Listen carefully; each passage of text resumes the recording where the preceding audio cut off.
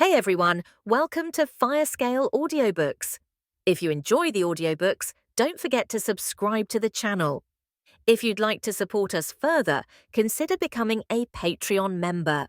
As a member, you'll gain the ability to request the next part of a novel audiobook I've uploaded, depending on your Patreon tier. It was getting late, the street lights flickered around while someone coughed in the distance. The wind howled while people were trying to get to their homes. Little drops of water started appearing on the glass windows, followed by gentle tapping. A certain man was sitting in a lit room, holding what looked to be a soldering iron. His hair was slightly unkempt and you could see a reflection of some kind of schematic coming of the glasses he was wearing. He was glancing between this schematic and the circuit board that was on the table. "I need to replace these capacitors, not sure which one is the faulty one, I'll just replace all of them." The man gave out a sigh while slowly getting his tools ready. He was glancing onto the circuit board with the help of a microscope, the tiny metallic parts hard to spot with the naked eye. "That bastard made me work overtime again." This man was in his mid-20s, he was at a small computer repair shop.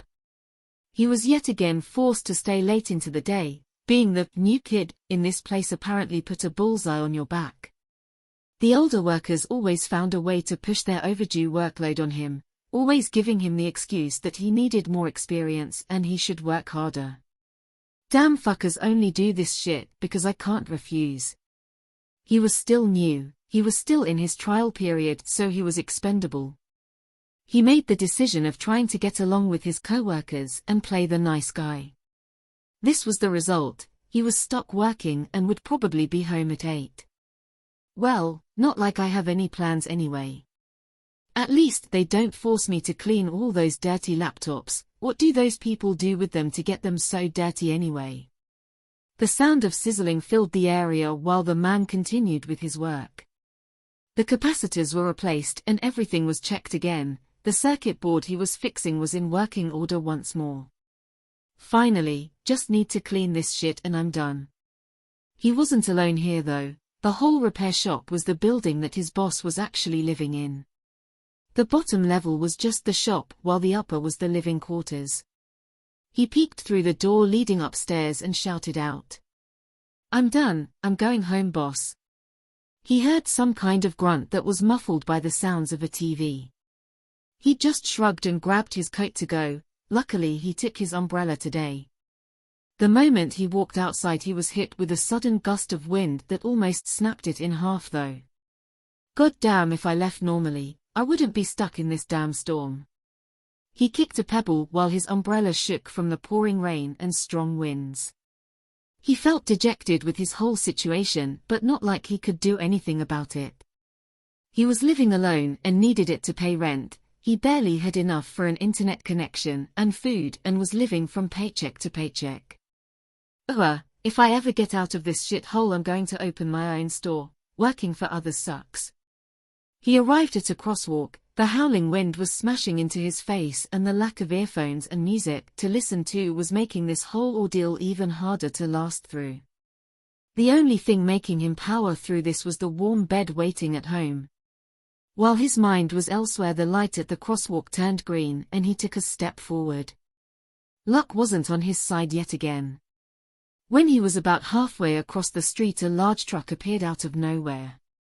He looked to the shining halogen lights that blinded him momentarily. The vehicle came right at him, his mind went blank and his life flashed through his eyes. He remembered his youth, his family, and his lack of friends. It was a life of mediocrity, a life of following the status quo. But then, suddenly he snapped out of it. His body jolted forward as he jumped for his dear life. He felt air pressure from his back accompanied by a large splash of water. He tumbled forward onto the sidewalk, the large truck just continuing on as if nothing happened. He didn't even have time to glance at the plates. He was drenched in the rainwater, his hands scraped from the pavement.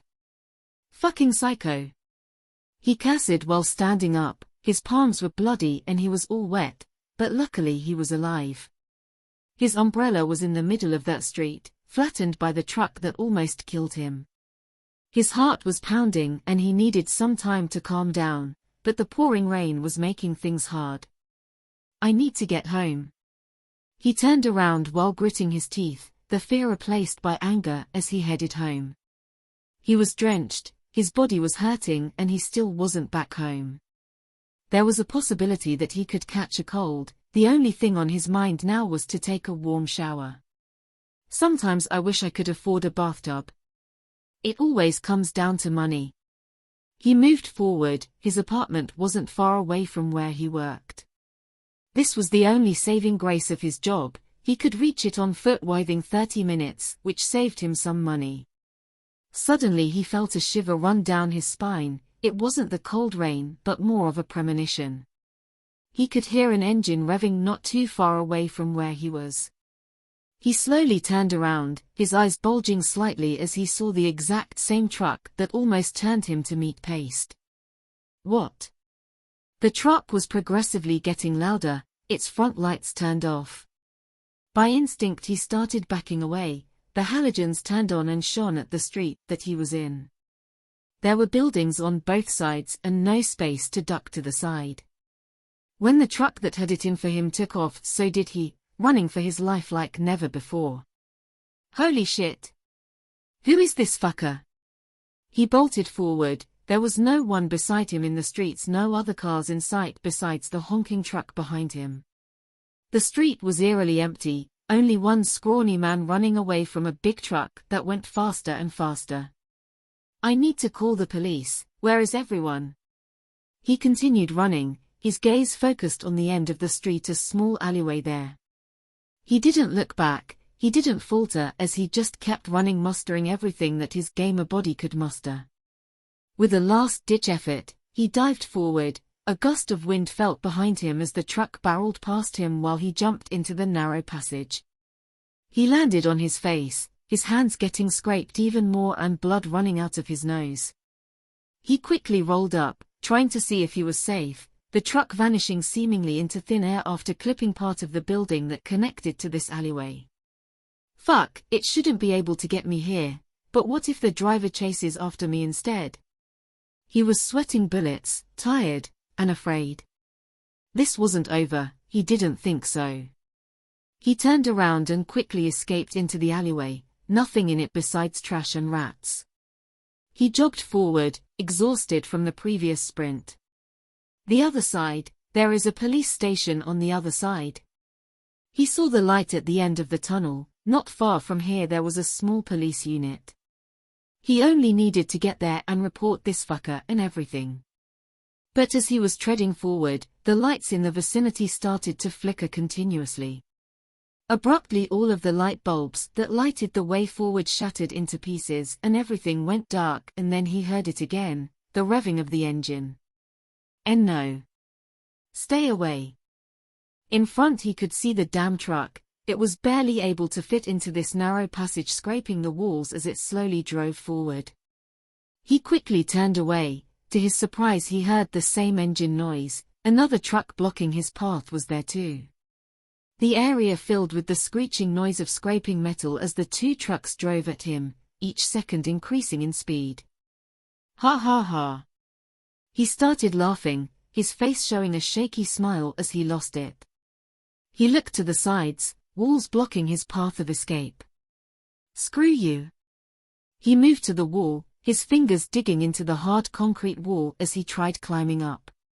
His fingernails broke, blood gushing out as he scratched trying to climb up, but to no avail, as the rainwater made it far too slippery. The last things that he saw were the bright truck lights coming from the sides. He tried looking into the driver's seat. His eyes bulging, his jaw clenched as he tried to see the person responsible. To his surprise, he didn't see anything, not even a silhouette of a driver, the truck seat totally empty. Asterisk splat, asterisk. That was the last thing that he saw. His short life of a computer repairman ended right there. He felt resentment in his eyes, there were things that he wanted to achieve. Simple things, like a business of his own where he could dictate the rules and not be a slave to his wage for the rest of his life. But he was also looking at the bright side, he was now free from the worldly problems. He floated in the void, his mind racing as it couldn't comprehend where it was. This state of mind didn't last for long as he felt being drawn somewhere. It was as if something or someone was calling him there. R-D-M-N-D. He heard a voice. It was a gentle-sounding voice that belonged to a woman. Mars, land. PL.AS, U, Mu, Wak, P. He felt strange, like his whole being was getting pulled somewhere. He continuously heard the voice. It was calling out to him, but he didn't recall the name that the woman was saying. Roland? The voice that seemed distant started getting closer, and he started feeling nauseous and tired. The only saving grace this time around, he felt something. He tried moving, but his body felt sluggish. He could barely wiggle his finger. He moved. Master Roland moved. Oh, thank the gods. He felt sick, like he was having a really bad case of the flu. His head was spinning and his body felt heavy. Did I survive those trucks? Is someone called Roland with me in here? Is this the hospital? He couldn't see well, his eyes felt just as heavy as his body. He forced them open, they took a while to focus. The blurry world started taking shape and he saw an unfamiliar-looking wooden ceiling. That looks shabby. Am I in some kind of shed or something? He finally saw the woman that was previously shouting. She looked like an older lady, her body was somewhat wrinkled up. The thing that caught his eye the most was what she was wearing. Is that a maid uniform? She was wearing the whole shebang. A black dress, a white apron, and a cap of some sort that was holding her hair. He felt something cool be placed on his forehead, which was a damp cloth that this lady placed. From the looks of it, he was still alive but ended up in someone's house instead of a hospital. The strange thing was that the lady looked kind of big. Was she over 2 meters tall or something? The bed he was in also seemed to be uncharacteristically large compared to his body. The problem wasn't with the furniture or the old woman though. As he leaned down he noticed that his body looked a lot different than before. For one, he was a lot shorter. He felt really weak and couldn't move. The woman that looked like a Victorian maid tended to his sick body. Not long after, some kind of old man walked into the room. He looked to be some kind of physician, but for some reason, he didn't even give him an examination. He just stared at him while holding onto a monocle. Wait, why is that monocle glowing? The man harumphed while turning to the maid that was standing in the corner, visible concern on her face. Why did you call me here? He is fine, his status is already recovering. Don't call me for trivial things, I need to tend to the other young masters.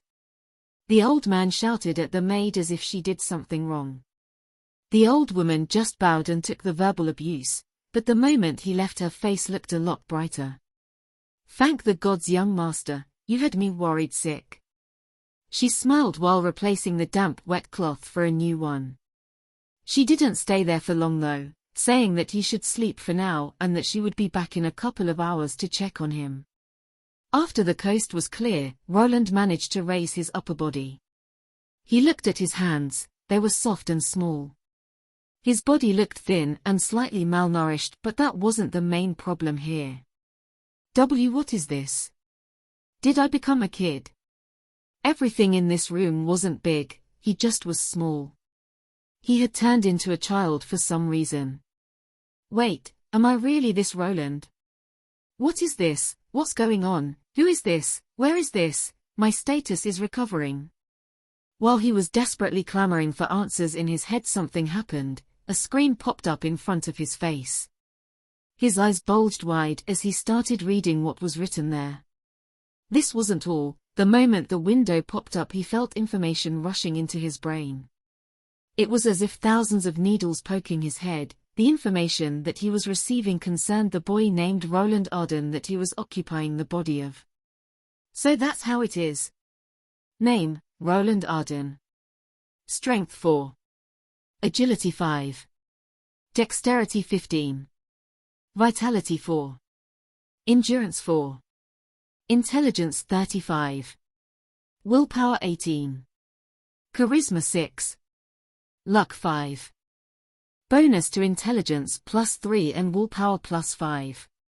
Sleep resistance L. For passive skill you require less sleep and feel less tired. Tinkerer L5 passive skill. Increased proficiency in the creation and repair of various components, bonus to dexterity 5. Identify L1 passive skill. Used for identifying and analyzing the world. Mana sense L1 passive skill. Allows you to sense mana. Roland's eyes went wide, he didn't expect to find so many various skills in there. He knew that most of those weren't in here before. This also explained why he had an increase in stats. Most of those passive skills and traits increase my intelligence, willpower, and dexterity. The traits and skills that were there before he got here were fast learning, knowledge retention, identify and mana sense. He could also recall that this kid read a lot of books in his pastime. Though that probably had to do with the fact that there was nothing else for him to do besides that. Those nights I spend playing games must count for that sleep resistance passive. Okay, so why am I here? Did I overwrite this brat's brain, or did he die and then my soul jumped in, or something? He tried recalling why the boy was sick. The moment he did, he got a slight headache. He recalled that the boy was trying to do something. He managed to see some kind of glowing mist in the air and he tried to somehow absorb it into his body. Then something went wrong and he got sick. Didn't that doctor say something about my status already recovering? He looked at his status screen again. The moment he thought about it, the window expanded and showed him a new part. Roland Arden. HP 40-50 seconds. MP for 92 for 92. SP 35-67. Status effects. Sickness, recovering. Sickness. Why are there question marks there? Do you need some kind of knowledge to see what it actually is? He squinted and concentrated on the question marks, but nothing changed. He did have some kind of identification skill, but maybe it wasn't high enough being only at L1. Well, he got sick after that glowing mist entered his body. Does it have something to do with that mana sense skill? I sure have a huge amount of MP compared to everything else. This was a really odd situation to be in. He thought of what happened that night.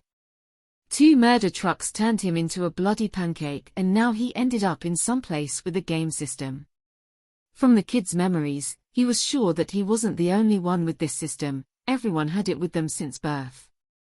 The rest was unclear as no one really explained much to this child. This was probably also why he suffered some kind of backlash from absorbing that glowing mist.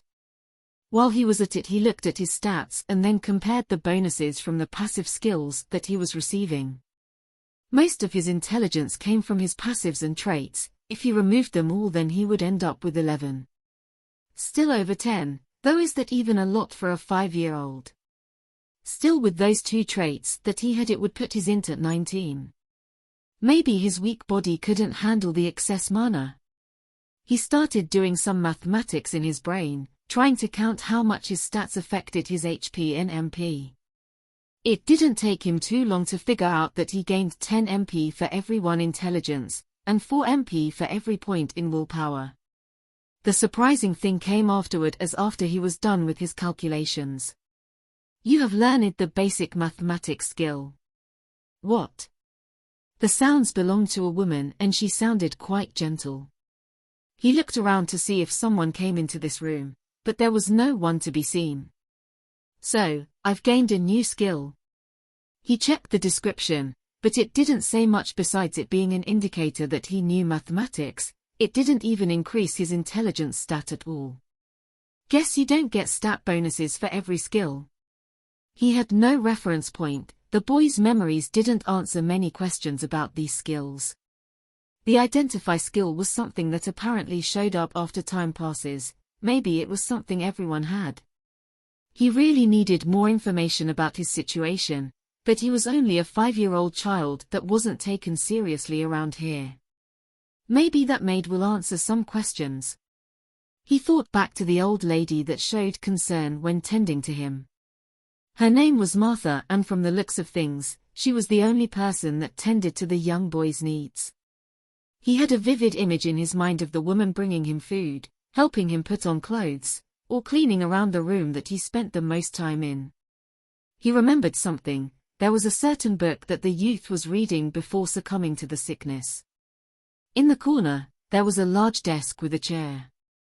Some old cushions were placed there by the maid so that the boy didn't feel uncomfortable while reading. There was a pile of books there, and one, in particular, was the one he was interested in. Think I feel better now, should be able to move.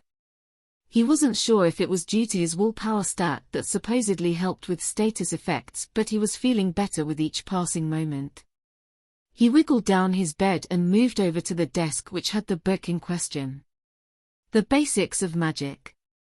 So, he started learning this and something went wrong. That's harsh. He thought back to the poor child. He was more or less abandoned by his family. The doctor was too late to save him. He might have even been too lazy to bother by how he acted when he saw him recovering. He left the book on the desk and moved to the sole window that was right next to it. He peeked outside and noticed that there were some people there. They looked to be working on a field. Some kind of plow was attached to a farm animal. Is that an ox? Why is it so big and why does it have 3 horns? He was clearly not on Earth anymore. The farmer there was using the large animal to help him plow the field. He could see other people walking around, even some in not so well-kept armor. While he was preoccupied with sneaking glances outside the window, the door opened up. Martha returned to check up on the boy. Master Roland. You shouldn't be out of bed. Here I brought you some porridge. The man in the child's body looked at the smiling woman. He wanted to speak up but decided on just nodding and going back to bed. This will take some time getting used to. Roland kept looking at the status window. He was someone versed in computers, so he knew what those meant. Am I stuck in some kind of game world? Did someone put me into virtual reality? He pinched himself to see if he was feeling any pain, and to no surprise he did. Did I really die? Is this the afterlife? He was shocked. Not too long ago he was tinkering in the computer repair shop and now he woke up in a young boy's body. He even knew who this child was as he regained all of his memories and what the child knew about this world. The place he was in was called the Kingdom of Caldris and he was the 4th son from the House of Arden. His new father was a baron and he was the youngest son, besides that he even had 3 sisters, one being younger than him.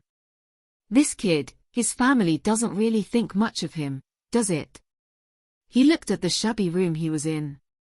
He knew from his memories that he wasn't really in contention for the noble title of this house. This honor belonged to the firstborn. Maybe the secondborn still had a shot at it if he was especially talented. But he was only the 4th in line. Unless all of his brothers died, he had no chance.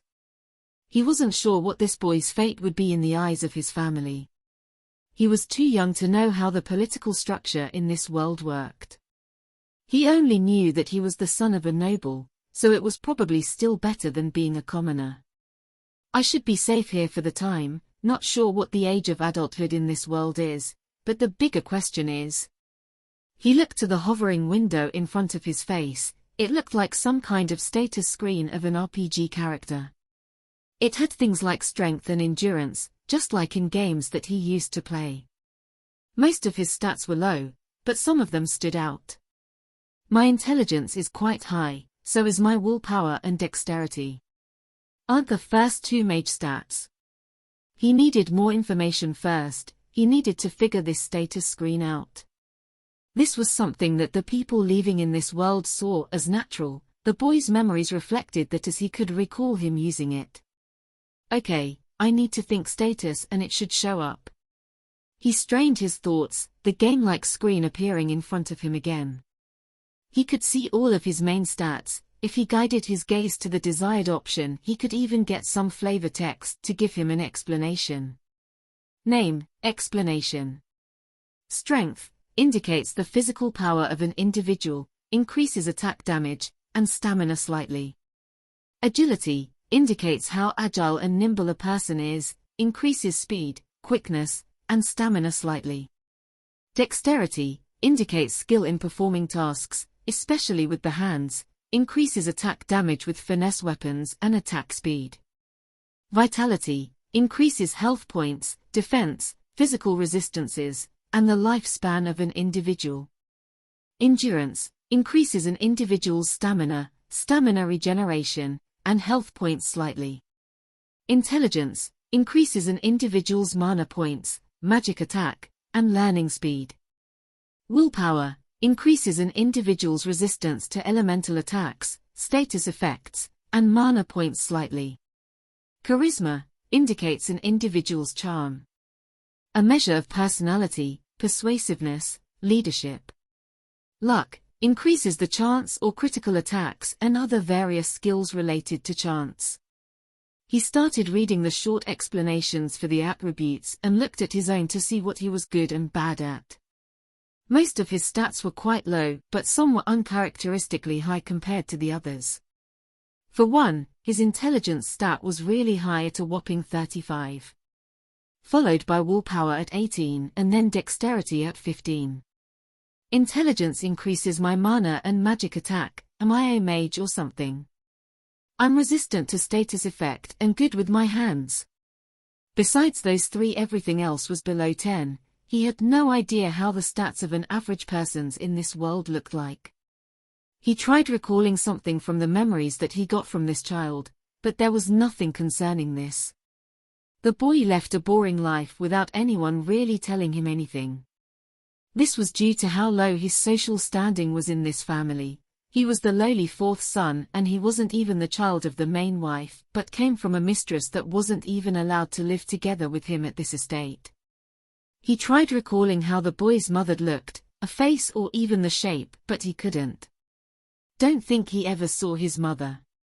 He tried thinking about what kind of world he was in now. There was a window in his room, but he was still feeling sickly. By the looks of the doctor and the maid, he was somewhere where the technological advancement wasn't that great. Great, how am I supposed to live without the internet now? He became dejected. All those shows and movies that he was eagerly waiting to devour in his free time were all gone now. What was he even supposed to do here? Go to school like a normal kid and then become some kind of court official? Is that even an option? My status is fairly low, won't they just toss me out, or tell me to go join the army or something? He wasn't sure how things worked. From his internet knowledge, he knew that noble sons sometimes became servants of higher nobles. Some were even forced to join the clergy to become a monk. I don't want to shave my head, or be forced to take some vows. He moved his attention back to his status. Did it always look like this? He tried recalling the memories of the boy that had previously looked at his own attributes. I'm sure those three stats were lower, though his intelligence was above 10 from the start. He had somehow influenced these stats, but what was the reason? He decided to investigate and looked at his status screen again. What is that? There is a skill menu. He willed the skill menu to open. With some mental gymnastics he managed to bring out the window. This one showed him all the skills and traits that he had. Name, type, description. Debugger L5 passive skill allows the user to find and resolve defects. Bonus to intelligence +5. Logical thinker trait. A person with this trait thinks calmly, can analyze the problem and come to a rational conclusion. Receives a bonus to intelligence +5 and willpower +5. Circuitry L6 passive skill bonus to repair and creation of circuits or circuit equivalents. Bonus to dexterity +6 and +6 intelligence. Fast learning trait. People with this trait absorb knowledge at an increased rate. Bonus to intelligence +5.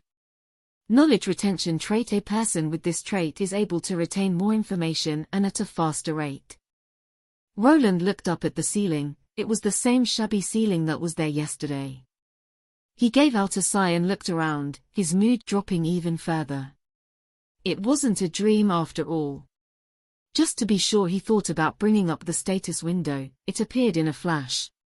That sickness status isn't there anymore. I guess I've made a full recovery. The man in the child's body strained his memory trying to recall what this kid normally did the whole day. Did he need to interact with his family? Did he have to act like a brat? Would they find out that someone else was inhabiting this body if he acted strangely? Were some questions that he was asking himself. He also thought back to yesterday and to the woman named Martha. He tried probing her about the sickness. The woman didn't know anything about it and the doctor didn't look into it either. Maybe I shouldn't have told her about that glowing mist. He muttered to himself. He felt that him telling the old maid what happened was not something that he would normally do. He was mostly mistrustful of others, not really sharing his feelings with just anyone. Are this kid's memories affecting me or something? He knew the child's original owner was very fond of this woman. He remembered that she was the only person that was kind towards him. No one else from his so-called family bothered with him and the other servants were also very cold. Don't think she will do anything drastic. He went back to thinking about his next step. He needed to find some way to fit into this strange game-like world and maybe find a way back to his old one. The thought of murder trucks chasing him was still bothering him. While getting up from his bed he heard a knock on the door. His maid Martha walked in with some bread, water, and what looked to be meat. "Young master, you should still rest." She placed the food on a nearby table and moved towards the child, concern on her face. "I'm fine, the sickness status isn't even there anymore," he replied while not wanting to go back into that bed. He spent an entire day there just looking up at the ceiling and his status screen. He was bored out of his mind and there were no such things like the internet in this world. What he needed is more information. He knew that this place had a library and as the son of the Baron he was allowed to go through it. From the child's memories, he knew that this was mostly what this kid did, probably this was why his intelligence stat was so high.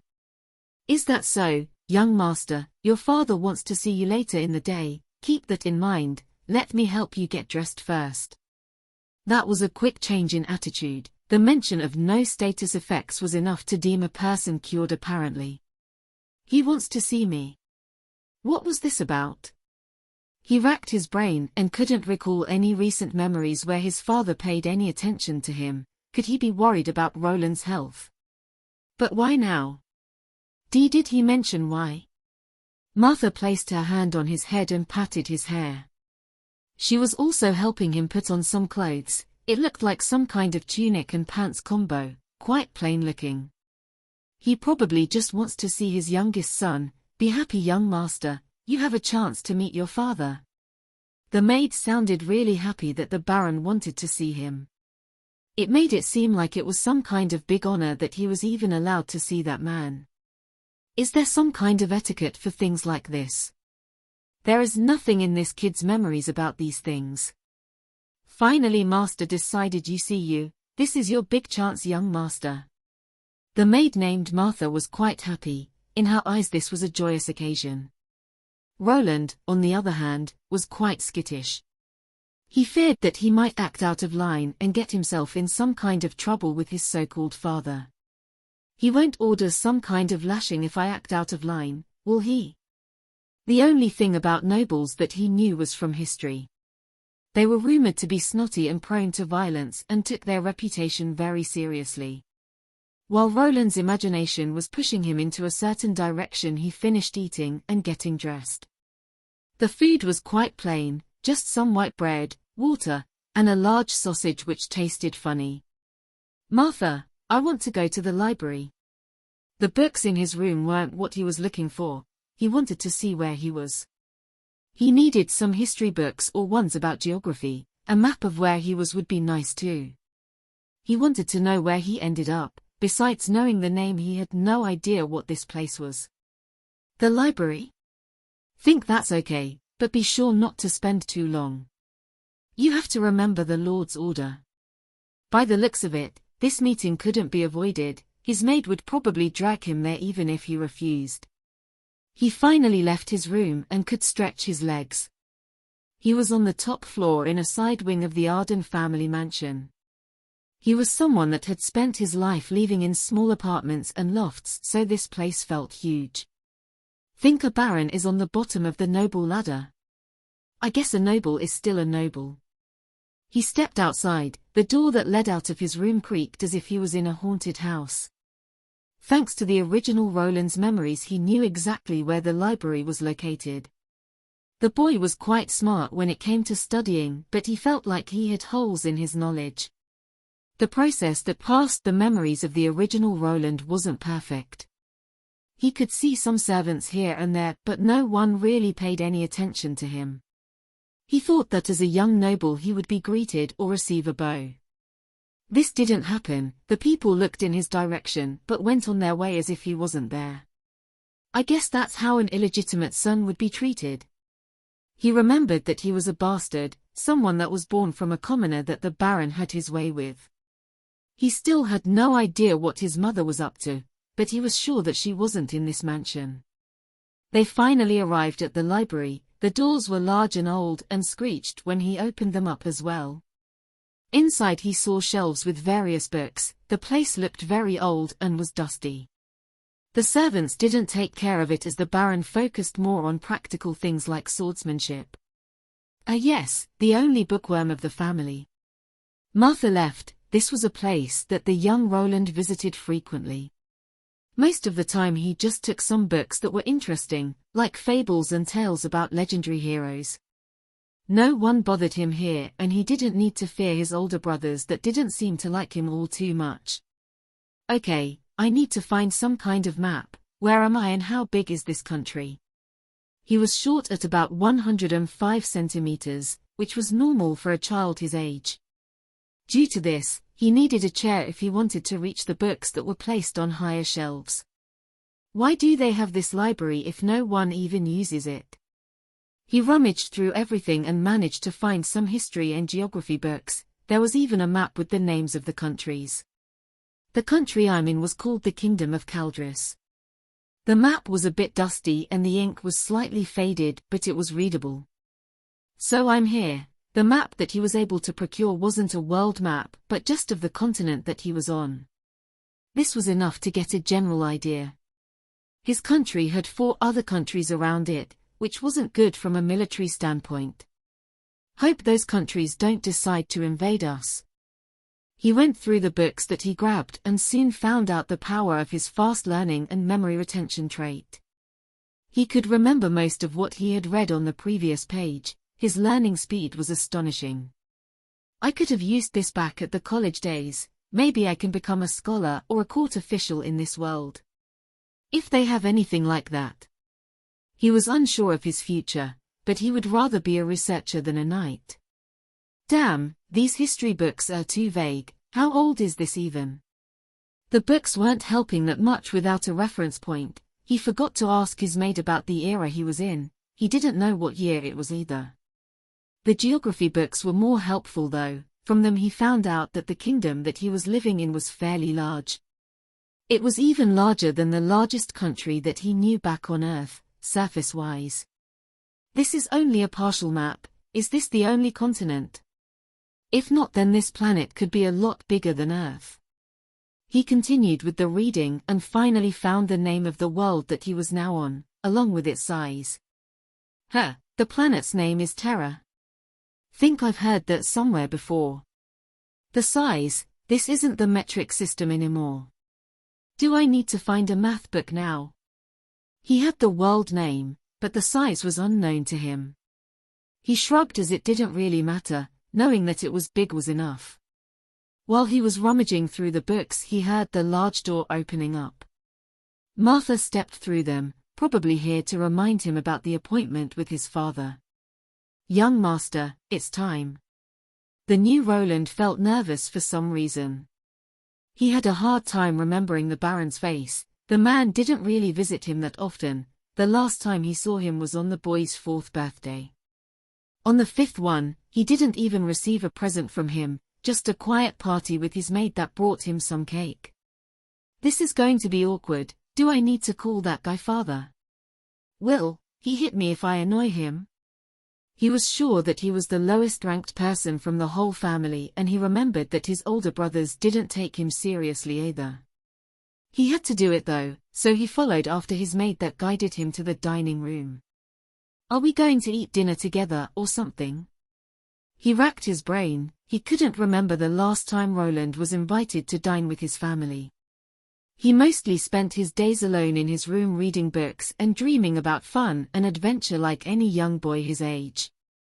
His maid stopped before the door to the dining room. She smiled at him but knew that she wasn't allowed to go any further. "I will see you later, young master." He nodded and entered the room. Inside he saw a large table. Servants were bringing in food and drinks alike. Some of his brothers were already here, like the third son Robert. The youth was 8 years old, and the moment their eyes met he scoffed as if Roland wasn't supposed to be here. Robert, just as him, was someone that came from a commoner, but his mother was a mistress that was still living in this house. Thanks to this he still had a measure of respect. Roland just stood there for now as he wasn't sure if he was allowed to take a seat before the Baron arrived. Edwin, the second son, and Rainer, the firstborn son, arrived soon afterward. Besides them, there was his older sister Sophia and Diana, that was the younger one. That Baron sure likes to party. 6 kids already, might be more on the way. Edwin and Rainer were sons from the main wife along with Sophia, the first daughter. Diana along with Robert came from the second wife, aka the mistress. From Roland's reasoning, the first wife probably got older and the Baron switched to the younger version while making more kids along the way. I see being a noble has its perks. Roland wasn't someone who was very experienced with women. He had a fling with 2 back in his college days, but after he started working he had a long dry spell. The Baron and his wives arrived soon afterward, Tabitha the first wife and Francine the second one and the mistress. The Baron looked to be a big man.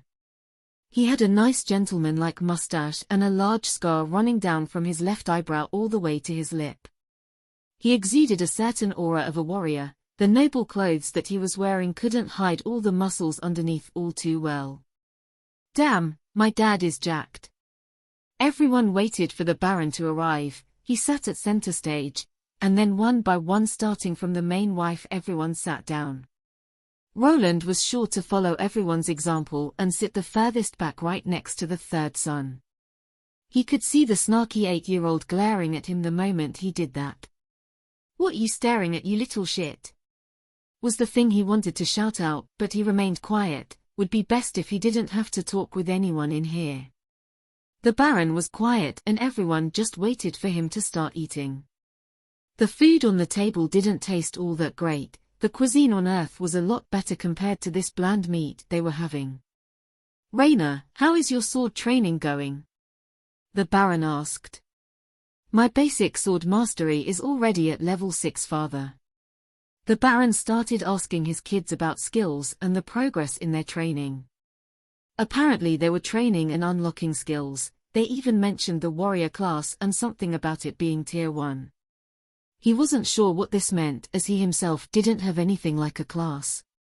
While he was digesting the new information and trying not to stand out, he heard his father call out to him. "Roland."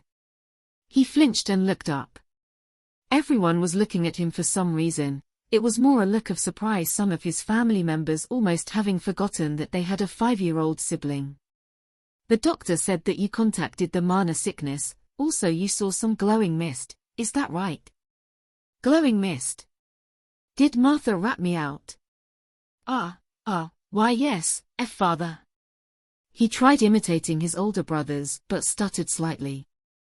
Thankfully the buff-looking man didn't seem to mind it that much. "Mana sickness, do you perhaps have a mana-related skill?" His father looked at him. Everyone else did the same as they waited for a reply. "Why yes, I have the mana sense skill." "What?" the oldest brother shouted out while looking at Roland, his eyes squinting. "What you staring at me like that for? I'm just answering the questions here." "Ho, mana sense, you're not lying to me, are you?" The Baron gave Roland an intense stare. The boy shrunk down as he felt as if he was getting rocks piled up on him. And no, I have it. He spoke out in a meek voice while the Baron rubbed his chin. Is that so, Adam? He could see the other kids and even the wives looking at him. It was as if he was doing something out of line, but they were afraid to speak up while the Baron was talking. A man with grey hair stepped out. He was wearing a black tux. If the boy has the mana sense skill we need to check, bring someone who can perform a test. If he passes, look into procuring a tutor and some books related to magic.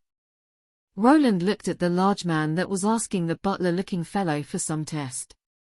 Was he about to get a magic teacher? Was it going to be that easy? He expected to have to scrape by being unnoticed, but here he was getting some preferential treatment out of nowhere. Was mana sense some rare skill? He could tell that his siblings weren't happy with this. Their expressions were easy to read as they were kids that weren't able to hide their emotions. Roland, on the other hand, was all smiles, just nodding while his Baron of a father continued to talk. Ah, maybe I'm some kind of genius. Am I a wizard now? This was unexpected. It was as if he played the reverse card and flipped his social status around. The next day a person came to check upon him. His father stood true to his word and brought someone over to test if he had talent in magic. It was apparently one of the more rare gifts in this world. Roland thought that they might try reading his status screen in some way. That would in turn reveal his circuit and debugging related skills. Luckily, you had to have an evolved version of the identifying skill to be actually able to that. This cost a lot, so his father opted out for a lesser measuring item in the shape of an orb. It tested someone's aptitude in some way and gave out a faint blue glow which indicated that Roland did indeed have the mentioned mana sense skill. His life got turned upside down. He was suddenly accepted into the family inner circle together with the other kids. His living quarters were moved and even the servants were bowing at him now. The same couldn't be said for the other sons though. They all saw him as an eyesore. They were quite competitive and prideful. Still, he was the only one from the family with this so-called talent. This meant more work though. He received many new books on how to train his skills. He didn't get a tutor for one reason or the other, but he suspected that even with this, he was still considered only slightly more useful. He was aware that he could lose his newfound standing quite fast if he slacked off. Man, this world is harsh. The only thing I'm doing is studying and then training. This is worse than staying overtime for work. This is slave labor. His day consisted mostly of reading books and training his mana skill to a higher level. He received bonuses to his intelligence and they told him that he needed to max it out before his ascension ritual. What was an ascension ritual, you might ask? It was something that happened when a child reached the age of 10. From what he knew, he would be given something called an ascension stone after his 10th birthday. It would finally be usable and reward him with his first class. Apparently it was quite strange. The person using it would be brought to some strange location where this ritual took place. From what it said in the books, the rituals might differ depending on the individuals, but he would receive the first class automatically without being able to choose it himself. That's why it was important to train the skills that were required for Tier 1 class you wanted. Yes, classes came in tiers. The most basic Tier 1 classes that existed were Warrior, Archer, Mage, Thief, Blacksmith, and Acolyte. There were of course more, but these were the most common ones that most of the people received. They were mostly separated into combat classes and production classes, then further into more specialized categories like support classes. This wasn't the end though. Those Ascension stones could be bought and used repeatedly, each time you would be taken to that strange place. Though apparently after the first freebie you would need to go through a trial. Depending on your stats and skills you could unlock other classes. The requirements for unlocking Tier 2 classes varied. The minimum requirement was maxing out at least one Tier 1 class. The Mage class relied on intelligence and willpower to cast spells. Int for better attack and more mana, while willpower apparently allowed for better concentration during spellcasting and increased mana regeneration. The basic books he was learning from didn't go into too much detail, and his family wouldn't be spending more cash on him until after his ascension ritual. Still, I'm going to be a damn mage. Why should the next Mage King do this kind of shit? Roland grumbled while doing push-ups. An angry-looking man was looking at him. This was a soldier that was working for the Baron and his personal trainer. The Baron, whose name was Wentworth Arden, was a muscle head through and through. What kind of name is Wentworth? His father was a military man as well, so he wanted all of his children to have basic training. This mostly consisted of endurance and muscle-building training along with basic swordsmanship. His life consisted of waking up, eating, training in the morning, then reading books, and training his mana. This was one of these days. He was doing some basic strength training like push-ups, squats, and then pull-ups. His regiment consisted of bodyweight exercises as he was still only a 5-year-old. His older brother that was 8 was running some laps and smirking in his direction. "What you looking at, you brat? When I get that mage class I'll stick a lightning bolt up your ass." Roland panted while face-planting into the dusty ground. His physical stats were abysmal. This was probably why his magic-related stats were so good. His male siblings for some reason loved seeing him get mistreated. He didn't know why, but he attributed it to them being spoiled noble brats. They probably saw him as someone beneath them. After he gained some clout with the Baron, they resented him even more. "Okay, the moment I get the chance I'm running away from this devil hole." He groaned while the man that was training him gave him a nudge with his foot. "That wasn't even 10, get up. This is a disgrace to the Arden name." He was constantly reminded that he was part of the noble caste now. He was supposed to be part of the fabled 1% now. It sure didn't feel like that though. His living conditions improved slightly, but if he had to compare it to how people lived back on Earth, it was worse here. Still, he was gaining new skills. After some running, he got the running skill. If he did some sprints, he received the sprint skill. After doing some basic hand-to-hand combat drills, he received basic punching skills. This made the whole progression more bearable as you had something to look forward to.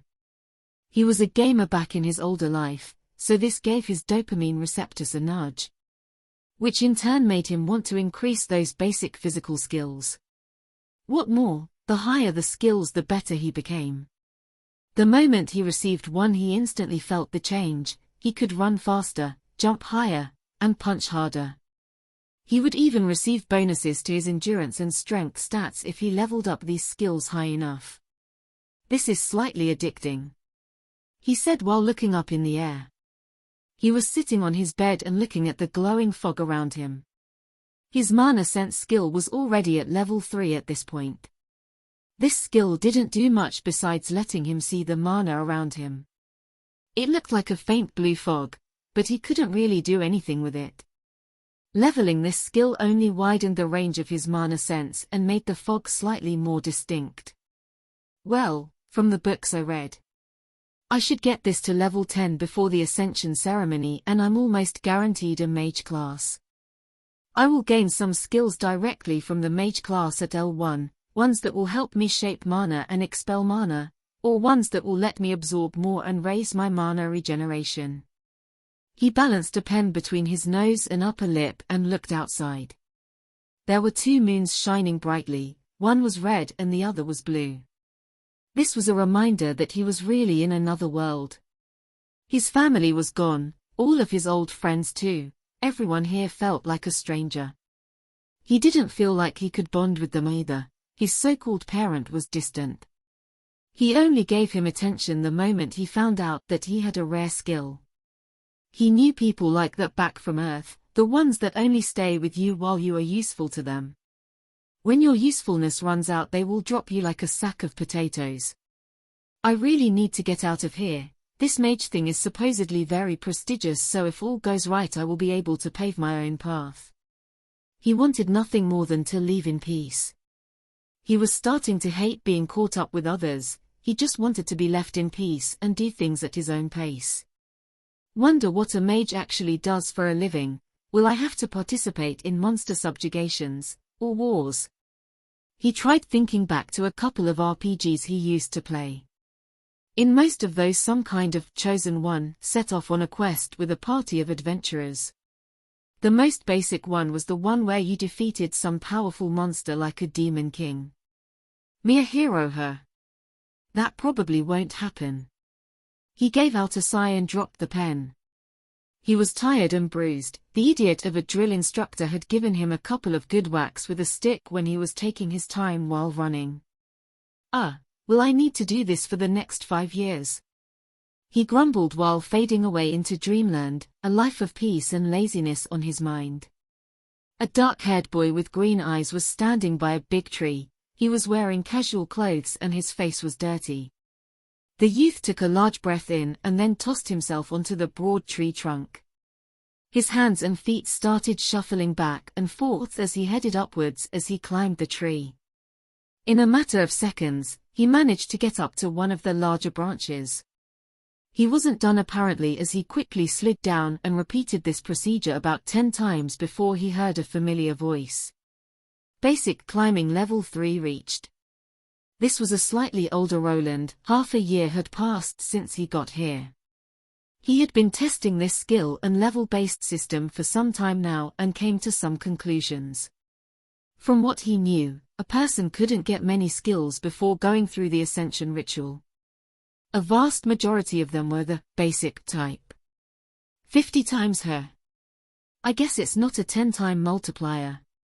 Roland rubbed his chin. He had trained his climbing tree on this exact same tree from level 1. After getting up the first time, he had earned basic climbing at L1, after the next 10 tries he was at L2, then after 50 times he got it up to level 3 now. Not everything can become a skill though. He had tried various approaches. He had a small ball and he tried tossing it up against the wall multiple times to see if he would gain some kind of throwing skill, but it didn't work. Then he gave it another try with a rock and a training dummy and was able to attain a basic rock throwing skill. Might have something to do with the way I was throwing it, or with the item being a toy and a rock might be considered a projectile or a weapon. He came to the conclusion that most of the skills you could gain were used for combat in some way. He needed to throw a spear to get a basic spear throwing skill, but for some reason couldn't achieve the same by throwing a stick that wasn't accepted by the system as a weapon. It's a little bit vague. Also think there is a clear achievement-based system working in the back that levels the skills up when you pass the threshold. He had tested the climbing skill just for that reason. The level up points was at 1, 10, and then 50. The further you went, the harder it was to level up a skill. Wonder if I climb a taller tree if the time required to level up the skill will change. Martha was standing to the side while holding her cheek. She had been watching her young master climbing up various trees and scribbling something down into a notebook. At some point he would stop and look at the things he wrote down. His eyes would narrow or bulge out in an odd way. Young master has become quite active lately. I should add more meat to his diet. The woman went away to do some chores while Roland continued testing the skills. He had become quite infamous among the servants. People started finding him hiding in the closets or sneaking into the basement. When they asked him about an explanation, he always replied that he was testing new skills. His older brothers started ignoring him after they saw him try to scale the mansion walls while muttering something about a strange monster called a truck. More time passed and Roland had learned most of the basic skills that he considered useful and easy to pick up. There was one thing that was bothering him, and that were the skills that he was sent to this world with. Even after testing, he couldn't figure out what his circuitry or debugging skills could be useful for. The third one, that was tinkering, proved useful when he tried rearranging a clock. He never worked with clocks, but he somehow knew where the parts should fit in. He didn't believe this was the work of the circuitry skill, as circuits and cogs in a clock weren't even close. The application of mana sense was also something he couldn't figure out. There was also that thing where the original host of the body died due to trying to absorb the mana fog in the surrounding. After further research, he concluded that before reaching a mage or acolyte class this was impossible and would result in mana poisoning. No one explained it to the original kid. I guess I'll have to wait with any magic-related testing after I'm older. Roland wanted to start playing with mana, who wouldn't? This path was blocked, for now, so he focused on other things. His identify skill went up the more he read or identified things. The sleep resistance was also self-explanatory. After the youth had gained a plethora of basic skills like sprinting, climbing, throwing, he looked into other things. One of these things was class-related skills concerning crafting. He had the tinkering skill, so maybe he could learn to smith or work the forge. Why, young master, if the Baron finds out, you can't learn class skills like this, the Baron will be mad. Roland was now standing with a mallet in his hand, hitting it against some heated-up iron. He had gone over to the blacksmith that was working and used his name of one of the Baron's sons to force the blacksmith to teach him something about crafting. This didn't go the way he had planned though, as he wasn't getting any skills from hitting the heated-up horseshoes. Maybe I'm missing a step. Hey, what's the most basic blacksmith skill? He was sure he would gain some basic skills if he worked with the smelter, or if he hammered away at heated metal. For some reason he wasn't getting anything at all. All the other basic skills were a lot easier to unlock at L1. Master Roland, if you don't unlock the blacksmith class, you can't learn any smithing skills. Apparently, the only skills he could gain, just like before, were ones related to combat. The only hammer-related skills he could get were ones related to fighting proficiencies. This doesn't make much sense. Maybe the people or gods that developed this didn't want to have child labor or something. In the end, the Baron found out that Roland was spending his time working at the forge. He was forced to abandon his smithing testing after they proved ineffective. He was also forbidden from doing tasks like this as they were unfitting of a noble's son. Time moved on. Roland kept training his basic skills to their maximum while trying not to die from boredom. Doing repeatable tasks like this just to hear the system ding wasn't as rewarding as one might think. Then his 9th birthday came. He didn't receive any presents though. He got something else entirely. Roland looked at the sharp object in his hand. It was a short sword fashioned out of steel. He was about 140 centimeters now, quite tall for a 9-year-old child. He glanced at the weapon he was holding, his identifying skill even giving him some basics. Short sword, common, attack, defense. A common sword made from steel. Yeah, that helps a lot. Why was he holding a weapon for killing people, you might ask? Also, why was he in a dim-lit room with a green-looking creature looking at him with those beady eyes? The Baron liked to keep his boys on a tight leash. He was just 1 year short of receiving his ascension. The House of Arden had a tradition, a very bloody one. Children that reached the age of 9 were to take a certain test of bravery. He was taken to the mansion's dungeon. In there he was presented his opponent. This was something commonly seen in these kinds of fantasy worlds, but for Roland, this was a first. The people around here were all humans. If he didn't see this creature today, he might have believed that they were the only race around.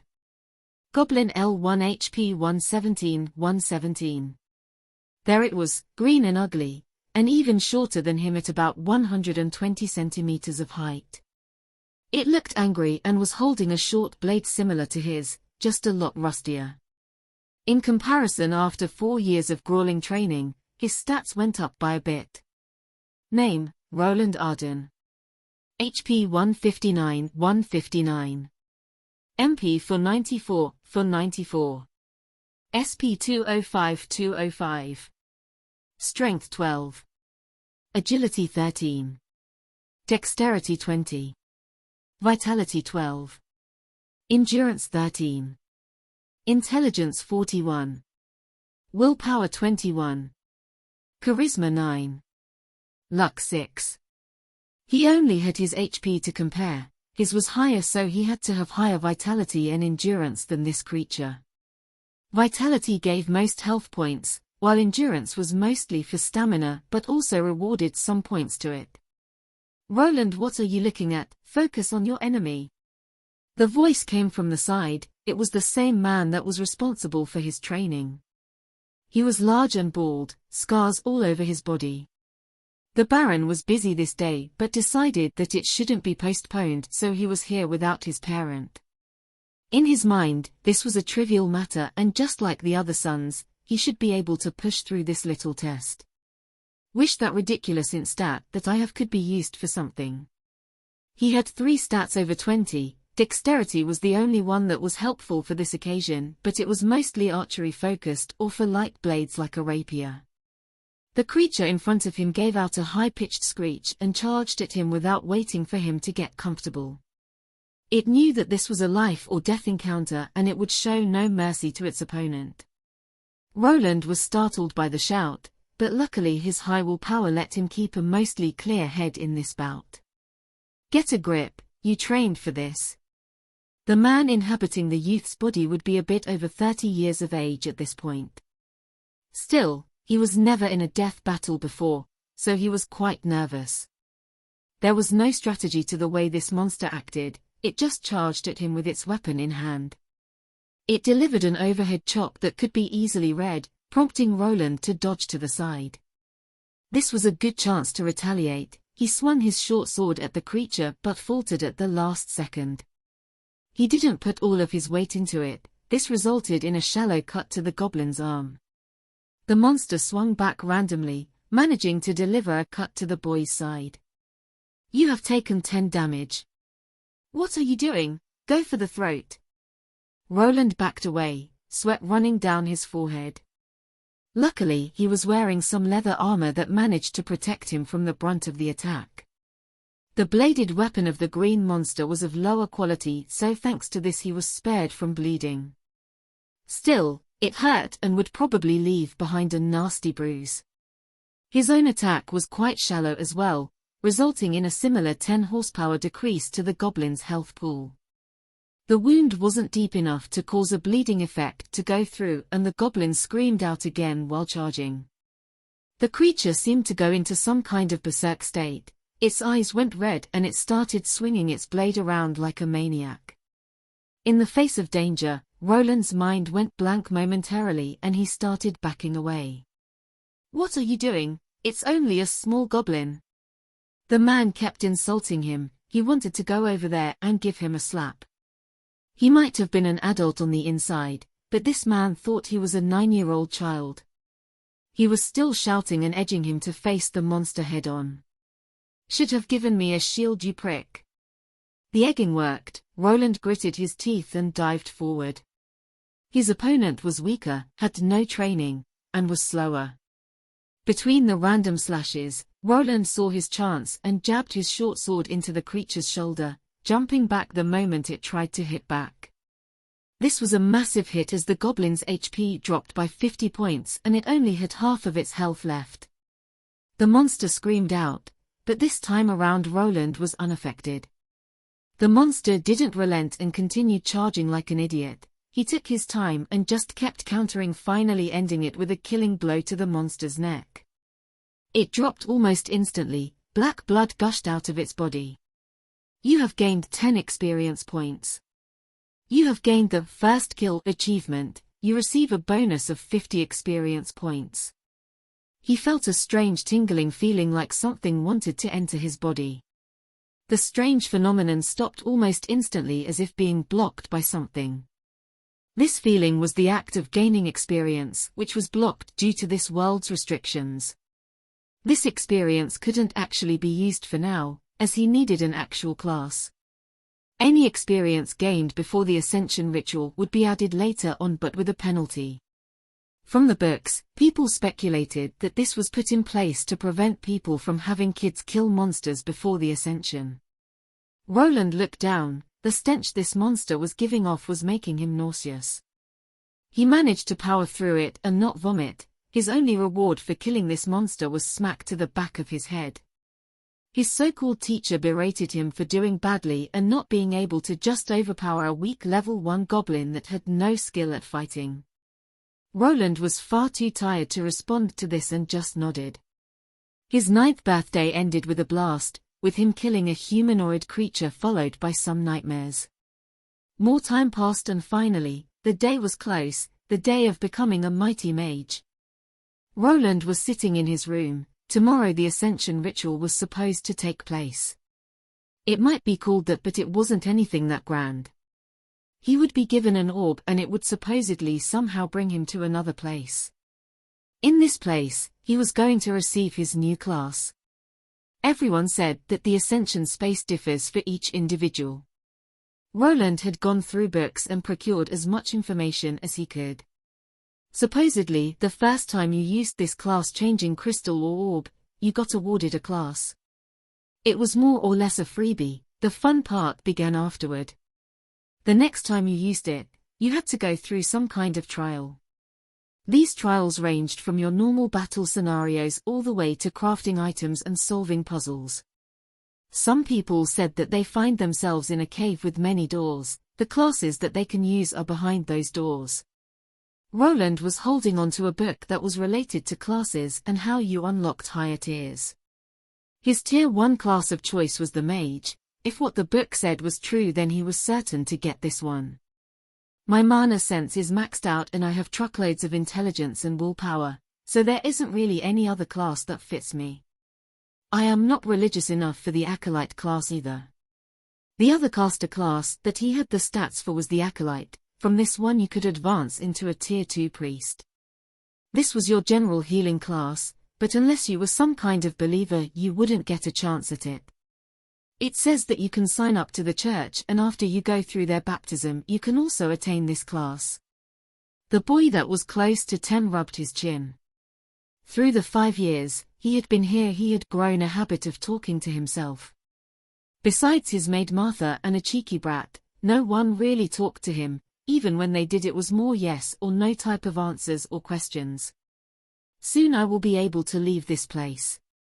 He was a noble and even though his family was like this they still had to take care of him. Nobles after going through their ascension would start attending school. There were separate schools for young mags and knights, so he would be free of his family. He even read that mags get special privileges. If he did well he could earn himself his own plot of land free of charge. Free real estate. Though I still have to pay taxes. The closer the day of freedom was, the more he read about the classes. Elemental mags, gravity mags, ones that could turn into massive demons or beasts. There were various kinds and you could pick and choose out of the pile if you earned the required skills. The most basic tier 2 classes were the 4 basic elemental mags. Fire, wind, earth, and water. There were some hidden ones or harder to reach, but these 4 were considered the basic 4. If you mastered all 4 of them you could even earn a prestigious tier 3 elementalist class, which was one of the better ones. There are so many possibilities. His eyes gleamed. He could wait to embark on his journey. There was no limit to how many classes you could have. The only thing that limited you was that you couldn't reclass before reaching at least 25 levels of the class you were in. Tier 1 classes had to be done till the end as they had a level limit of 25. An elementalist sounds nice, but the other height elemental mage classes aren't bad either. A fire frost mage is a strange one as it combines 2 opposite effects. He glanced at the other classes as well. You could even combine them together. Things like magic swordsman or elemental knight were also possible but were quite hard to achieve. People that wanted these classes had to be both good in physical attributes as well as the magical ones. Being a mage opens up so many possibilities. You can mix magic with a lot of classes. You can even be an enchanter or a magic smith. Though there aren't that many of those, most mags wouldn't want to work as a blacksmith. Well, not like I have to worry about that too much. Making magical horseshoes isn't the way for me. While he was going through the class book once more he heard a knock on the door. Young master, it's getting late, you should go to sleep before the big day tomorrow. It was Martha, coming over to remind Roland of tomorrow's ascension ritual. Sure, good night Martha. The next day it was raining and the clouds were blocking out the sun. This didn't bother Roland though. He was pumped up. He would be getting a game-like class and nothing could break his spirit. The fact that Adam the butler was the one bringing over the Ascension ritual crystal didn't shake him in any way. "Young master, your father is out and your brothers are busy at the Night Academy, please take this." He handed him the crystal. It looked like a slightly blue quartz crystal and was quite symmetrical. Sure, busy as always, what else is new?" The Baron was a busy man, he rarely spent time in his mansion. He was a high-ranking official in the army and had to train the army soldiers. He had earned his rank thanks to his battle achievements. His whole family before him were honorable knights, but he was the first one to hit it big. "Yes, let us begin. Please sit down and concentrate on the crystal. You don't need to do anything else, Master Roland." No special place was required, even though the crystal would take him somewhere his real body would remain in place. If what the book said was true, then even if he stayed in the trial space for months, only seconds would go by in the material world. People speculated that some kind of powerful magic pulled the crystal user's soul somewhere where time and space work differently. Roland nodded and sat down while holding the crystal with both his hands. Some other servants along with Martha were in the room with him. They were mostly here to examine if he actually received the mage class and pass it on to the family head.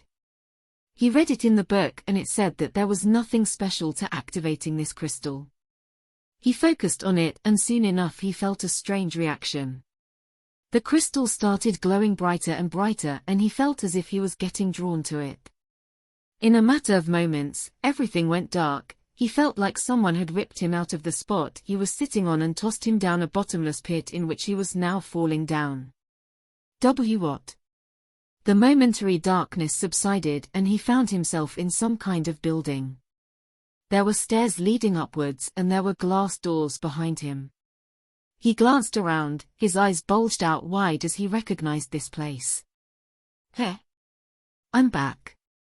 Was that all a dream or something?" "No. I'm still a 10-year-old. This was the cheap apartment building that he used to live in before he got flattened by that truck. It looked dirty and unkempt as always." He turned around but saw that something was off. Behind the glass doors that normally lead outside there was nothing. "Why is it so dark outside? Can't see anything." It was pitch dark as if there was nothing there. He reached for the door handle and tried pushing it down. It didn't budge an inch. He pushed and pulled, but nothing happened. He even started kicking the glass hoping to get some kind of reaction, but it was as if he was hitting hard steel. He finally turned around, his face filled with confusion and sweat. He went for the first apartment, knocking and trying to frantically open it. "Hey, is there someone inside?" "Hello?" The door was strange. It was as if it was made from a different material and was photocopied from his memories and just plastered here. The same thing happened when he ran up. Each door was unmoving, he couldn't even get the handles to budge in any way. That book said that this ascension space could be strange. "I guess this isn't my old apartment building." He climbed up, finally realizing where he was. His old apartment was on the top floor. He remembered always getting winded while going up. This time around with the increased stats and stamina he felt normal, stood in front of his apartment now, the number 19 written on it. "Well, here goes nothing." He grabbed the door handle and flicked his wrist. The familiar clicking sound of a lock opening was heard. He pushed the door open and just looked inside. "It's really my room." He slowly entered his old home. It wasn't big or anything. There was a living room and a small toilet. The kitchen was combined with the living area and he only had enough space for a bed on the side along with a desk for his PC. This good old shitty apartment. The items in this place were all real and fully recreated. The mattress that he used to use even had a hole in exactly the same spot that he remembered.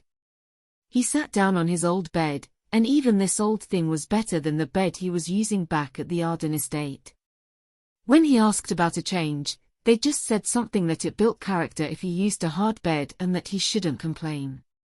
So what is this place supposed to be anyway? The windows couldn't be opened and the water in the faucets wasn't running either. There was sufficient light inside this room, but the scenery outside was pitch black. This made him feel like he was in some kind of Twilight Zone episode. The only thing that was showing some life was his old gaming PC, as he noticed that the power button was glowing. He sat down in his old gaming chair. It was still comfy as ever.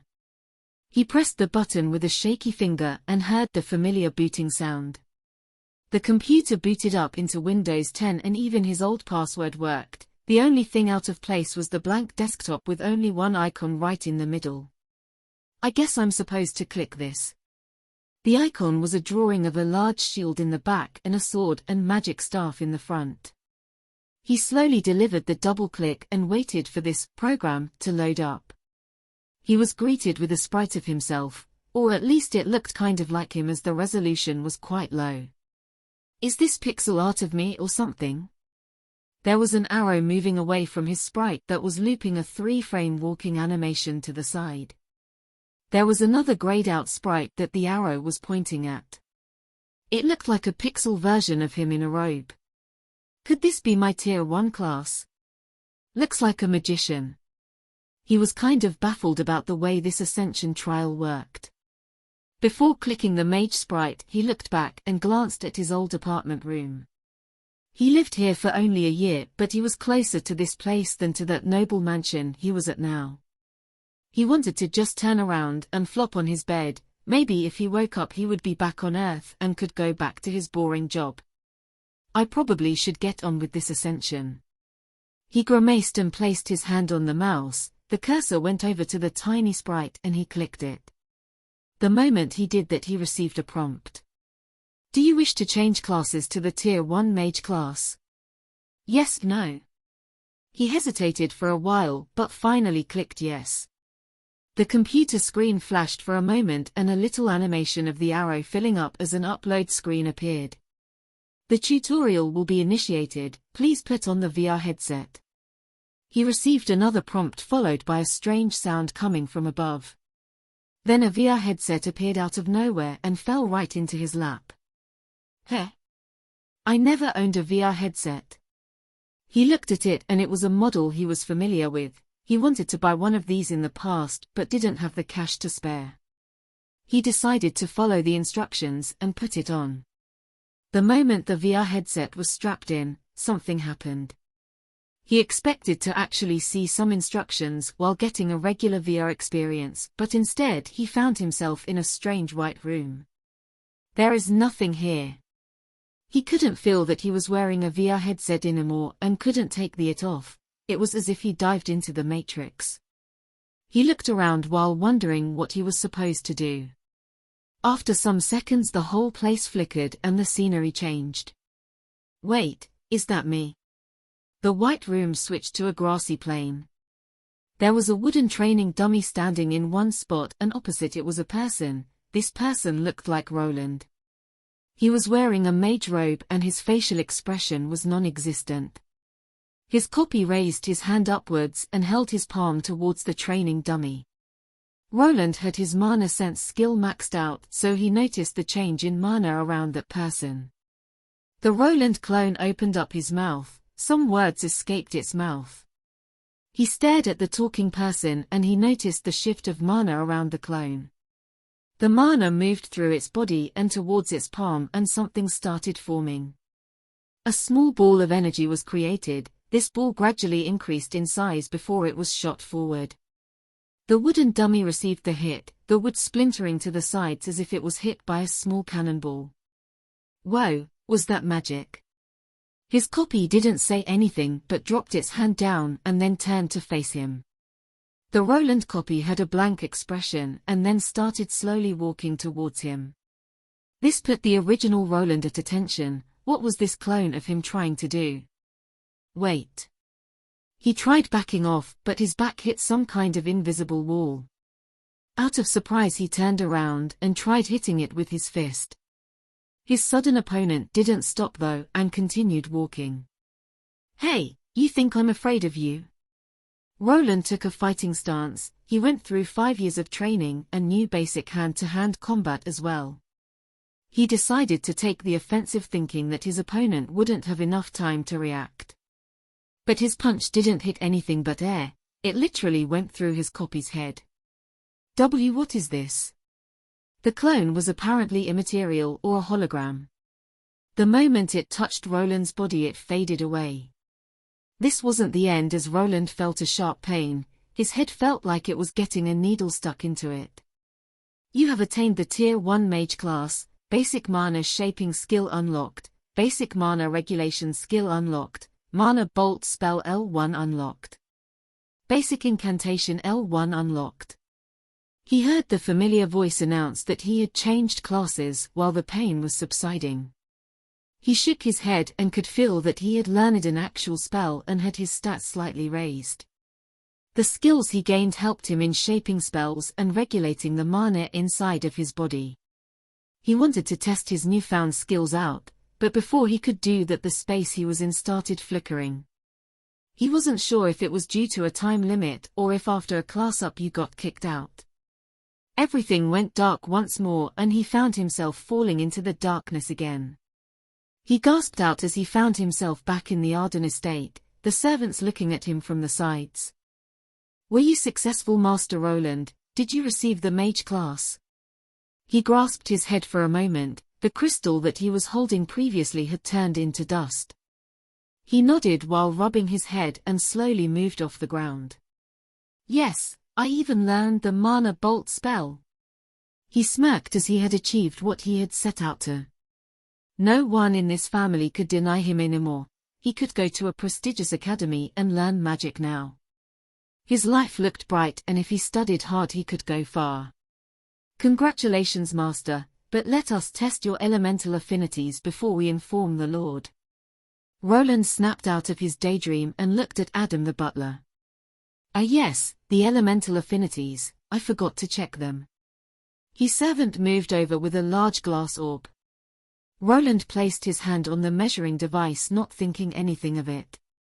His affinities would decide what elements he was best at. This was nothing more than a formality but would show him which element he should focus on. He didn't need much, any kind of number would let him advance further, so he wasn't worried. The orb glowed slightly but nothing out of the ordinary happened. The butler looked at the measuring device for a moment with a strange expression on his face. Could it be broken? Young Master, could you look at your elemental affinities and see the values? The elemental affinities were a hidden stat that was only unlocked after the first class.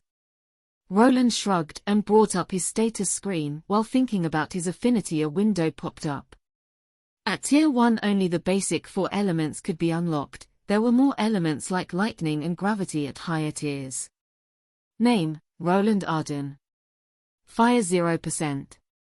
Wind 0%. Earth 0%.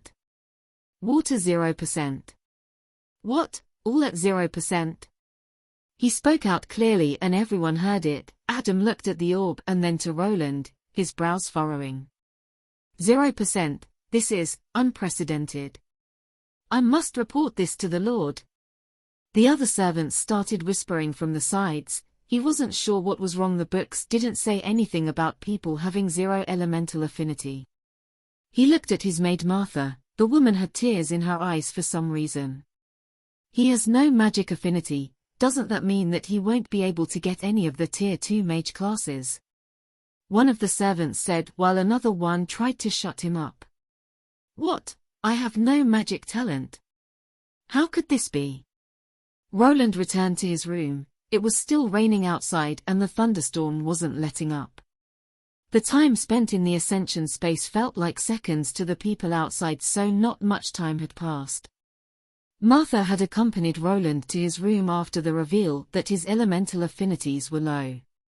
She brought over some tea and decided to let the boy cool off for now. If you need anything, just call me, young master. The Baron will be returning to the mansion tomorrow. Roland just nodded while being quiet. After he heard the door closing behind his mate, he flopped on his bed like a dead fish. What is this shit? What am I supposed to do now? He hit the bed with his 10-year-old fists while gritting his teeth. After a bout of rage, he jumped right up and ran up to his desk. Where is that book? He started flinging the books left and right and managed to find the one that explained the elemental affinities in more detail. 0% on all of the affinities, this means. He already knew the answer, he had gone through these books multiple times, still, he needed to check one more time.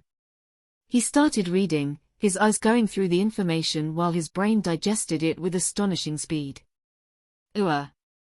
He threw the book he was reading to the side and sat down at his desk, his head moving backward as he looked at the ceiling. To change your class to any of the element mags, you need to unlock an elemental affinity skill. You can't unlock it if your connection to the elements is non-existent. If you wanted to progress further in your life as a mage, this was a requirement. He could not go any further, getting that skill required his affinity to at least be at 1%. This was a rare case, a 1 in a million occurrence.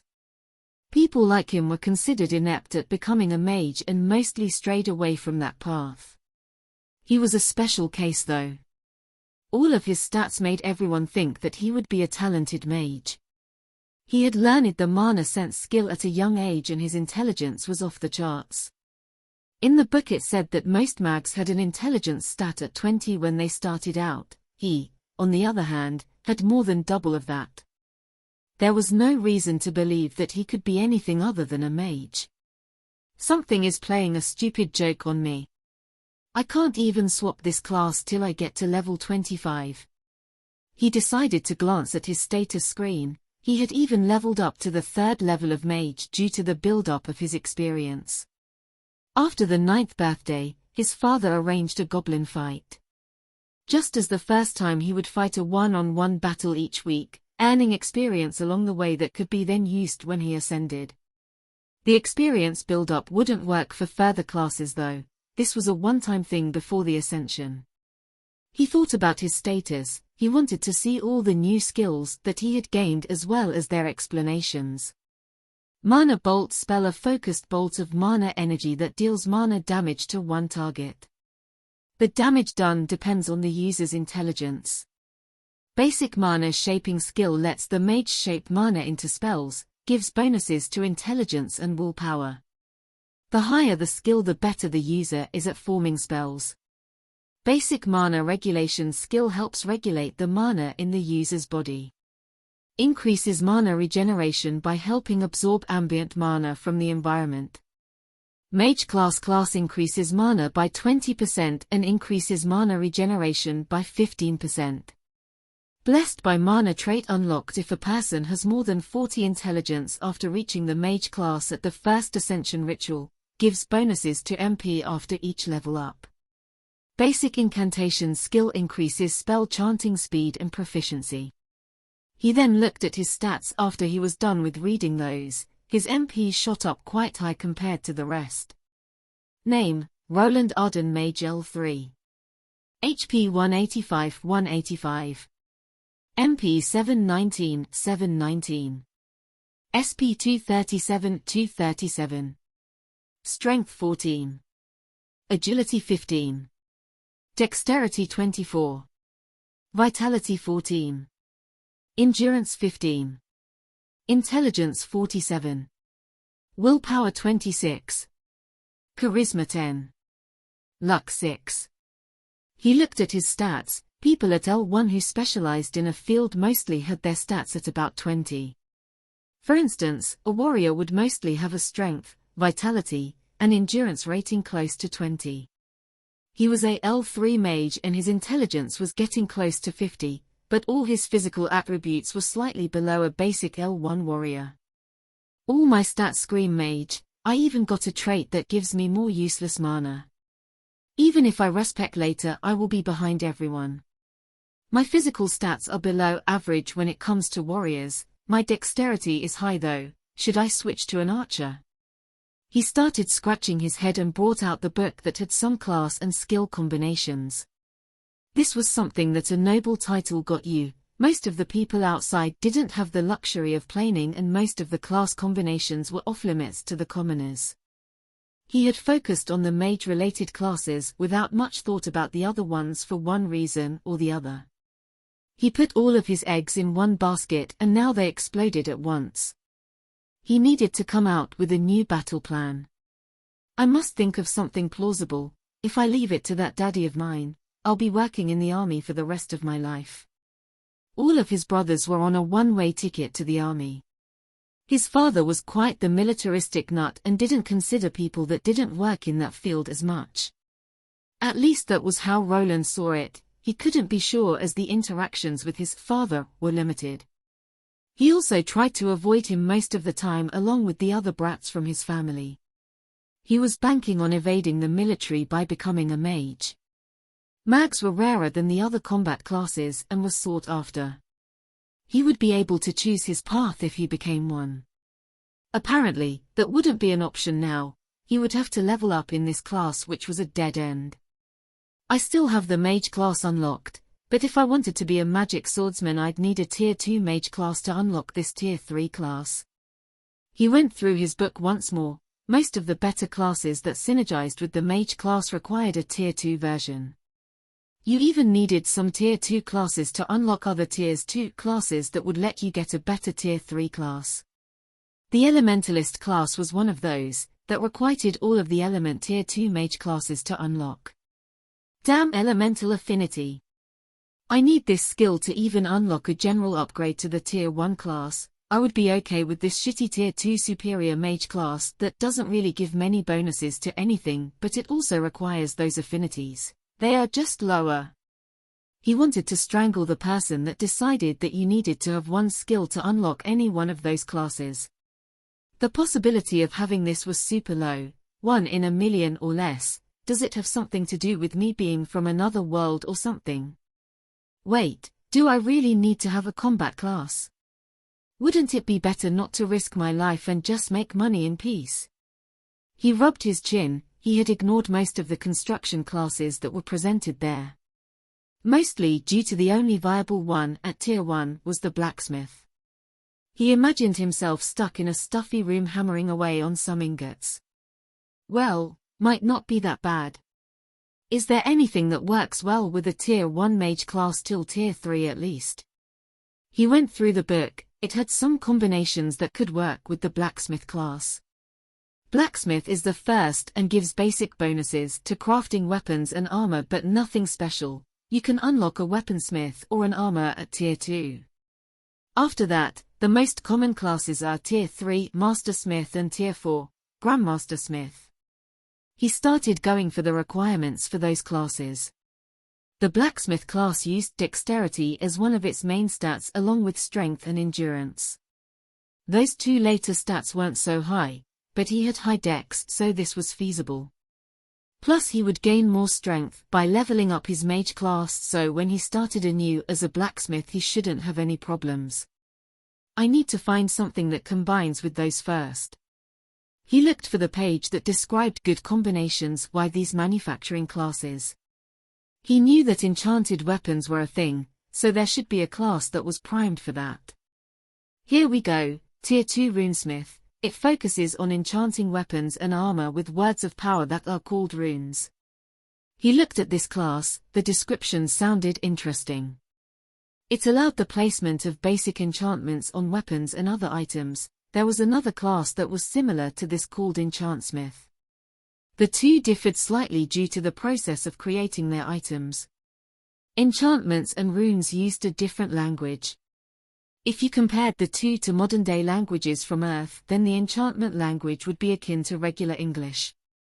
The runic language, on the other hand, consisted of symbols and was more similar to Asian languages like Japanese or Chinese.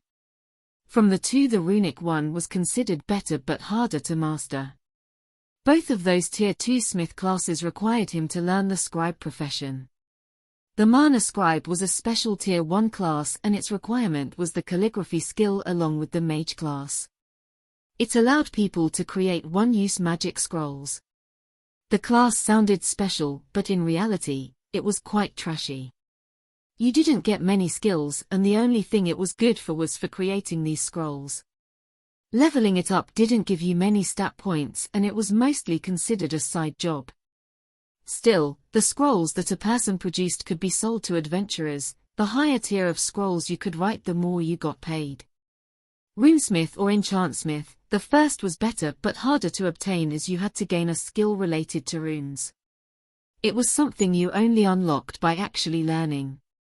There wasn't really a shortcut as you had to study hard and then you unlocked the skill.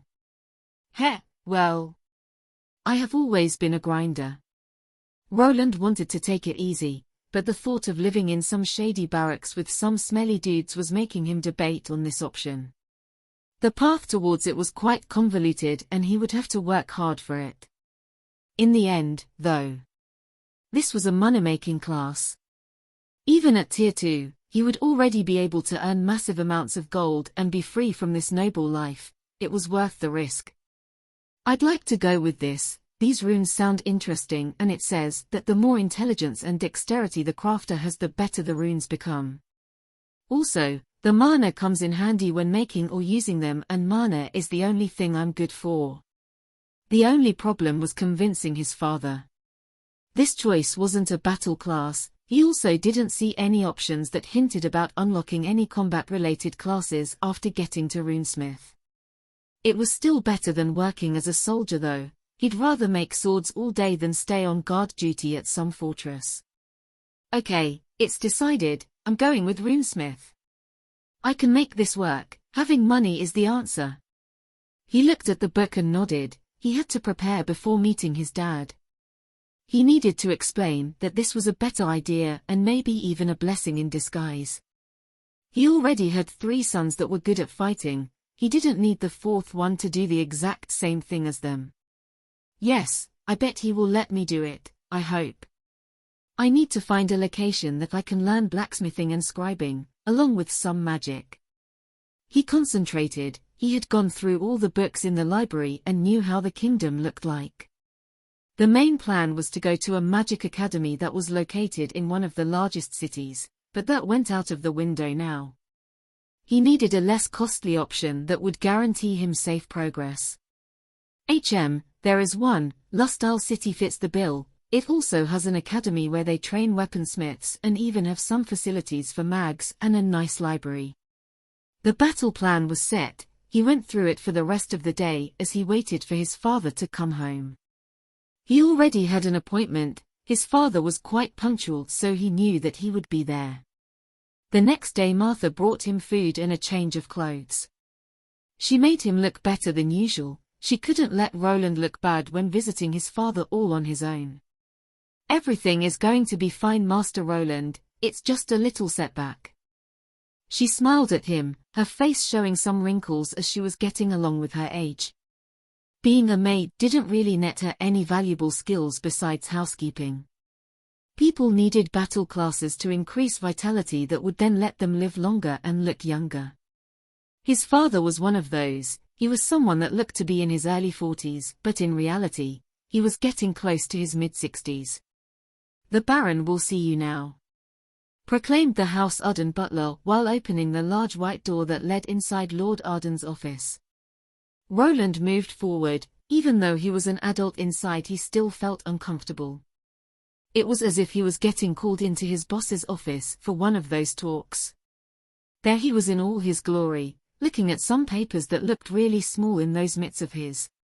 His digits looked like thick sausages and he looked strange in that blue shirt fit for nobles. Greetings, father, it is me, Roland. He announced himself while moving his hand to his heart, which was the national salute that the people did in this country. The man just murmured while looking at his papers. Roland gulped hard and used this chance to pronounce his plan. Father, I know that I have no aptitude to be a mage. So I think I should become a runesmith. It's a class that my high intelligence works well with. He was nervous and talked as fast as he could without breathing in much between the sentences. He presented his plan and the city that had the best facilities to accommodate his progress at a safe rate. As he was finishing up, his father raised his hand. Lustal? You want to attend the Lustal Academy of Arts? Roland stopped talking instantly. His large bull of a father was looking at him with quite the intense stare now. Why, yes. Think it has good facilities and doesn't cost that much. The man rubbed his chin and replied without thinking for too long. No, that's out of the question. You need to raise your level first. Runesmith. A peculiar choice. He placed the papers that he was holding down on the desk and continued looking at Roland, straight into his eyes. I'll allow this, but you must earn your keep. Even as a low-level mage you can find some work. Adam will make the preparations. He picked up the papers and started going through them once more. He still gave Roland one bit of advice before sending him away. The Arden House is a house of knights. I hope you know what that means. We don't want it being associated with crafting professions, do you understand? So you're telling me that it is shameful to work as a blacksmith and you don't want me to mention my name in public, huh? Understood. Roland wanted to say more about this, but he didn't think that the man would listen to the 10-year-old him. So he just nodded and stepped out. Adam heard everything from both of them and would be making the arrangement. His plan of becoming a runesmith had gone through, but he would apparently have to work for it and maybe even put himself in harm's way. A 10-year-old with a sword in his right hand was standing in a dark, damp dungeon. In front of him, two green humanoid-looking monsters were glaring. These goblins gave out a loud high-pitched sound and charged forward. The boy stood still, his sword arm lowered while the left one was raised up. He was mumbling something incoherent to himself. The more he did, the louder he got. Source of all magic, heed my call. He had his index finger pointing at the charging monster, the other four clenched together tightly. Suddenly a bluish glow appeared in front of those fingers. It started out small as a grain of rice, but soon the tiny speck expanded to the size of an egg. The furthermost goblin was now just a couple of steps away from the youth. Its teeth were rattling as it was ready to feast on its prey. Gather before me and strike down my enemies, Mana Bolt. The boy shouted and the egg-sized energy ball shot forward. It collided with the monster's head, inserting itself right into the eye socket before exploding. The boy gazed at the humanoid being, part of its head exploding as it collapsed on the ground and slid forward due to the momentum of its charge. The other monster didn't show much of a reaction after seeing its friend's head partially exploding. It just charged on and tried clawing at the youth. Roland was counting on this and he just stepped to the side, the overswing and forward momentum of the monster's attack giving him an opportunity for a counter. There was no hesitation in his movement like a year before. His trusted short sword was plunged right into his enemy's throat. The goblin moved his hands to its neck as a reflex, the blade that was stuck in it getting pulled out instantly. A fountain of monster blood erupted, the creature fell down, dead and unmoving. Well, think I've killed all of them. I guess that's it for the easy XP. But do I really need to chant cringy stuff like that every time? Maybe not being suited for a mage was a blessing in disguise. Roland was standing in the training dungeon, his old trainer nowhere to be seen. He had finished the last of the goblins. These creatures were captured for training purposes and it would be a shame to waste the experience. Wonder where that old bastard will send me to, probably to some cheap backwater village where he can forget about his useless son. Roland poked the first goblin that he killed with his mana bolt. The power of this spell was SOSO, it was fine against weak spots like the eyes but took some time to aim and you couldn't fire them off in quick succession. He also needed to chant his spell, which lowered the speed and utility of this skill. I guess that's why mags are considered a backline class. Will I need to find myself a party of some sort? Will Daddy Dearest give me a servant for protection? He poked the other goblin with his sword as well, his eyes focusing more as he tried to feel for a mana signature. This one has a monster core. Monster cores, or also called mana stones, looked like gems or crystals. They formed in some creatures and were used as ingredients for various things. There was a low chance of finding them in a goblin. The stone inside this monster was the size of a grain of rice. Best keep this for myself. He didn't trust the people in this estate. He tried returning the monster core to one of the servants, but instead of getting a reward, it was just snatched. They just gave him the excuse that this was the property of the Baron and would be used for the estate. He on the other hand was sure that the servants were probably pocketing things that could be sold for themselves. Thus they developed a habit of withholding items and information. These things are small enough for me to keep them in my pocket. He looked at the cold and dark dungeon and then quickly left. He was seen by some servants that were back to treating him coldly after the big reveal. He continued walking further, finding a certain thick hedge wall. He squeezed through a certain spot and arrived at a small area with a large tree. He was surrounded by shrubs and greenery. On the other side was the flower garden where mostly the noble ladies had their tea parties. He leaned up against the tree and took out a small box filled with some sandwiches. This type of food wasn't popular here as nobles mostly ate food prepared by the chefs. He had managed to convince Martha to make him some so that he could eat it on the way. Tomorrow is the day, finally leaving this shithole, got that going for me at least. He bit into the bread that had some cheese and meat in it and started eating it. While he was thinking about his future, he heard something rustling in the bushes. Even without looking in the direction, he knew who that was. Big Brother Roand. He heard a child's voice. It was high-pitched and the pronunciation wasn't quite there. This was his new younger sister. His dad couldn't keep it in his pants and the mistress gave birth to this child. It's not Roland but Roland, Lucien. For some reason, this kid liked to run around the compound looking for him. She had somehow found his hiding place. Luckily the child knew how to keep a secret. She was even super happy when he told her that it would be a secret between the two. Lady Francine doesn't like it when you talk to me. She'll give you and me an earful if she finds out. The small girl with golden locks didn't seem to care, as she just ran up and gave her big brother a hug. Roland felt a bit uncomfortable from the show of affection and reluctantly petted her head. "It'sho waith mwimi want each find out," the small girl proclaimed while looking at the sandwich that was in Roland's mouth. The brother reluctantly gave up his breakfast to the child. "Ah, have it your way, you little squirt. Brothua my birthday if soon don't forget though come." Roland looked at the girl and gave her chubby cheeks a little pinch. "Your birthday? Yes, it should be in a couple of weeks." It would be her third birthday this time.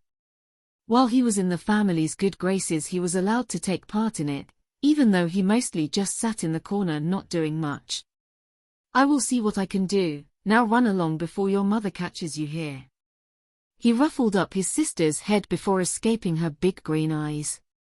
He didn't want to lie to a child of this age, but it was better than making her cause a scene.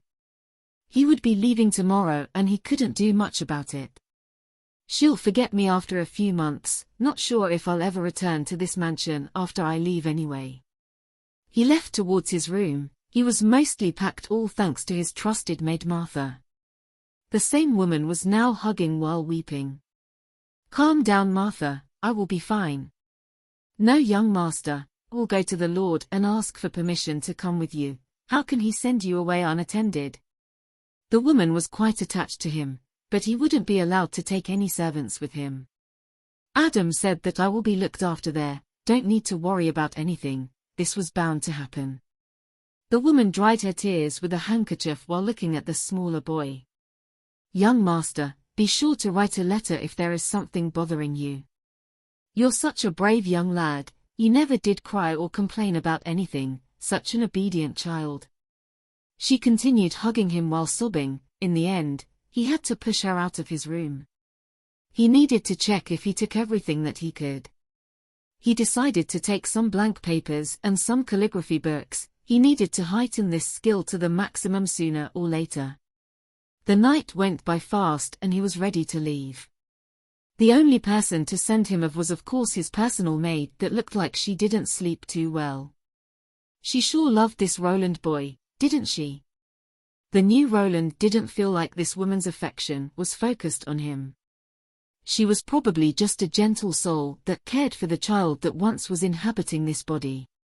From his perspective, if she ever found out that it was occupied by some weird nerd from Earth, she would probably do a quick 180. Still, he felt a bit sad to leave her here with these posh assholes. Maybe in the future if I have enough money I can hire her myself. He stepped into the coach, his bags were ready. He waved at the friendly lady and was finally able to leave. The next destination was the train station. Yes, this world had trains, there were also flying airships, but they were above the Baron's pay grade. Roland had once visited one of these magic stations. The contraptions looked like old-fashioned steam trains, but instead of steam, they run on mana stones. There was no one to send him of, the coachman and his helper just carried his bags to the train and that was it. He waited there for the mana engine train to arrive. Compared to the earthly counterparts, there were a lot more wagons getting pulled behind it. Besides transporting people, it was used for moving various goods. Well then, I'll be off. He muttered to himself. He had slowly gotten used to the solitude that this world provided him with. He sat down at his designated seat and looked at other families sending their loved ones off with hugs. He could see some of them smile and others were even crying while waving at the train that was leaving. Family, hey?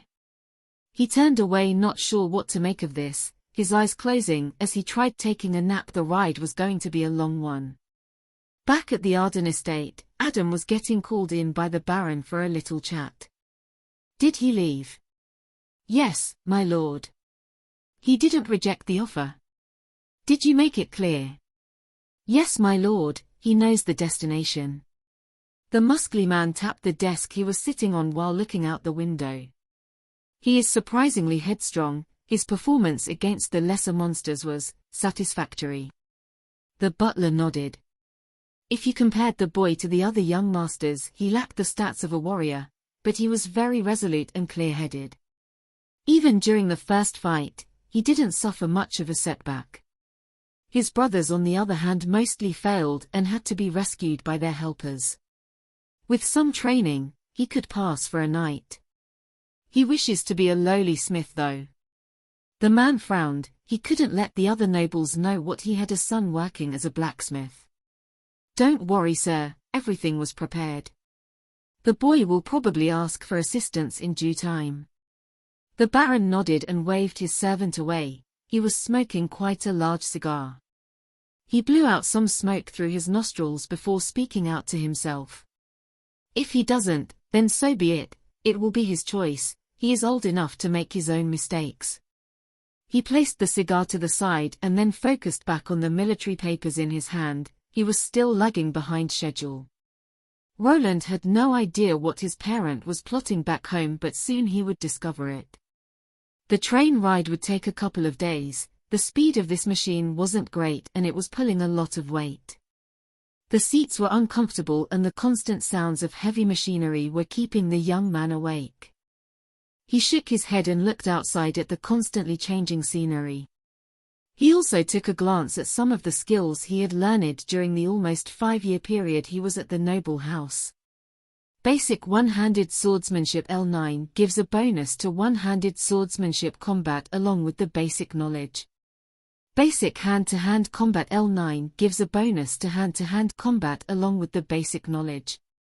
Basic running L9, a skill that lets a person run slightly faster and use less stamina while running. Basic sprint L9, a skill that lets a person sprint faster and use less stamina while sprinting. Basic climbing L9, a skill that helps you climb surfaces.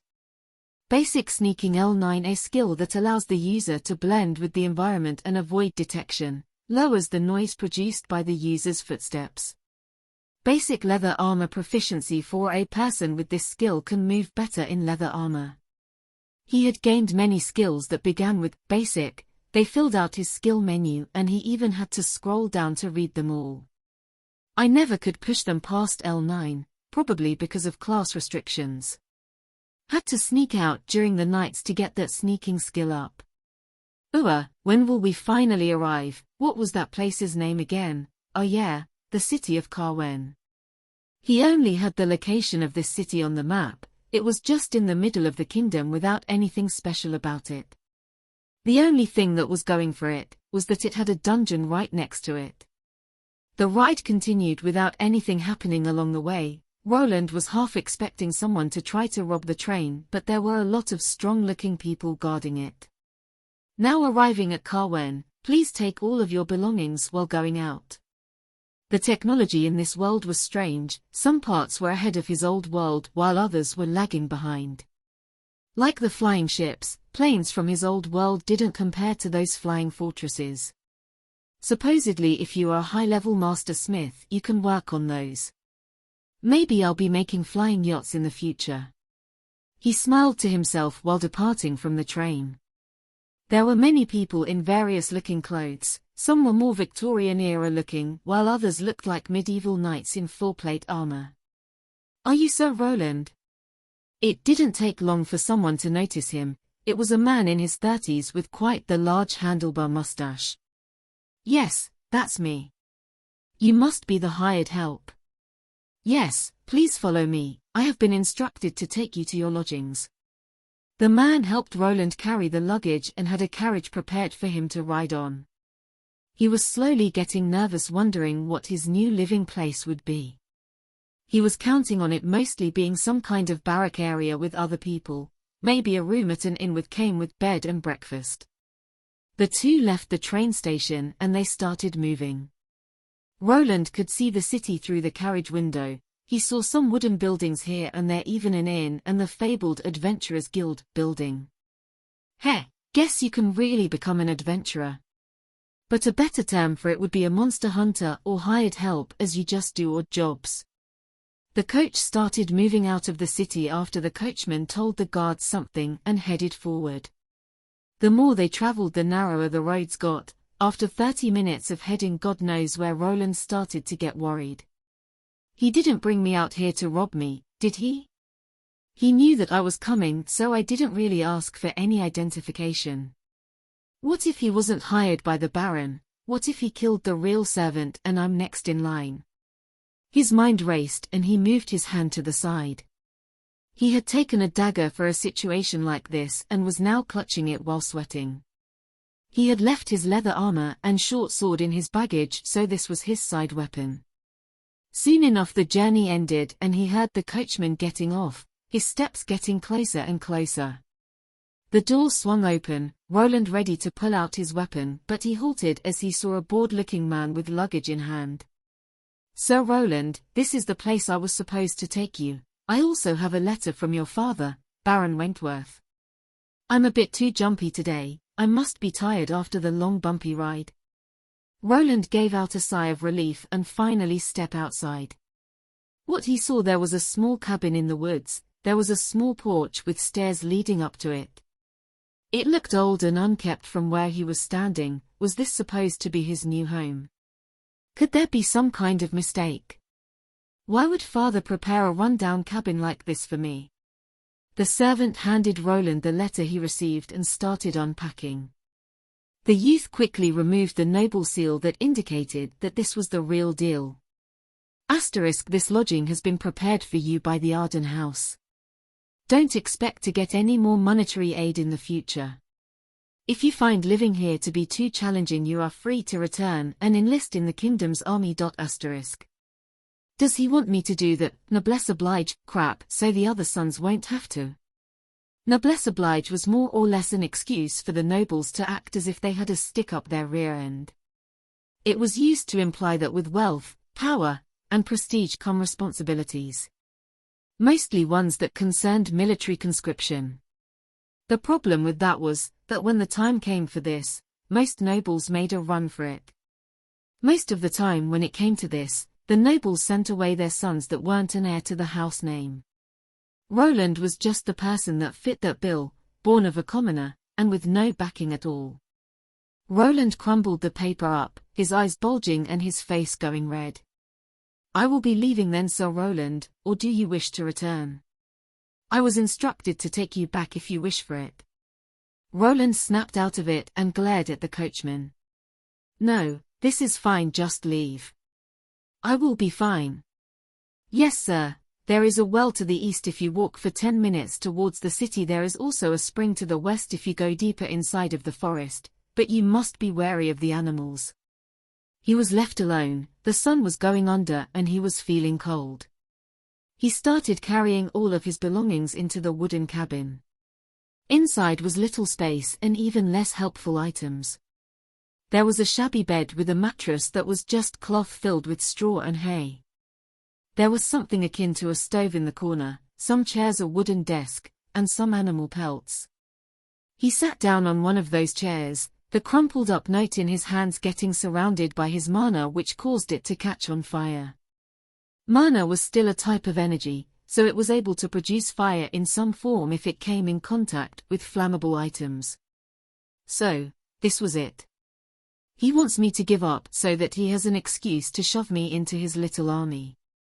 I bet that's why he agreed to it so easily in the first place. He doesn't expect a 10-year-old brat to manage on his own. He wants me to come back crying, heh. He took out the pouch with his money and counted it.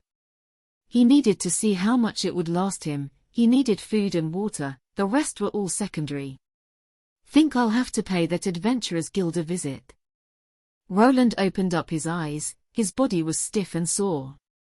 This new bed was even worse than the one at the Noble estate, and it was terribly windy in this cabin. He needed to procure some wood for the fireplace and also clean everything in here. It was dusty and even moldy in a couple of places. It didn't look like a place a 10-year-old should be living in. I need to eat something. He had some food packed, but it wouldn't last him long. He needed to depend on the meager amount of coins he had received. From what he counted, they would last him about a month. At least the lodging is free here. Maybe I'll move to an inn when I earn something. I need to get to that adventurer's guild, but will they even let a 10-year-old work for them? Roland knew that adventurers existed in this world. They were mostly considered sellswords. They were more or less hired thugs that hunted monsters for parts and defended merchant convoys from bandits most of the time. They were the odd jobbers of this world. If you gave them enough coin they would do it. Heh, at least I managed to get this thing. He pulled out a crystal. It was similar to the one used for the Ascension ceremony and worked in a similar way. Roland knew that they cost a lot, so he nabbed one from the Baron's estate while no one was looking.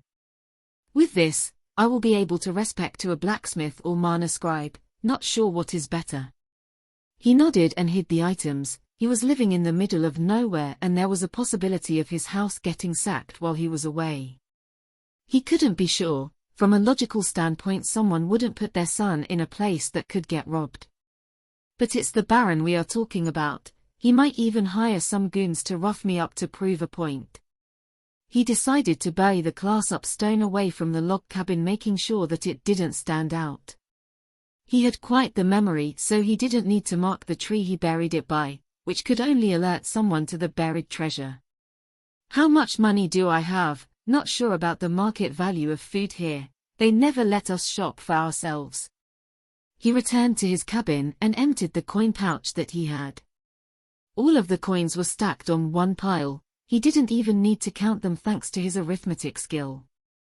He just needed to look at the pile on the table and a number hovered about it, giving him the exact amount of coin he had.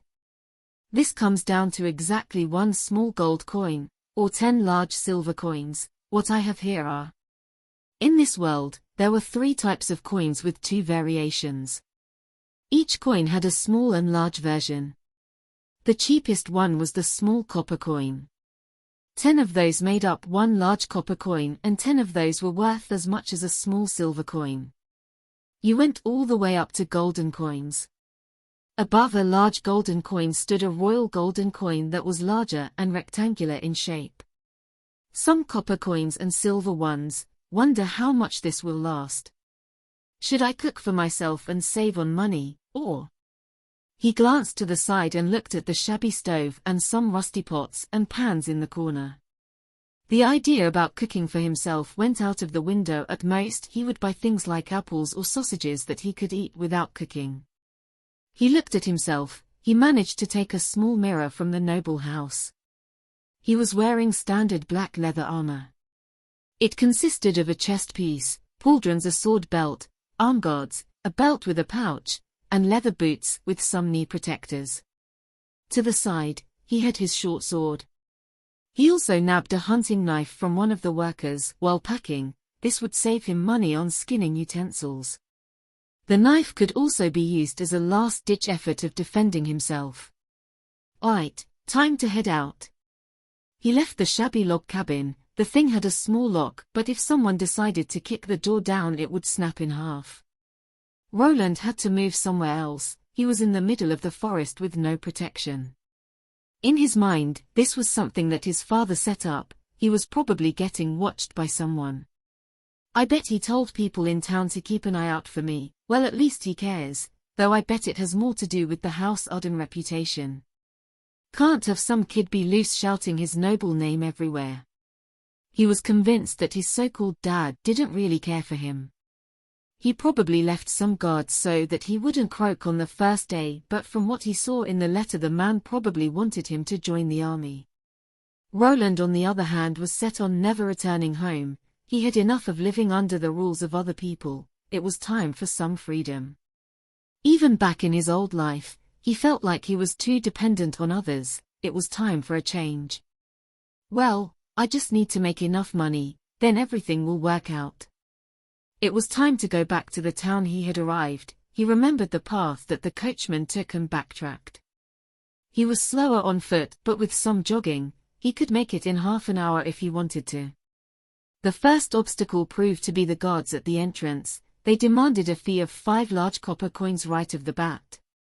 "Kid, you new here?" one of the guards asked while giving him 5 large copper coins back in exchange for the small silver coin. "Yes, is the Adventurers Guild recruiting?" The guard raised his eyebrow and looked at the child in front of him.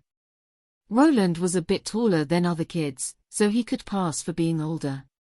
Still, he didn't look older than 12 or 13 at the most. "You? An adventurer? You sure you don't want to work as a stable boy instead?" The guard smirked, his buddy laughing on the side while Roland left slightly annoyed. "Damn assholes, will I have to pay an entrance fee each time I come here? I'll be out of cash in no time." After passing through the checkpoint he kept walking while looking at the surroundings. The main road was made out of large stone blocks and stretched through the city and right towards a large castle-like structure in the distance. The castle was probably where the city lord stayed in, or either the noble house that was responsible for this plot of land. He continued on while paying attention to the structures more than to the people. The whole place looked like a medieval fantasy city. The buildings were mostly made from stone and the roofs were slightly tipped at an angle and made from what looked to be thin red brick tiles. After some more walking, he found himself standing in front of a large building with saloon-like doors. It had a sign with 2 axes on the sides and 1 longsword in the middle. Above the symbol, the words, "Carwen Adventurers Guild," was written. "It will be fine, right?" He gulped as all of his future plans depended on this. If he didn't manage to get a job here he would be forced to work somewhere else. That stable boy job might not seem that outlandish at the time. He started getting nervous and just stood there in front of the door not doing anything. While he was hesitating, some people walked out. It was a group of adventurers, 4 of them. Roland snapped out of it and moved to the side. The people gave him a side glance before departing. Wait, was that an elf? And that was a dwarf, right? Roland kept his eyes on the backs of the people that just walked out. In his noble house, there were only humans and he never saw any other humanoid races anywhere besides the goblins that he trained on. One of the adventurers was an elven woman with long golden hair and wearing green clothes. She had an arrow quiver on her back and a longbow to go with it, indicating that she was an archer class. Next to her was a short man, below 150 centimeters in height. He made up his height disparity with his width. Roland could clearly see he was quite muscular and was carrying a long axe weapon. There were 2 other people with her, a man carrying a sword and some lady in a robe. So, that's a full-blown adventurer party. That lady in the robe might be a mage, or a priest class. He pumped himself up and finally pushed the doors open. They squeaked as he entered. The people inside gave him a fast glance but then went back to their business. The guild was quite large and there were even stairs leading up to a higher level. He walked in slowly, as other people were already going in and out. Inside there were your usual things that made up such a building. A long counter at which some guild workers were standing, all of them were women for some reason. There was your standard large bulletin board with all of the job listings. Finding a suiting job from that chaotic-looking thing looked like a hassle. There were some tables and chairs on the side, some of the guild members were chatting with each other. They were even getting served by some bar wenches. Apparently, you could relax and eat something here while waiting for your loot to be apprised. The place looked busy, but he was lucky as one of the guild workers was free and he could go ask his questions. He walked up to the receptionist. The lady behind it was all smiles and was wearing a pair of glasses. "How can I help you today?" "Oh, aren't you a little young?" The woman fixed her glasses while looking at the youth.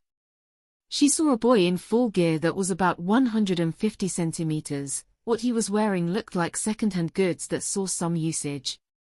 He had short dark hair and green eyes, his head was oval-shaped, his eyebrows not too thin or bushy. He wasn't all too cute or ugly, more or less average looking for his age. "Yes, I would like to register with the guild, my name is Roland." The boy spoke out while looking at the slightly taller woman. The guild worker looked over the youth some more, which made Roland somewhat nervous. "She won't ask me to get my parents, now will she?" "You want to register?" "Only people that went through the Ascension ritual can register. Do you have a Tier 1 class?" Roland nodded. "Yes, I have a class and went through my Ascension ritual." The woman pulled out an orb that looked similar to the one they used back home for measuring things. "Please place your hand on this measuring crystal." Roland nodded. This was probably a required test that needed to be done. He had read that adventurer guilds would do a background check with such devices, but the information was confidential and wouldn't leak out. The woman glanced over the text that appeared on the orb. It had all of Roland's main stats along with his full name and class. Name, Roland Arden Mage L5. HP 198, 198. MP 764, 764. SP 253, 253. Strength 15. Agility 16. Dexterity 25. Vitality 15. Endurance 16. Intelligence 50. Willpower 28. Charisma 10. Luck 6. She could see all of his stats. Her eyes remained glued to the intelligence stat for a moment before she moved on and finally spoke out. "You will have to make a payment of 2 large silver coins for your adventurer card. If you agree, please fill out this form and wait till it's made." He took the piece of paper. He had to fill out his name and agree to some terms. Terms like that the guild was not responsible for his death and where his belongings should be sent if he died on the job. It didn't take long for the woman to walk away with the orb and paper in hand. He sat down in the corner of the guild and waited. The lady informed him that his card would be made within the hour. He took his time to observe the people in the building. They were of various races and genders. He saw more elves, lizard-like people, more dwarfs, and huge individuals that looked like muscular basketball players. Think that person is from the Goliath race. The books said that they are known for their strength. They are a race of warriors, but they lack some intelligence and like to solve their problems with fighting. The lizard-like people are probably dragonkin. Supposedly they have dragon blood running through their veins. It said that they get confused with the lesser lizard men monsters from time to time. Surprising that I didn't get thrown out from here. They didn't even think to ask me about my age.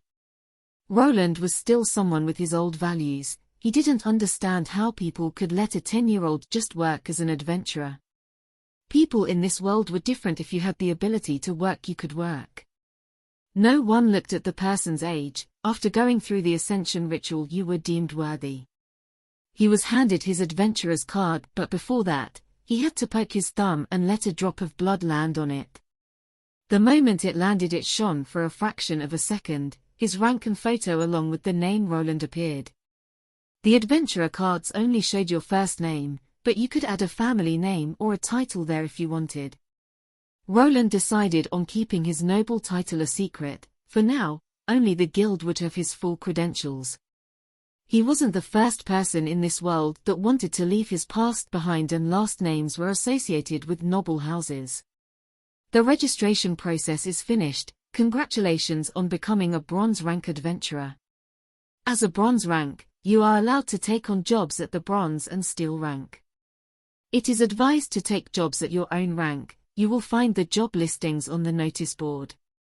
If you fail to complete a job you take, you will have to pay a fine. This is how his registration ended, going quite smoothly and without a hiccup. He decided to take a look at the available jobs, taking the advice to heart about not taking jobs above his grade. What type of jobs can a bronze rank adventurer take? He started glancing at the papers. Luckily they were all organized by their rank. Requesting a worker for latrine cleaning, 10 large coppers a day. Mr. Fuzzles has gone missing. He is a brown cat.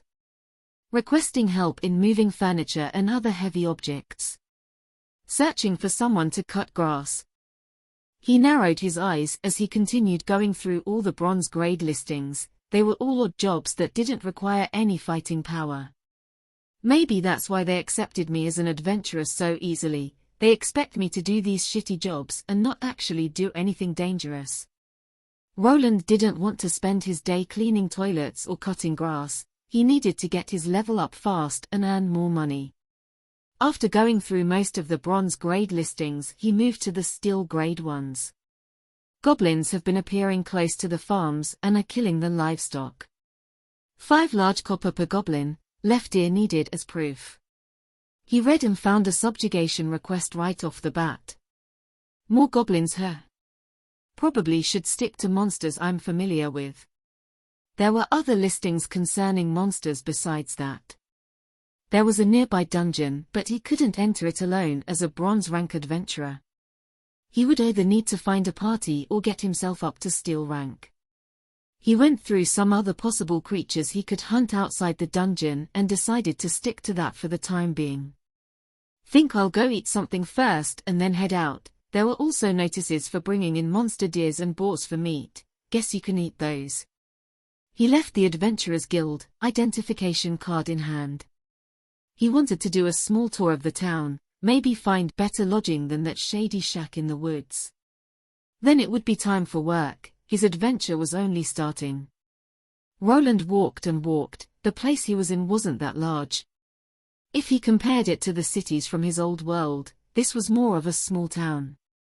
A large wall was surrounding the area and the buildings were closely packed together. These types of standard fortifications were there in place to protect the city people from monster attacks. Even in large kingdoms like this, there were certain places that were off limits. Places with nasty monsters or poisonous terrain that made the area unlivable. After a long time of walking and getting his adventurer card, he decided to take a break at an inn.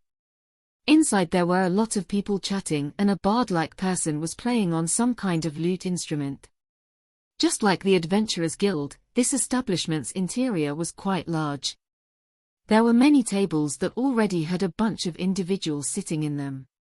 He felt a bit out of place as he didn't know a single person in this city. There is some room in the corner there. Do I need to wait for a waitress? Do they call them bar wenches here? He wasn't really sure. Noble houses didn't really have any books about how the commoners lived. For now, he decided to wait and see. He could probably learn from the patrons in here on how he should present himself.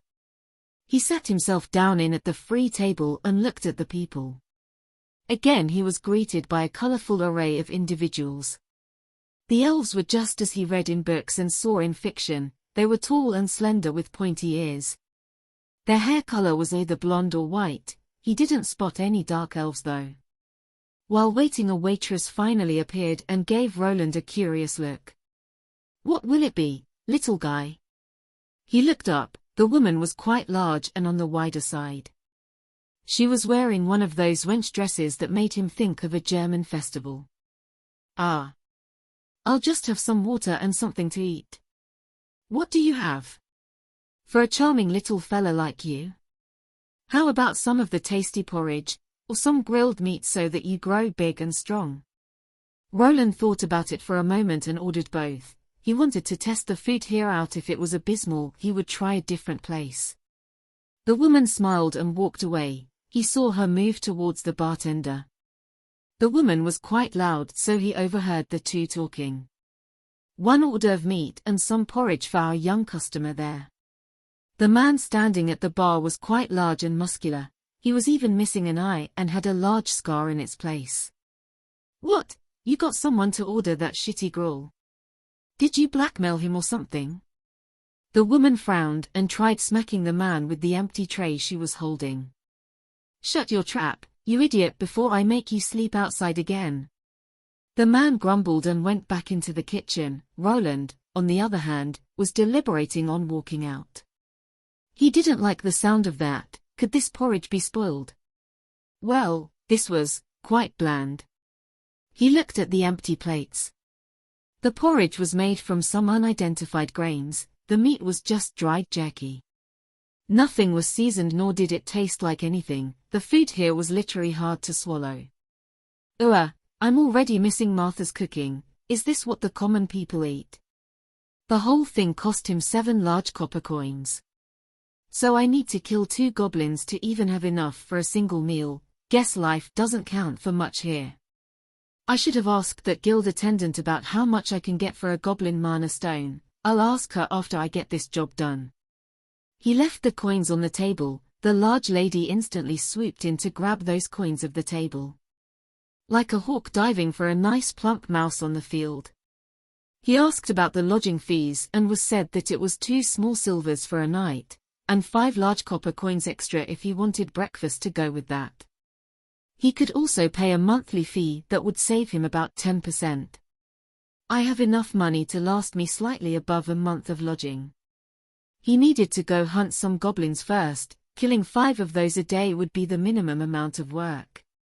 Though, he would probably be starting with only 1 meal a day with that. And that's not taking any other expenses into consideration. This sword will also need repairing after a while. He frowned. This wasn't turning out to be such a dream job after all. He needed to start somewhere though. He was already used to slaying goblins and was already a L5 mage. He only needed 20 more levels and he already had the stone for the class change. The only thing I still need is a map of this area. He had the world map at his old home, but there were no city maps besides the capital and the city his family lived in. He headed over to a library and had to spend another small silver coin to get himself one. He made a mental note to check this place out later. Maybe there would be some new books to read. The more he read, the more his identification skill leveled up. Knowledge was power and this skills level was an indicator of it. It's strange how that skill works. Why would general knowledge help me identify things I have never seen before? He left through the main gate again. This time he flashed the guards his new adventurer's card and was let out without a problem. Okay, these are the farms that have been getting attacked. The goblins are probably somewhere in that forest. Goblins were creatures that lived in groups. They had a strength-based hierarchy structure similar to some human tribes. The strongest member was the tribe chief. The leader was mostly an evolved monster, either a goblin soldier or a goblin shaman that was more intelligent than his tribe counterparts. I sure hope it's not a hobgoblin though. I don't think I'd stand a chance. He wasn't planning on going too close to the monster base or doing a silly thing of clearing it out himself. No, he would just hunt some lone goblins in hopes of getting a free mana stone together with his kill. I should be careful. These goblins will probably be of a higher level than the ones they let me kill back at the Arden estate. Though they are still only goblins, even on higher levels they are quite weak. He checked his items again and then took out his short sword. He didn't bother to talk with the farmers and just went inside. The forest was densely packed with trees, but thanks to his smaller stature it wasn't too difficult to move around. This is when someone with a tracking class like a hunter would be helpful. He wandered through the forest while on his toes. He moved slowly while hiding behind the bushes and trees in hopes of getting the drop on the monsters. This proved to be the right choice as he spotted 2 goblins just lazing around by another large tree. There we go. If I only didn't need to chant this shit, level 3 and a level 4. Should be fine. He could whisper the chants while casting, but that lowered the spell's destructive power by a notch. It would be enough for these goblins though. His magic attack was quite high thanks to his high intelligence stat. Source of all magic, heed my call. While performing the incantation, Roland thought back to the time of his spell training. He did a couple of tests, mostly trying to somehow circumvent those chants and incantations. He tried gathering the mana around him and through this body with the help of his skills. It worked great all up to the moment of shaping the mana ball that would be the bolt. Right at the end it always evaporated into nothingness. It just didn't work unless he chanted while manipulating the magical energies. It was as if the spells required 2 passwords, one being the chant and the other shaping the mana required for the spell. Mana bolt. The mana bolt whizzed through the air and landed straight on the goblin's face. Roland wasn't sure why, but his aim was quite good. Maybe his dexterity had something to do with it. The other theory was the number of FPS games that he played in his previous life. The goblin's head flew backward as if hit by a bowling ball. The small creature fell back and against the tree, blood gushing from its wound as it slowly faded away into oblivion. You have gained 20 experience points. GG. The other goblin looked at his companion with surprise in its eyes, but soon it realized what transpired. Roland charged out from his hiding place, short sword in hand, and ready to deliver a killing blow. The other monster was slow to react, but it looked towards the charging 10-year-old and gave out a high-pitched scream. It moved the club it was holding up into the air, bringing it down on its enemy while jumping right at him. You goblins are easy to read. Roland skillfully evaded the attack and just jabbed the pointy end of his short sword into the goblin's chest. The moment the attack landed, the monster gave out a wail and started thrashing about with its club in hand. The youth backed off, letting the monster tire itself out before delivering the finishing blow. You have gained 18 experience points. That's 2, not that hard. Roland looked down at the 2 defeated monsters. He was panting as the adrenaline pumped through his body. Through training and time, he had started getting accustomed to fighting monsters. From his perspective, a clear grasp of the situation during a fight outweighed pure stats. He pulled out his hunting knife and went for the ears, making sure to get the right one that the Adventurers Guild was asking for. He didn't feel any mana coming from these 2 dead bodies, which meant that they had no mana stones. This was one of the more useful uses of his mana sense skill. He could easily sense if a creature had or didn't have a mana stone in its body. Thanks to this he saved a lot of time. Wonder if how other people do it. Do they just butcher each monster to see if it's there? Maybe they have some detection items. He squatted down and looked at the monster bodies. Their weapons were just wooden clubs and they had no armor whatsoever. He wouldn't be able to sell anything off them. I don't think anyone would buy stained loincloths. I should probably. His body jerked to the side suddenly, just in time to dodge an incoming wooden spear that came flying in his direction. He brought out his sword to defend himself and saw 2 other goblins charging at him. Did the screams from these 2 alert the others?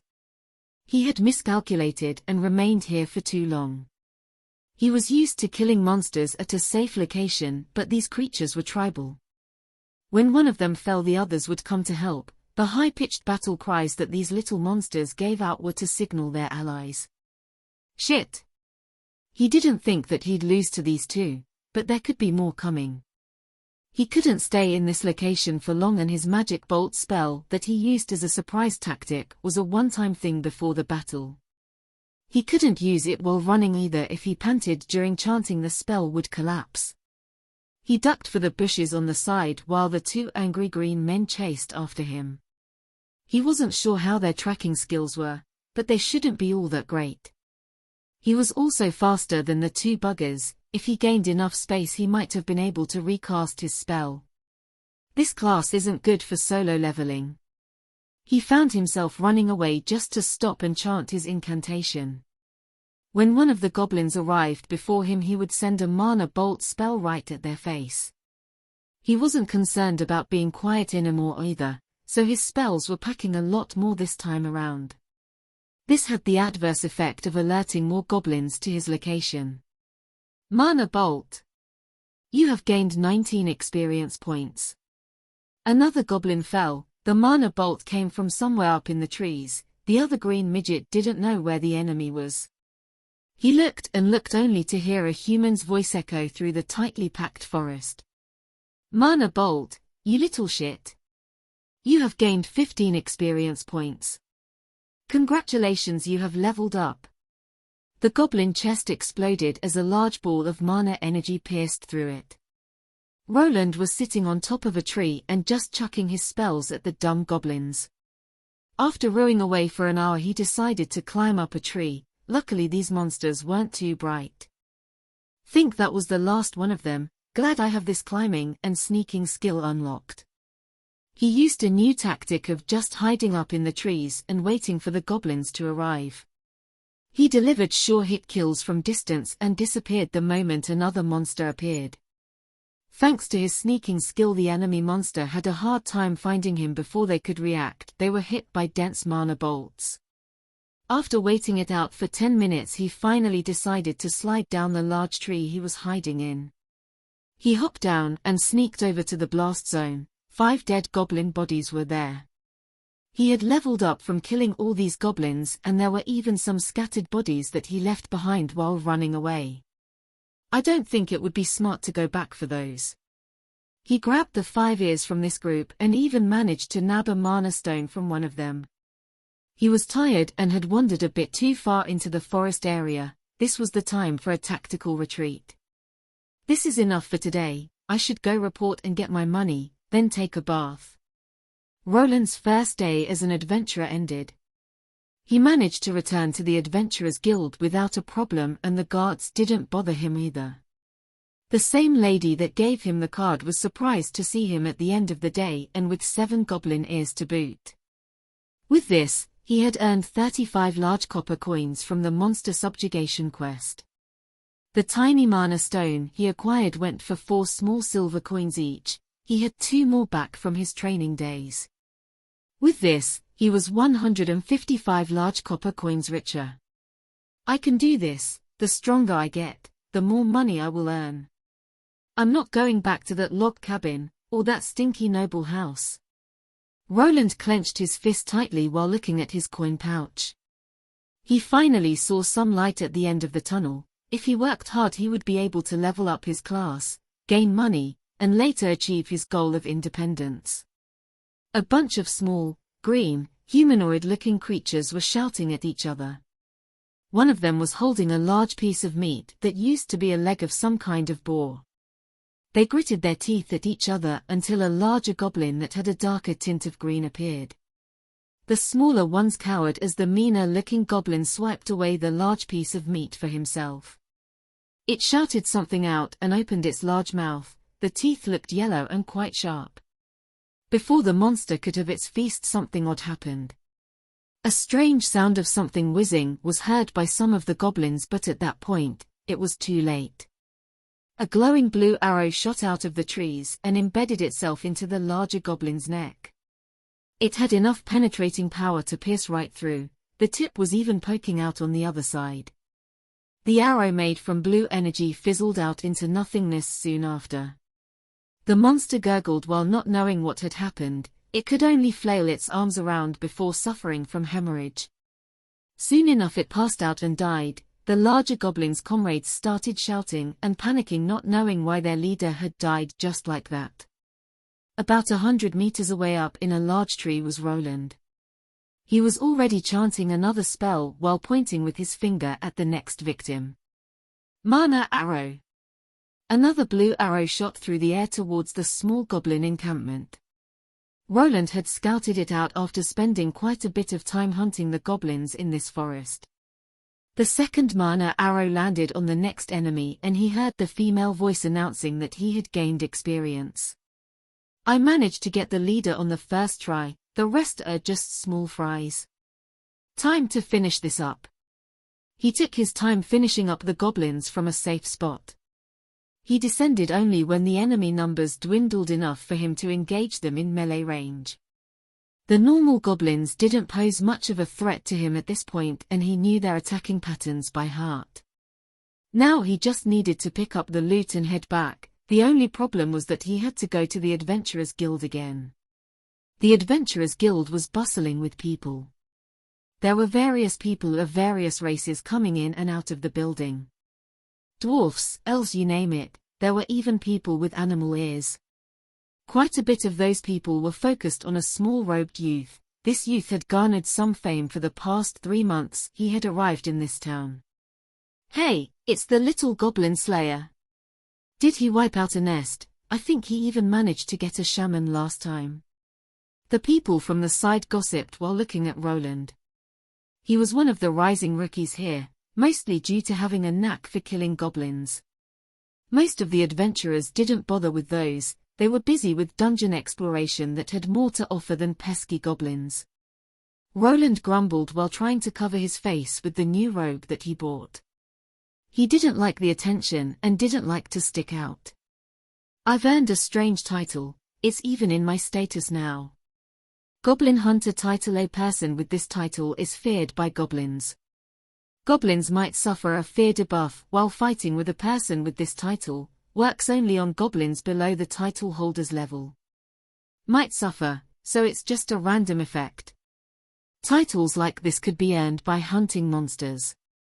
There were various levels of titles, and some even gave bonuses to attack or defense. Roland took his money and left the Adventurers Guild while the other guild members laughed and cheered. For some reason, he had become some kind of mascot to these adventures. They would shout out, "Little Goblin Slayer," the moment they saw him, which started to annoy him. Whenever he shouted back, they would just laugh at him and egg him on even more. Treating me like a kid. He entered the inn he was staying at. This was the same one that he ate his first meal at. After going through the whole city, this one was the one most in his price range. He had rented one of the rooms upstairs for himself and was staying here for the time being. He was already high up with his levels thanks to the constant monster hunting. Roland glanced at his stats while eating some beef jerky. Name, Roland Arden, Mage L20. HP 289, 289. MP 1304, 1304. SP 368, 368. Strength 21. Agility 25. Dexterity 36. Vitality 22. Endurance 23. Intelligence 72. Willpower 50. Charisma 11. Luck 6. He also looked at the spells that he knew how to cast. He had made some progress there too. Mana Bolt L7 spell, a focused bolt of mana energy that deals mana damage to one target. The damage done depends on the user's intelligence. Mana Arrow L5 spell, an arrow made purely from mana, has increased speed and penetrative power compared to the Mana Bolt spell. Mana Shield L3 spell, a mana shield that shields the caster or their allies from harm. Ember L6 spell, by causing friction with mana the caster can create a small fire.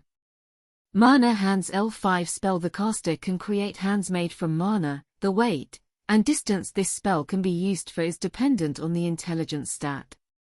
He had gained access to these spells mostly by leveling up. It was a strange thing, after he attained a certain level the game-like system would give him a prompt that he had learned a spell. The knowledge of how to cast it would somehow be inserted into his brain. He would instantly know the incantation and how to construct the spell with his mana. This wasn't the only way you got spells. You could learn some yourself, some people could even create them. The classes offered a limited array of spells that they could use. If he wanted more, he would have to experiment himself or buy some magic books that would explain the spell process to him. His mage class came equipped with 3 basic spells: Mana Bolt, Mana Arrow, and Mana Shield. He had learned the Ember and Mana Hand spell thanks to a book he had previously obtained at the Arden estate. Spellbooks were extremely costly, so he was only able to get some rudimentary knowledge. The whole process of spell casting was hard to explain. The mage had to guide the mana outwards in a certain sequence while focusing on the spell formula. This spell formula was also called a spell circle. The mage had to perfectly imagine the spell circle while at the same time shaping the mana and chanting in sequence. This was quite the hard process that didn't allow for any of the steps to fail, otherwise, the spell would sizzle out. Luckily the Tier 1 spells were quite easy to master. The spell circles were just basic symbols and didn't take much brainpower to produce. This is why it was important to have a high intelligence stat that helped the caster with visualizing and recalling the spell circles. The Tier 2 classes and above were apparently even harder to work with. Higher tier spells required larger circles and even longer incantations, but this was where skills came into play as they lowered the strain on the caster's mind if he trained them. I gain experience by leveling up my spells too. The more I use them, the stronger they become, and the faster I can do the chants. In this world, you garnered experience not only from killing monsters. You also gained it by leveling up your skills and abilities. When he managed to push his Mana Bolt spell to the next level, he received a pop-up window with the experience. It was a lot more than what he was getting from killing monsters. You could even level up by creating items if you were a crafting class. I'm almost through with my first class. Which of the two should I pick first, the blacksmith or the scribe one? The closer he got to L25, the more he deliberated. He was leaning towards picking the scribe first as it was closer to the mage class. He would be ditching his magic skill tree soon, so he wanted to be done with it. If he switched to something like a blacksmith that had nothing to do with magic, he felt like it would be harder to get past this scroll-making class. Yeah. Think that would be the better one to start out with. Probably easier too. Roland nodded while thinking back to a certain scene. That man was sitting there again. He had been here for 3 months already. By slaying the goblins and getting some mana stones from their bodies, he was able to get by on his own. This was probably something the Baron didn't take into account. At some point, he noticed that there was a certain man constantly watching him whenever he was in town. He is probably a guard sent by Daddy Dearest. I'm not sure if I should be happy that he cares, or afraid that they might drag me back home, and I'd just gotten used to this place. I might have to change locations. This was another thing on his agenda, leaving this city and setting out on his own. He was feeling good with himself. Fighting so many goblins every day had given him a slight confidence boost in his abilities. He feared that he would be dragged back. He was still a noble child and the adults could easily overpower him if they wanted to. Well, not like that guy is even doing his job right, even I managed to spot him with no problem. The man tailing him was quite bad at it. He only kept an eye on him during the day and while he was in the city. He never followed him into the goblin-infested forest. Roland realized that the people at the Arden estate didn't want to spend too much coin on his tail, so they ended up with an incompetent one. He was even passed out drunk that one day when I came back. Wish my job was so easy. Roland had already chosen his next destination. This town he was in wasn't really suited for his needs. He was aiming to be a mostly crafting-oriented class. This city didn't really have that. It was a place for adventurers and had a dungeon, but there weren't really many places where you could learn a smithing profession. Most of the goods were shipped over from other cities that were closer to mines. The people working at those professions didn't like living next to an active dungeon. The monster-infested areas like the forest Roland used for grinding didn't help either. Yeah, the best city for me now would be Edelgard. It has the facilities that I need, and if I have a crafting class I can get an apprenticeship. Roland was already bumbling around with his mage class. He felt like he would know many more spells if he was at some sort of academy and had a teacher. He didn't want to get hired by some second-rate blacksmith and spend years on leveling up. You could actually just level up by creating items, but he wasn't sure of the logistics of that quite yet. I can learn both of those at that city. It's renowned for its crafting classes, just need to get those 5 levels up. On the next day, Roland headed out once more. Even though he had killed many goblins, the pay wasn't all that great. His leather armor was getting worn down and he had to have his sword repaired. While grumbling to himself, he moved towards the notice board, his eyes going to the iron class job offers. I don't see any goblin notices. Did I get them all? Maybe they run away deeper into the forest. He was known as the Goblin Slayer for a reason.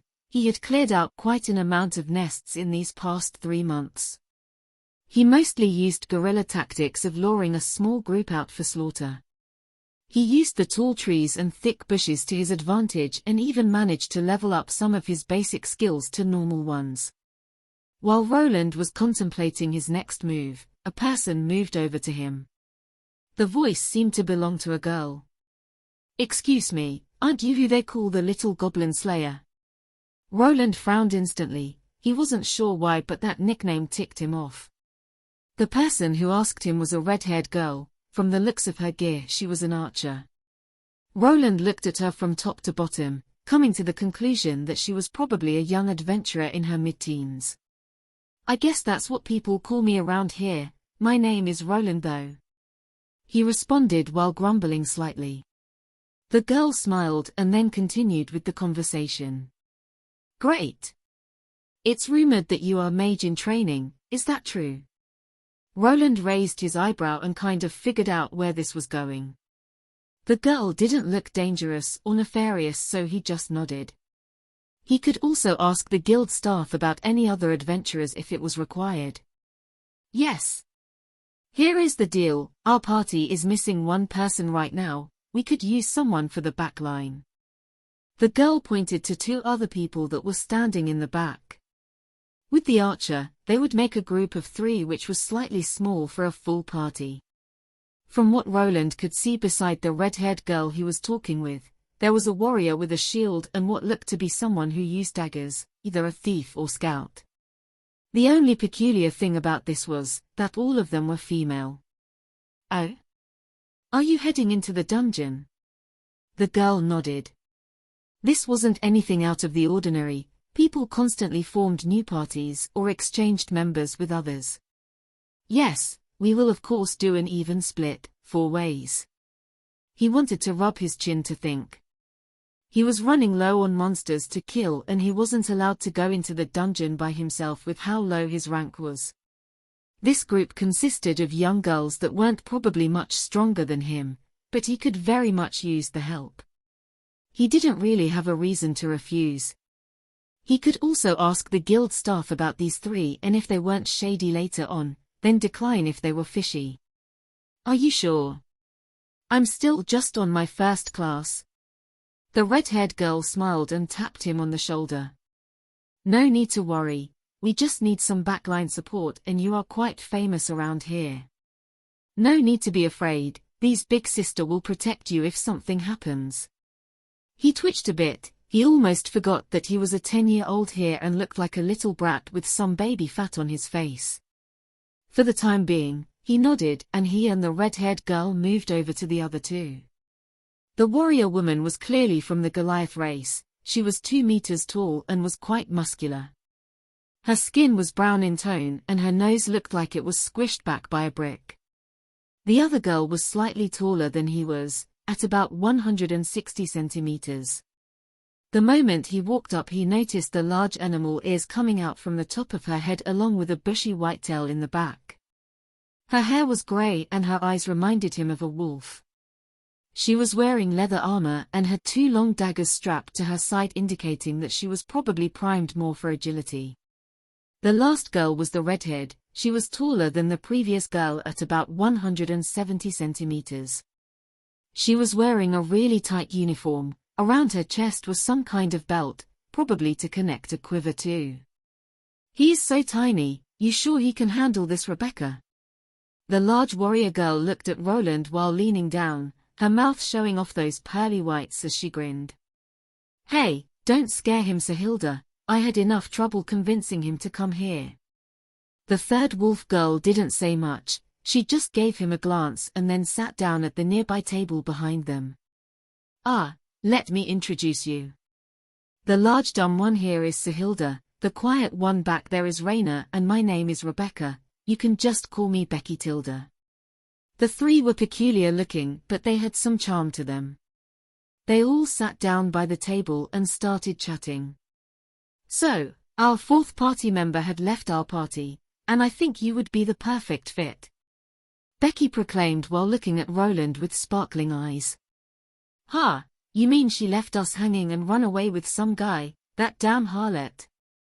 Replied Sahilda while smirking to the side. For some reason she looked like she wanted to give Roland a tug on his cheeks. The third lady remained silent while munching on a chicken leg. Is that so? Well, I don't have a reason to refuse. Saw you looking at the notice board, run out of the gobos, huh? Little goblin slayer. Please don't call me that. Roland groaned while the girls smirked at each other. Before we proceed, I need to ask, is there any reason why your party only has women? Roland asked while Sahilda was the one to reply. That's easy, we just don't trust men, they always try to start something during the night camps. Hey, does this brat even know what I'm talking about? The woman made a circle with her hand and index finger and then started sticking another finger through it, in and out it went. She only stopped after Becky gave her a glare. Roland deadpanned at the explanation. He looked at the three but wasn't all that attracted to them. It was probably due to his mental age being at 30, these girls looked to be 16 and weren't really in his striking range. He was also stuck in the body of a 10-year-old, so that was also a factor. But I'm also a man, Roland replied while the girls looked at him. They promptly burst out in laughter. What are you, like 11 or 12? Don't think you will be making any night visits anytime soon. Becky moved her hand over her mouth while trying not to laugh. So they don't want to form parties with men as they try to climb into their beds at night. I'm 10, so they feel confident that I won't try to start anything, seems logical. 12, sure, let's go with that. Ho, so mysterious, you're not 11 are ya? No, I'm 12. Are you sure? Do you even have hair down there? This is sexual harassment, please stop. The group of girls started laughing while they continued to chat. Roland also discovered that all there of them were on their second, Tier 1 class already. Most Tier 2 classes had that requirement, so this wasn't something odd. He remembered that most people didn't have the luxury of having their ascension right after their 10th birthday. There was also a slight experience gain debuff to the second Tier 1 class. It also depended on the type of class and what it gave you. Combat classes had the biggest debuffs, while some lesser crafting classes could be leveled up the fastest, but they mostly gave subpar stats after leveling. They decided that they would leave after everyone prepared. They would meet up at the city gates after an hour. Roland didn't need much, so he just filled up by eating some more at the inn. He also checked at the guild and got the okay. The girls were a reputable party. The next destination would be the dungeon. A giant rat was standing and nibbling on some rotten meat. The creature was in some kind of corridor made of stone. Some torches to the sides were lighting the whole place up. Suddenly the creature perked up. It noticed something in the distance and gave out a high-pitched wail. Mana arrow. The creature couldn't close its mouth in time as a blue arrow made from energy pierced it. It came out on the other side and connected with the wall before evaporating into the ether. A group of 4 people walked up. In the front was a large muscular woman with brownish skin. She wasn't wearing a lot of protection, but her body looked like a marble statue. She was quite muscular and her abdominal muscles were popping out for others to see. Right next to her was a white-haired girl with pointy wolf ears. She was holding onto 2 long daggers, and as she walked you could see a bushy white tail following after. She was much shorter than the large person in the front, which made her stick out when the two walked side by side. In the back, there was a redhead wearing some brown leather armor and a bow over her shoulder. She had a full quiver of arrows and was just following after the other two girls in the front. Right next to her was the shortest member of the party, a young-looking boy with brown hair and green eyes named Roland. He was getting patted on the shoulder by this bow lady that had a broad grin plastered over her face. "Nice hit there, kid, took that rat out in one go." This was the new party that Roland was part of, and today was the first day of their dungeon expedition. This was just the entrance area, so the girls wanted to see what he could do. He decided to use his spell that had the most punching power. It used up more mana than the basic mana bolt spell and needed a longer casting time. But thanks to his mana reserves and high intelligence, this wasn't a problem. His incantation skill was leveling up along with his spells, so they were getting progressively more powerful. It was only a low-level dungeon rat. That thing is weaker than a goblin, nothing to be happy about. Roland shrugged while the group walked. "Ha, think he is shy." The two talkative girls that were Rebecca and Sahilda laughed at the reply. Raina remained vigilant and walked at the helm of the party. She had the scout class along with the thief class. Roland could have sworn that he saw her sniffing at the air. Is she really a wolf? Maybe just a hunting dog instead. The girl was part of the beast race. This race was divided into various tribes that mostly stayed separated from the other ones. There were various beast races, feline ones, ursines, and even ones that resembled lizards. Even those had variations in them, like people that were closer in appearance to lions and ones to tigers. Due to the varied appearance that this race had, it was hard for them to get along. "It's your first time here, Roland. You might not know this, but this isn't really the dungeon area that adventurers like us explore." Roland looked at the corridor. It was wide to fit in a truck into it. They have been walking through a couple of those, which made him think that it would be one of those maze-like dungeons. This is why his eyes went wide as he saw light coming from afar. When the group walked out, they came out into a wide open space that looked like a jungle forest. "Welcome to the real dungeon. This is the first floor," Becky proclaimed while holding both her hands on her hips. The forest area was truly gigantic. There was even something akin to a sun above them. Roland didn't know what to say. He didn't expect this from what he had read. He only knew that these types of dungeons had floors or levels. He imagined them to be more of a maze of corridors with slightly larger rooms here and there. But here we had a giant space that probably was a couple of kilometers in width. This is the first level of the Carwen dungeon. It's called the Emerald Wilderness. This is the hunting grounds for the steel-ranked adventurers like us. The levels continue all the way to the 10th. On that level you have to beat the dungeon boss. Though you have to make an appointment with the guild and be lucky enough for no one else to steal it. "Steal it?"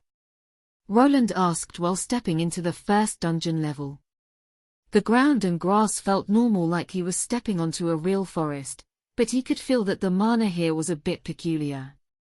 "Yes, the boss takes a whole week to respawn. Some strong adventurer parties or guilds will hog the boss room for resources." "Oh, that makes sense," Roland replied, as that would probably be something that he would do. If it was like in games, the bosses probably dropped some rare items or materials. If you could hog those resources for yourself, you could make quite a bit of cash. It was natural for the ones on top to try and hog the resources for themselves. "You're quite chatty today, Becky, showing off in front of our little goblin slayer here." The large lady smirked while pushing some bushes to the side as they continued walking. The wolf-like girl was still in the front, sniffing at the air. The red-haired girl blushed a bit while glaring in the direction of her party member. Roland just chuckled while walking along with her. "Hey, I'm just being a good senior adventurer here." "Enemy." While they were talking, Roland heard an unfamiliar voice. It was coming from the front and belonged to the wolf girl party member. It sounded quite cute and high-pitched. It also had a tint of drowsiness to it, making her sound sleepy. "So she can talk." Their tracker moved to the side while Sahilda moved to the front. She was holding a rather large two-handed hammer that probably weighed more than he did. Everyone got into their positions, which consisted of 2 girls in the front and him together with Becky in the back. Some bushes in the front started rustling, and soon enough a monster charged out, going straight for the nearest person. The monster looked like a large boar. It was much larger and more muscular than a regular boar. Its tusks were thicker and longer. It also had bone spikes coming out from its spine. It gave out a ferocious roar while charging at Sahilda. The large woman didn't falter as she grasped her hammer with both hands and managed to block the monster's path. The boar beast smacked into the hilt of the hammer. The girl that was holding it buckled under the weight and slid backward slightly. Her muscles bulged out and Roland could see her veins popping out as she kept the beast from moving forward.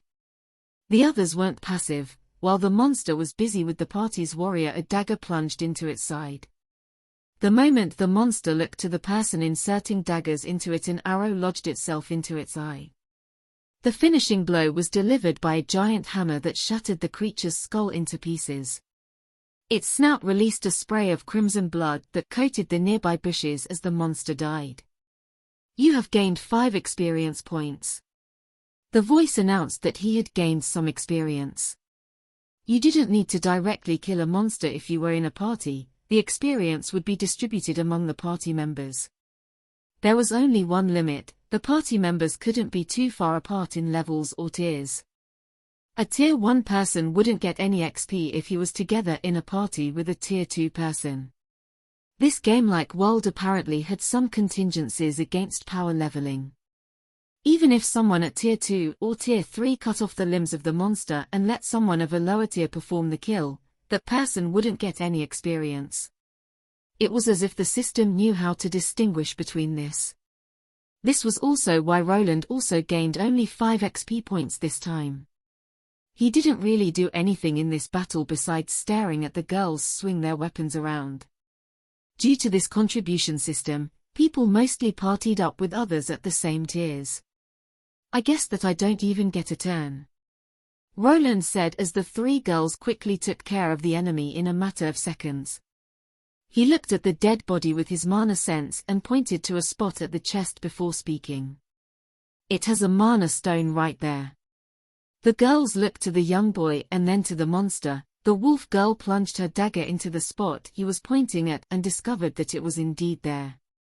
"See, I told you he would be useful. We can save so much time with this." Rebecca cheered while running up to Roland and giving him a hug. He felt some leather armor press into his face, which didn't feel all that nice. The girl also didn't smell all that great. The hygiene in this world was only so. He just grumbled while his face was getting leather burn. He let the girl have her fun. At least he showed that he could be useful in other ways than combat. The mana stone was larger than the one that he found on the goblins. It was more comparable to one that a goblin leader would have. "I guess the monsters here are stronger. Supposedly it has something to do with the mana density in these dungeons." This wasn't the end of their work. The archer and wolf girl pulled out their knives and started working on the monster's remains. Roland just watched with interest. He mostly hunted goblins and the occasional wild boar, so he never really bothered with the bodies that much. These more experienced adventurers started disemboweling the corpse and taking things like the tusks and the spikes that it had on the back. "These tusks and spikes we can sell of later. They are used for some armors or alchemy ingredients. The leather can also be used," Becky said while cutting up the defeated beast. She had noticed that the youth was looking at the whole thing with attentiveness. "We're not going to take the meat, are we?" The girl shook her head at the question. "No, this monster meat is quite tough. It would be hard to cook and it tastes like shit." Roland nodded as that did make a lot of sense. Who would want to eat something like that? Still, some people ate monster meat. The meat from monsters wasn't toxic or anything, but was mostly hard to prepare due to the stats increasing the muscle density. They remained in one spot. The large lady along with Roland kept watching while the other 2 girls gathered the usable materials. After they were finished, Roland noticed that the wolf girl took out a black-looking bag. It wasn't that large, and this was why he was surprised, as the leather and tusks were shoved inside without a problem. Ha, first time seeing one. That's a special bag that has a storage magic enchantment on it. You can stuff so much in this bad boy. Rebecca looked quite smug as she looked at the bag. It was one of those spatial storage items that adventurers like to use. This one was painstakingly bought after a year of work by this party. Even after a year, the bag that the girls bought was quite small. The space inside was slightly below 2 cubic meters. I know about them, they are called spatial bags, or storage bags, just haven't seen one in a while. He had seen some of these types of bags at the noble house. He didn't have enough time to nab one though. They were always carried around by the servants of higher status. He was lucky enough to steal that class-up stone and didn't want to push his luck. How much does one like that go for? This one. We were lucky and we got it off a retiring adventurer. It was quite a steal for 5 small gold coins. The bigger ones can cost 10 times as much. Even one like this mostly goes from 7 to 10 small gold coins. Roland nodded, as he also wanted to buy himself one of those for the future, but he didn't have nearly enough and was saving money for the future. The girls managed to get everything done within 10 minutes. Those skillful knife slices must have been the work of high dexterity and some kind of skinning skill.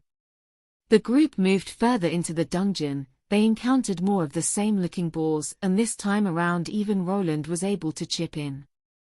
The experience gained while actively participating was much higher. Source of all magic, heed my call. Let your strength be mine and protect which I deem worthy. Mana shield. A blue mana shield bubble appeared around the party's tank, aiding her in the defensive. The girls were a bit surprised, but the magic managed to stop the rampaging boar monster in its tracks again. The monster fell and Roland received his share of experience along with another mana stone that was embedded in a similar spot as before. The dungeon creatures sure have more mana stones than the ones outside. Roland thought while the girls gathered up the loot. Their storage bag had filled up and now some of the leather was sticking out from it. It would be unwise if anyone from them carried an excess of things, so they decided to head back. So ended Roland's first day of partying with the girls. His gains were higher than what he was able to achieve as a solo show, and it was also a lot safer. He didn't need to carry anything on his own, and the frontline fighters protected him if something happened. The only problem that he had with this was that he would have to give up on this way of life sooner or later. He was still aiming for that cushy crafting job in the future as it was more promising money-wise. I didn't earn that much more than when I was solo hunting the goblins. This was also an uncertain way of earning your living.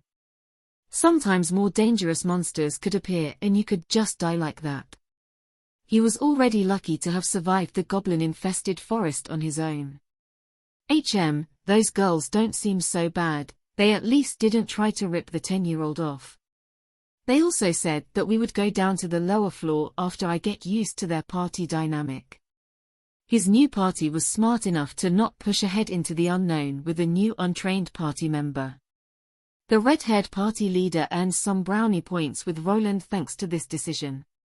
They also divided all the money they had gained equally and he didn't need to help out with the resource-gathering process. He also didn't need to carry anything around beside his own gear thanks to the spatial bag that the girls had with them. Well, might as well enjoy this while it lasts. Hope the lower levels won't be too hard. Roland was looking at some coins on the table. The numbers hovering above them indicated the sum. It was a number above 100 which would put it above one large silver coin. He then looked at Bar Wench snatching that large sum, leaving 3 large pitchers of unidentified booze behind. There were already some bottles spread out that were open and half empty. What you looking at, Roland? Drink up. Sahilda shouted out while she herself grabbed one of the large pitchers and started drinking directly from it. Roland wasn't sure what kind of alcohol was in there, but it was dripping down this muscular woman's mouth and right onto the table.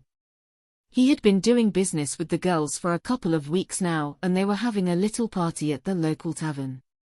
He had apparently gotten through the trial period and they now wanted to go deeper into the dungeon with him. You sure you should be bringing a minor here? Roland narrowed his eyes at the three girls. Even though he was an older gentleman on the inside, on the outside he was a 10-year-old. His party members thought that he was slightly older, and apparently in this world, after you obtained your first class, you were considered an adult. There was no such thing as an age cutoff for drinking, so they didn't see anything wrong with this situation. Minor? What's that? Is that some good liquor? Rebecca asked while pouring herself a tall glass of the alcoholic beverage, then chugging down on it.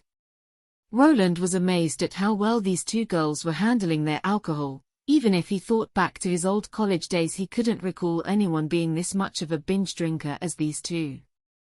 I guess no one cares as long as they have the money for it. He grumbled under his nose, mostly saddened by the fact that he got peer pressured into chipping in.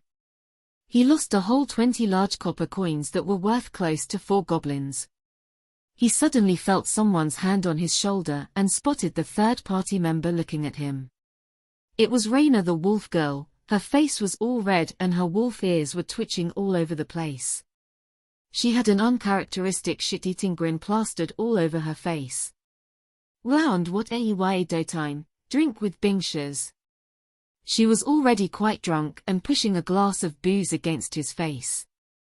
The moment he got a whiff of it, he almost gagged. How can these people drink this? He started pushing the white wolf girl away with both his hands, but the stat difference started getting apparent as she didn't budge from her spot. You sure are chatty today. He bobbed and weaved while trying to evade the smelly cup of alcohol. The wolf girl was quite persistent with her assaults. The other two just watched and laughed from the side. This is a route of passage. Druin kupu. She jabbed her finger into Roland's side, which made him open up his mouth. The wolf girl's eyes shone in a golden hue as she skillfully deposited the beverage into his gullet. At least that's how it looked like from her perspective. In reality, she just splashed the whole thing onto the young boy's face. Roland closed his eyes and spit most of the alcohol out, but some made its way down his throat. It had a familiar cheap taste, and also he could feel it burning his throat. Bah, this is badly distilled booze. He was a drinker as any college student, but after one night of heavy drinking, he had sworn never to drink again. He had a criminally weak stomach and had to suffer each day after such events, so he had decided to just stop. Sahilda and Rebecca decided to join in on the fun. They held him tightly and forced more alcohol down his mouth. The two watched the liquid slide down one of the bottles as the boy chugged. Hick. Drink up, boy, men have to be able to hold their liquor. Hick. Basic alcohol resistance gained. The rest of the night was a blur. He remembered vomiting quite a bit while dancing with his shirt off on the tavern table. Some other people were cheering him on while shouting out his Goblin Slayer nickname. He woke up on the other day in an unfamiliar room at some inn. He was with the rest of his party members that were passed out. His head was killing him along with his back as he spent the night face down on the hard wooden floor while the girls were sharing one bed together. OOF, my head, app. He held his hand over his mouth and bolted out of the room. He managed to run outside the inn door and then instantly vomited again. The people just gave him some side glances as this wasn't anything out of the ordinary. I need to get out of this city before those 3 idiots kill me. He wiped his mouth with his forearm and dragged his body back into the inn. This one wasn't the one that he was using, so he concluded that his female party members must have dragged him here. He couldn't recall much from what happened last night. He got drunk rather fast and it didn't take long for him to lose it. Guess I have a weak stomach in this new body too. He returned to the room that his 3 friends were. He was greeted to a funny sight of the 2 smaller girls sprawled out under the taller girl. Her feet were placed on the faces of Rebecca and Raina. She herself had her head dropped down at the edge of the bed that was too short to contain her whole height. He had a vacant expression on his face while looking at his 3 smelly party members. Man, they are even snoring.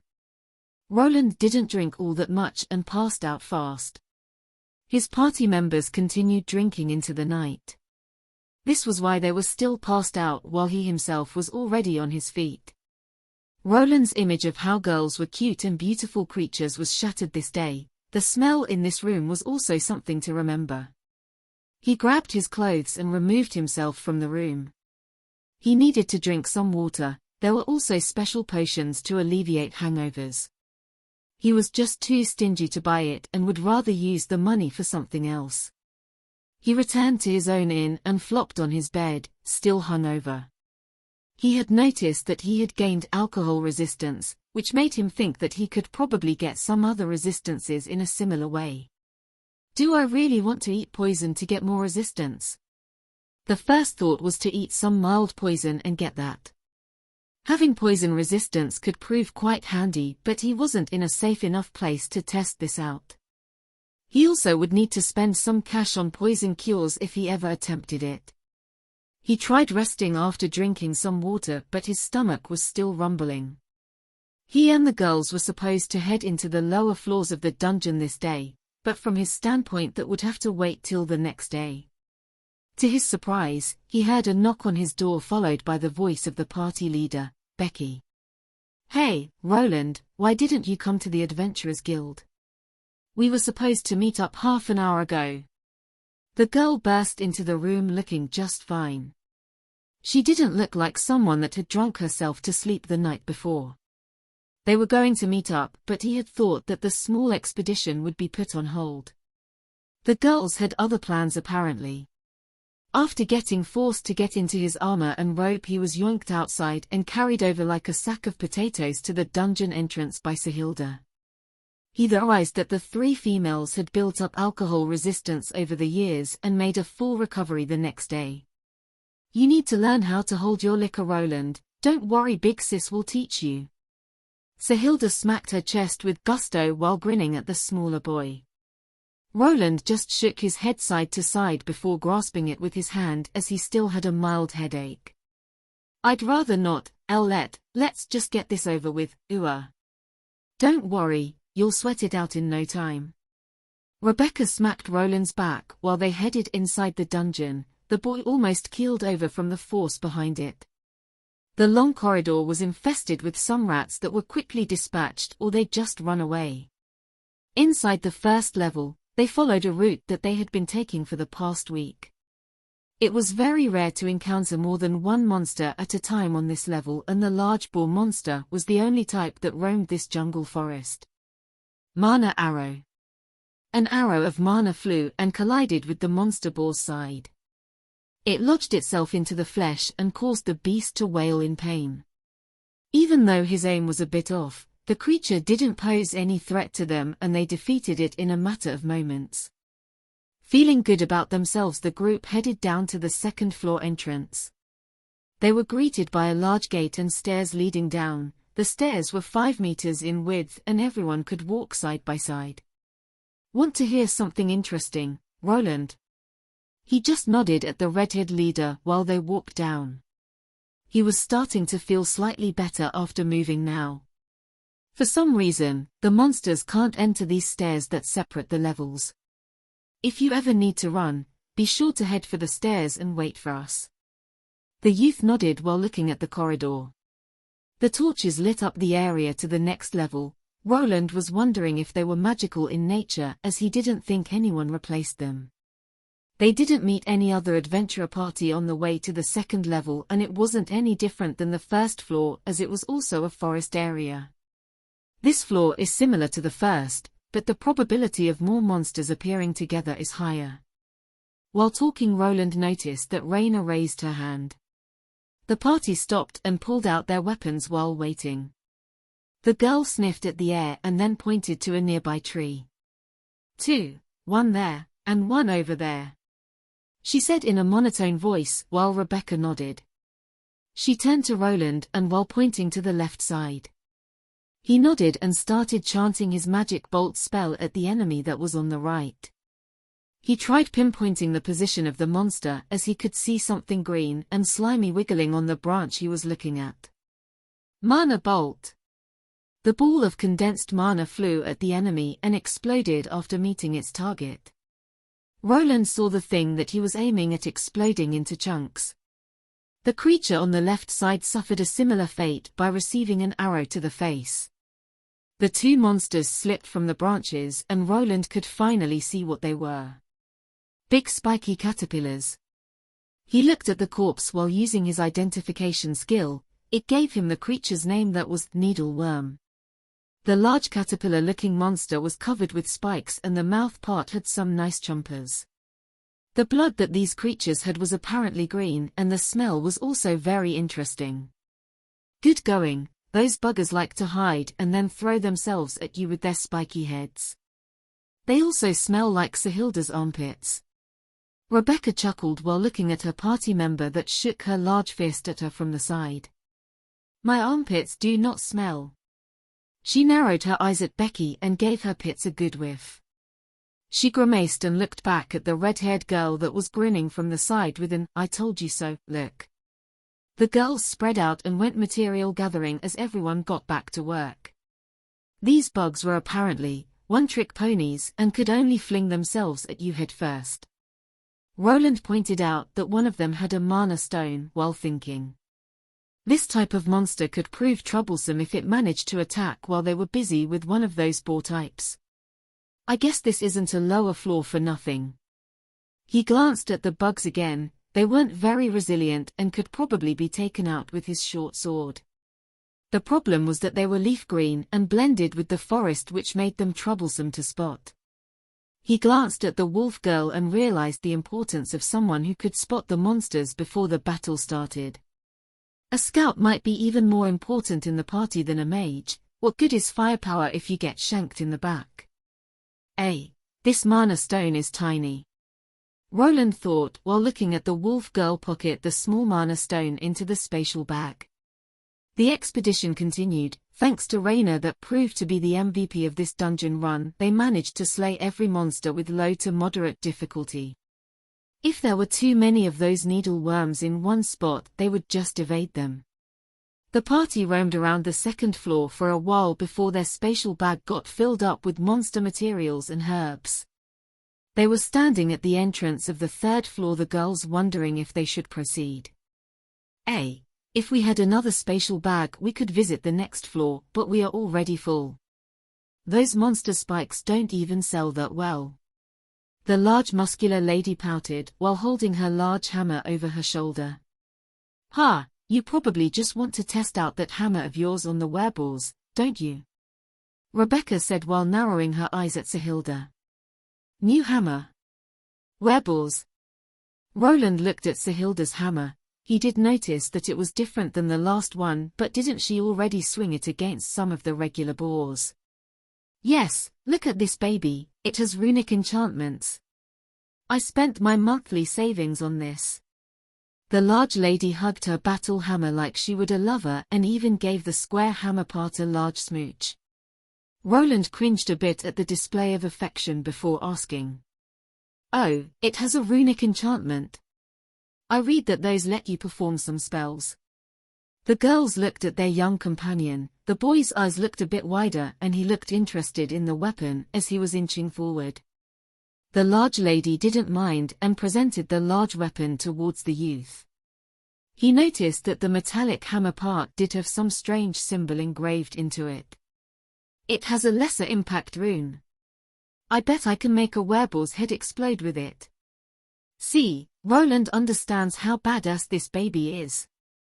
Rebecca rolled her eyes at the display while watching Roland touching the part where the rune was engraved.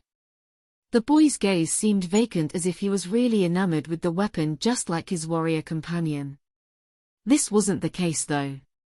Roland felt like something was drawing him in. His eyes shone momentarily and he could feel a strange attraction to the strange-looking magic symbol. He could see some glowing lines appearing out of nowhere and going in various directions. These glowing lines of light went through the entire rune and they looked familiar. Before he could examine it any further though, the wolf girl called out that some monsters appeared. Roland felt like he was close to discovering something important. This would have to wait though, as his life was more important. The monsters that appeared weren't anything new, just two of the same spiky boar variant. I don't think that Meathead will lend me that weapon to investigate. Maybe I need to start saving up.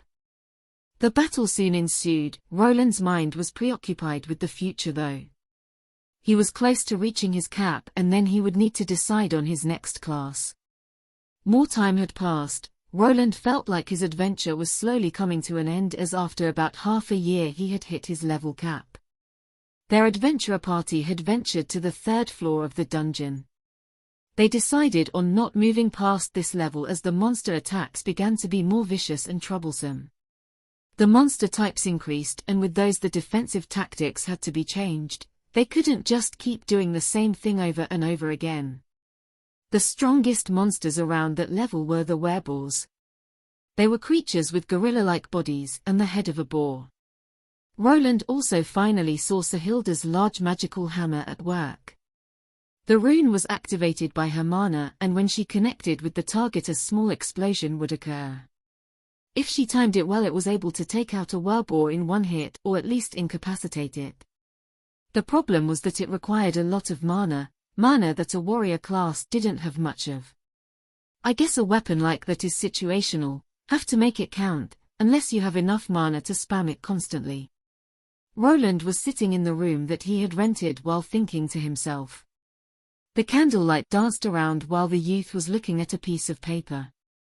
He had a quill in his hand and he dipped it into some ink. His digits moved smoothly as he started writing on the parchment. The words came out clear and the penmanship was satisfactory. Basic calligraphy L9 reached. He heard the familiar voice of the system and he gave out a sigh. He almost threw his quill to the side. His fingers were a bit cramped up from the hours of writing he forced himself to do. Finally, this took way too long. He looked at the stack of papers on his table. There were no comfy cushioned chairs here, the light was dim and the room was windy and cold. He had spent months writing down characters over and over again before going to sleep, just to get this darn calligraphy skill up to level 9 as it was the requirement for the new class. I'm afraid that this will be how my life looks from now on. He closed his eyes and rubbed the space between the eyebrows and his nose that was called the glabella. He looked up to the ceiling and watched the shadows dance around while the candlelight was pushed around by the wind in his room. I'll have to tell them sooner or later. He thought to his party of misfits. He had spent some quality time with those 3 girls and they were slowly growing on him. He knew that his stay in this city would be temporary and he needed to move on. The place to train his crafting classes wasn't here. He wouldn't be able to sell his spell scrolls here that well either. He did his research and no one would buy anything from a no-name like him. He needed to attach himself to some well-established company. Plus you needed to actually pay for a permit to sell, which cost quite the penny. I wonder if they will force me to sign a contract or something. Could always try peddling at the market, not. He shook his head while imagining sitting on a rug and trying to sell some mana arrow spell scrolls for the whole day. He placed his coin sack on the table and let the system count the coins. Not nearly enough. He started out well, he was making enough coin to even save up.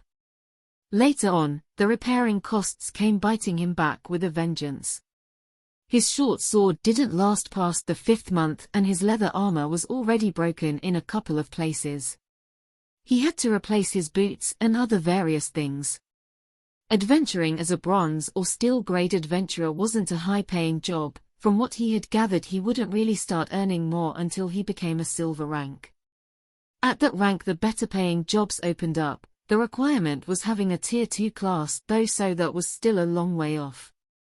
Bronze and steel is for tier 1 classes, silver and gold for tier 2, from platinum start the tier 3 classes. Adventurers mostly ended up at the silver rank. If you managed to get yourself into gold you were considered slightly above average. Anything past platinum was considered the elite and veterans. The number of adventurers at the highest class could apparently be counted on one hand. Those were the true titans of the industry. Even countries or empires would have to bow their head to individuals at that level. Adamantium her. Do you need to be tier 4 or 5 for that? I should probably forget about that. Roland had slowly steeled his heart about becoming a craftsman. He had fun with his new party, and fighting monsters was less boring than writing scrolls, but it was also a lot more dangerous. He didn't delude himself into thinking that he could come out in one piece every time. He could see adventurers dying in various ways. This was a serious and dangerous profession. Becoming a smith, earning some coin, and then finding a nice voluptuous wife, sounds like the plan for me. You don't earn as much experience as a crafting class while fighting monsters either. Roland rubbed his chin while looking at his stats. Name, Roland Arden Magel 25. HP 328, 328. MP 1483, 1483. SP 419, 419. Strength 25. Agility 28. Dexterity 40. Vitality 25. Endurance 26. Intelligence 80. Willpower 57. Charisma 12. Luck 6. My mana stat is still stupidly high. I guess I'll be able to create a lot of spell scrolls a day. Read that the more mana you infuse into the writing, the stronger the spell will be. First I need to change my class though, still think I should buy an item with a rune. He asks Sahilda about lending him that large hammer of hers. The woman didn't want to give it up, saying that she would only lend it to him if he beat her in arm wrestling or in drinking. He gave up after the first try. He had no way of winning in either situation, so he didn't even try. He knew that the woman was only teasing him and would probably give it up if he asked enough. He looked at some more runes afterward, but he needed more time to experiment. He decided to get an item for himself, one that he could disassemble. This wasn't something he could investigate in a short span of time. He bothered the girls about helping him find the cheapest item with a runic enchantment. For some reason, he didn't get the same feeling when glancing on items that didn't have runic enchantments, but instead the regular ones. The normal ones were cheaper but were considered weaker. They also covered more surface area on the items, so you couldn't place as many of them on one. He was hesitating as he didn't want to just blow his hard-earned cash on a useless item. His curiosity was piqued though. He needed to examine a runic object. He had just enough to get a knife with a lesser rune of sharpness. It was an item that would be the most useful of the ones he could afford. He nodded to himself while thinking about his adventurer work. I shouldn't go to the dungeon before changing my class, I'll lose out on a big chunk of my experience. Just like before the Ascension ritual, his experience would somewhat be saved over but only to a certain point. In the long run, it would be a big loss in experience points, so he needed to change his class fast. I'll go to that log cabin in the morning, then buy that knife. Roland blew out his candle and went to sleep. The next day he got up early morning and was sure to eat breakfast before going out. He got used to the gruel that was served here. The bar lady even started improving on her recipe. The older lady gave him a wink after he finished up eating and even offered him some free water to wash it down with. Heading out early in the morning, boy. Roland looked at the woman. Her name was Hilda and the bartender that was her husband was named Boris. He had been living in this inn for close to half a year now and knew them well. He managed to haggle the price down a bit. People that stayed longer and paid monthly were graciously allowed a 5% discount. Something like that. Have to visit the Westwoods for something. I'll probably be back in a couple of hours. The lady nodded while cleaning up. He didn't waste any more time as he headed out. He passed by the gate guards that knew him well by this point. The two gave him a nod while he was passing by. He looked at some carriages that were lined up at the entrance and walked past them. His next destination was the log cabin in the woods.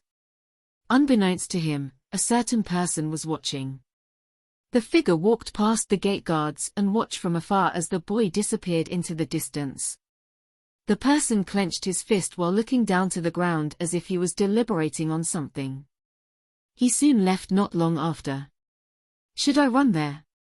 My running skills leveled up past the basic ones. He deliberated but felt kind of lazy, so he decided on walking instead. He would get there within an hour, so it wasn't that bad. His basic skills were now able to level up to the regular versions. He even received a free stat point here and there after they evolved. Skills like basic sneaking would raise his agility, while basic swordsmanship his strength. He hadn't been on this path in a while, but thanks to his high intelligence stat his memory was great. He remembered to follow the dirt road and even recalled that day while he was sitting in that carriage. Heh, I thought that guy wanted to murder me at that time. He laughed to himself while moving forward. When he arrived he was greeted by the same log cabin. It looked even worse than he remembered. There was clearly no one taking care of it.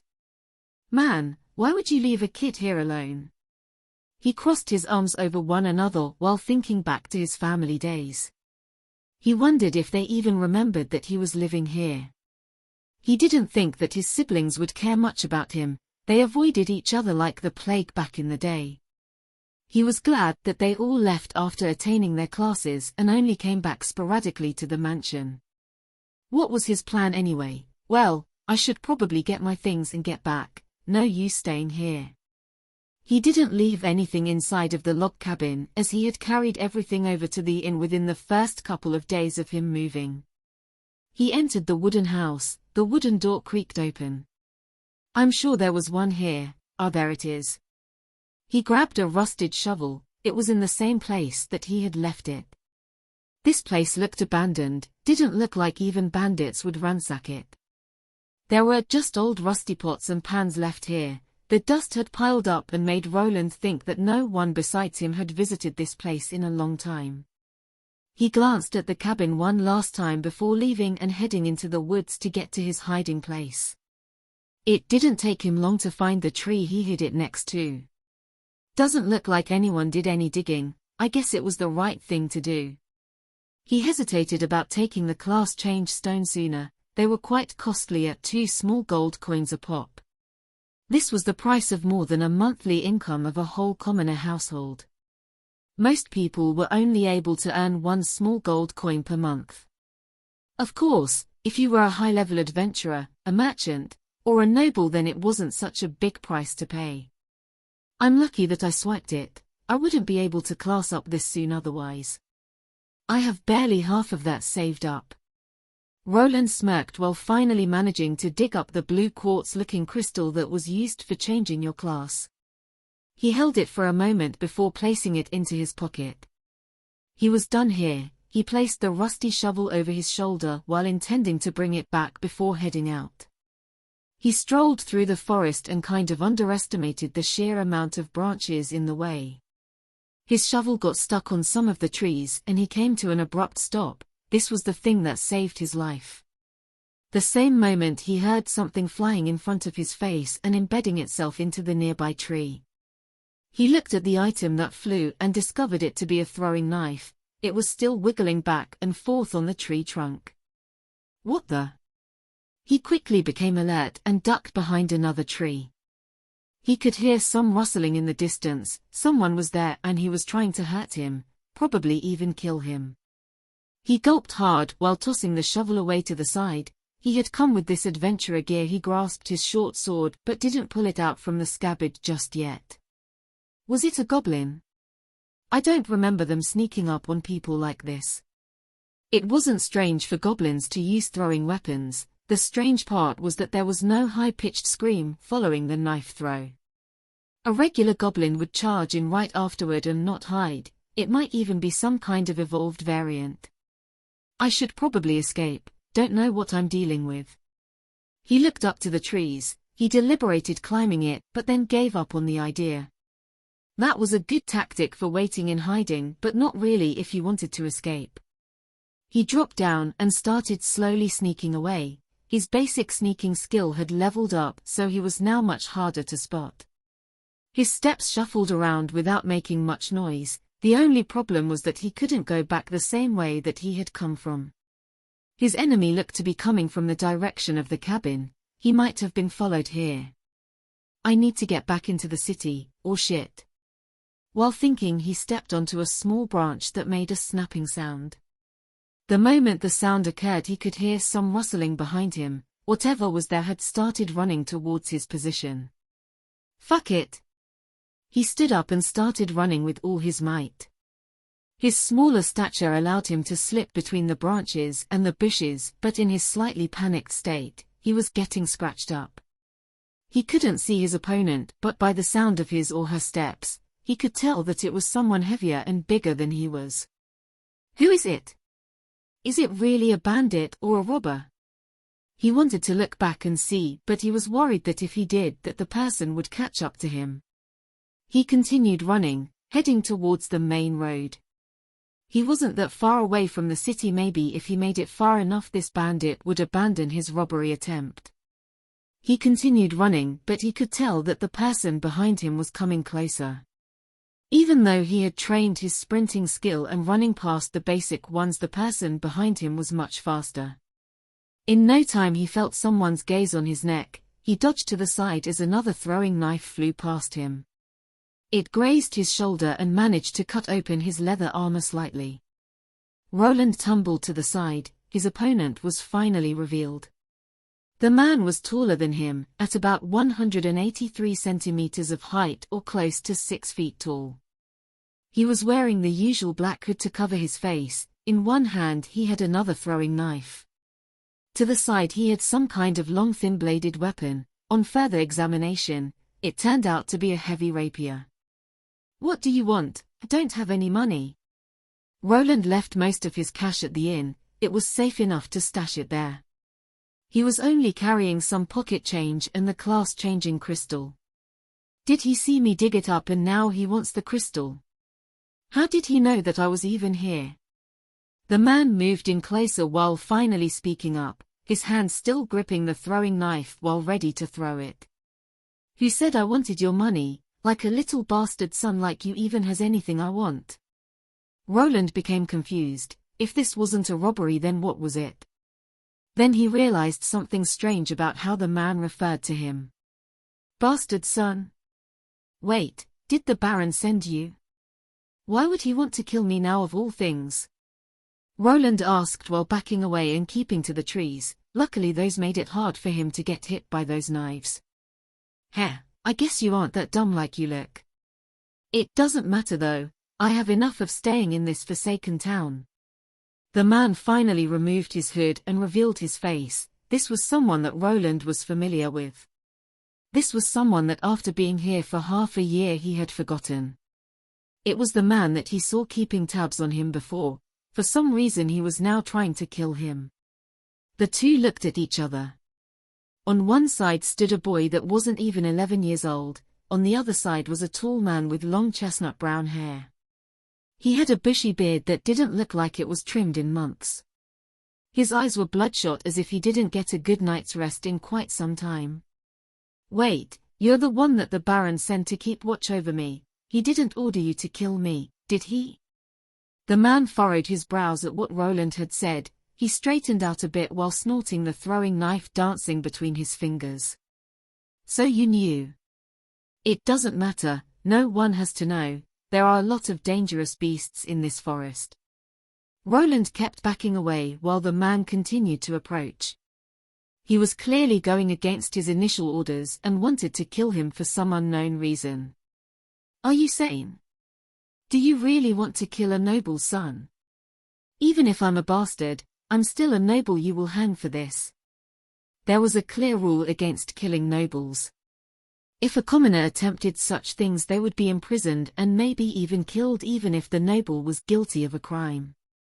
The nobles liked to keep to themselves and didn't like it if other people took the law into their own hands. Shut it, you bastard. Do you know how long I've been here? So much time spent just watching some ignorant brat. You were supposed to go crawling back within the week. Why do I have to babysit a little bastard like you? If you're dead, I can finally go back. I'll never become a knight if I stay in a shithole like this. Roland's eyes widened as he finally understood what this was all about. The man was hired by his father. He was probably a soldier from the army. He was ordered to keep an eye on Roland, probably to protect him if something happened. The problem was that no one expected the 10-year-old boy to last this long. He had no problems living in this town now. From this man's point of view, the short temporary job became a full-time thing. That doesn't have anything to do with me. You can just quit. They could just hire someone else. Roland looked around while he was trying to find a good route of escape, but the man was much faster, so that was a big problem. Huh? Look at this little shit. You think I can just refuse a direct order from the commander?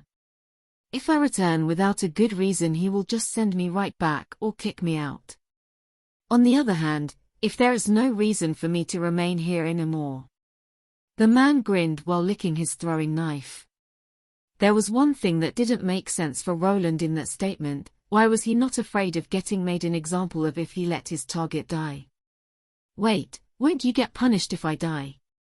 Weren't you hired to protect me? The man just laughed while moving closer. Protect you? Do you really think that man cares for you that much? No, I'm just here to keep them informed about your whereabouts. They never told me to protect you in any way. If you die well, some people would even be glad, but I've already said too much. Apparently his dear old dad didn't think he really needed any protection. This guy was only here to keep tabs on him and to exchange information. The big problem here was that this man had some high aspirations. He wanted to become a knight. This wasn't an easy endeavor though. You needed to achieve a lot of military merit for that, but instead, he was stuck here not really doing anything worthwhile.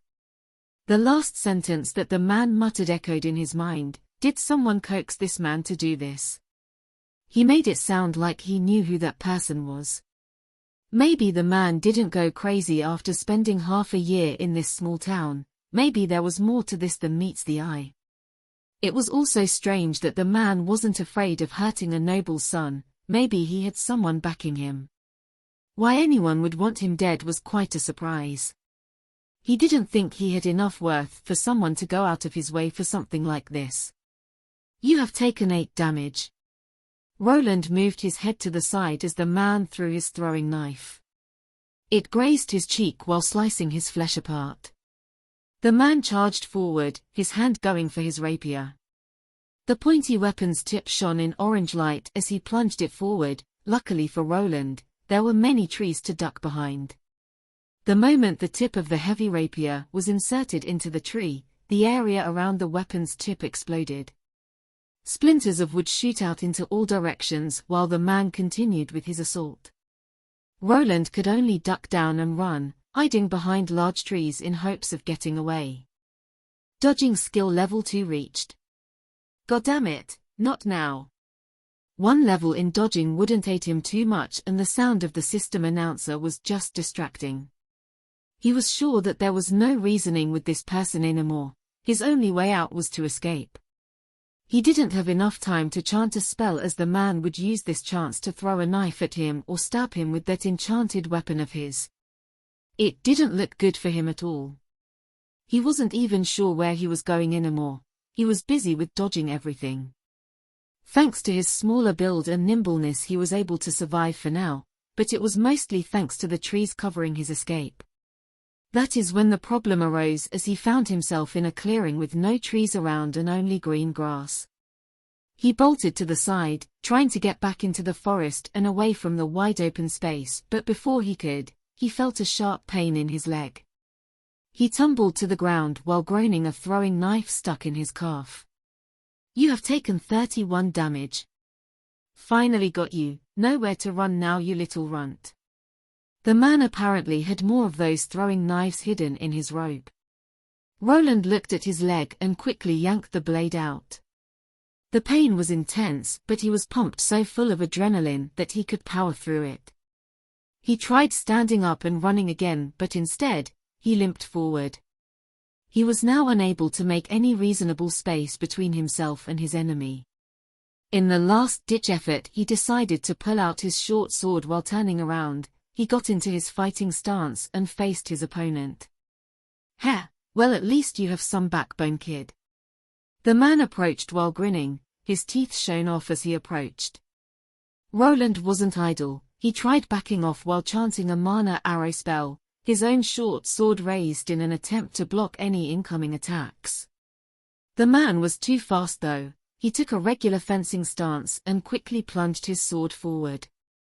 Before Roland could even react to defend himself with his sword, he felt a sharp pain in his right shoulder. The man jumped back after his attack went through, blood leaking from the tip. The spell fizzled out even before the youth could utter more than one word. You have taken 46 damage. You think a tier 1 can win against a tier 2? You never stood a chance, brat. We live in different worlds. Roland was baffled by the display of speed. He wasn't able to react at all. He had thought that he was strong for a tier 1, never really having troubles against the goblins or the dungeon monsters all that much. Even though he was a mage, he at least thought that he could somewhat defend himself. Apparently, he was wrong in that claim.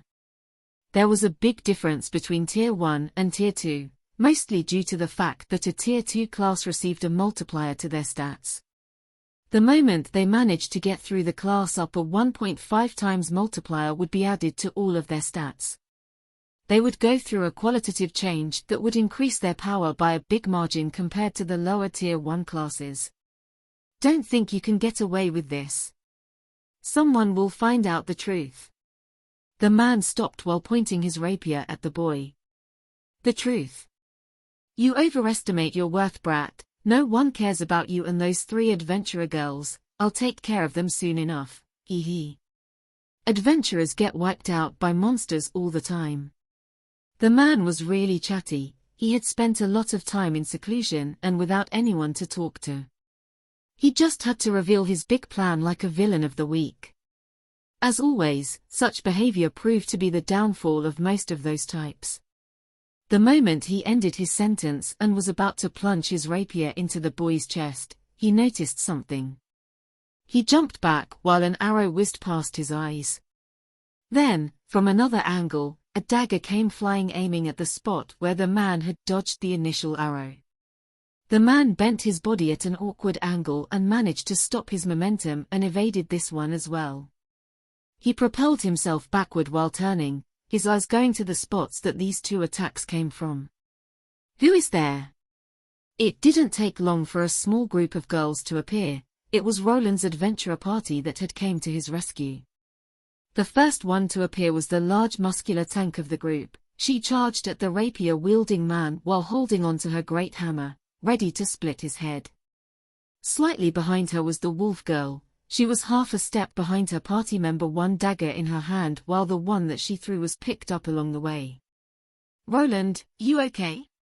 Rebecca was the last one to arrive. She ran up to where Roland was limping along. Blood was coming from his shoulder and leg wound. How did you know I was here? Never mind, be careful, that man is a tier 2, probably some kind of fencer class. Roland shouted out so that Raina and Sahilda could hear him.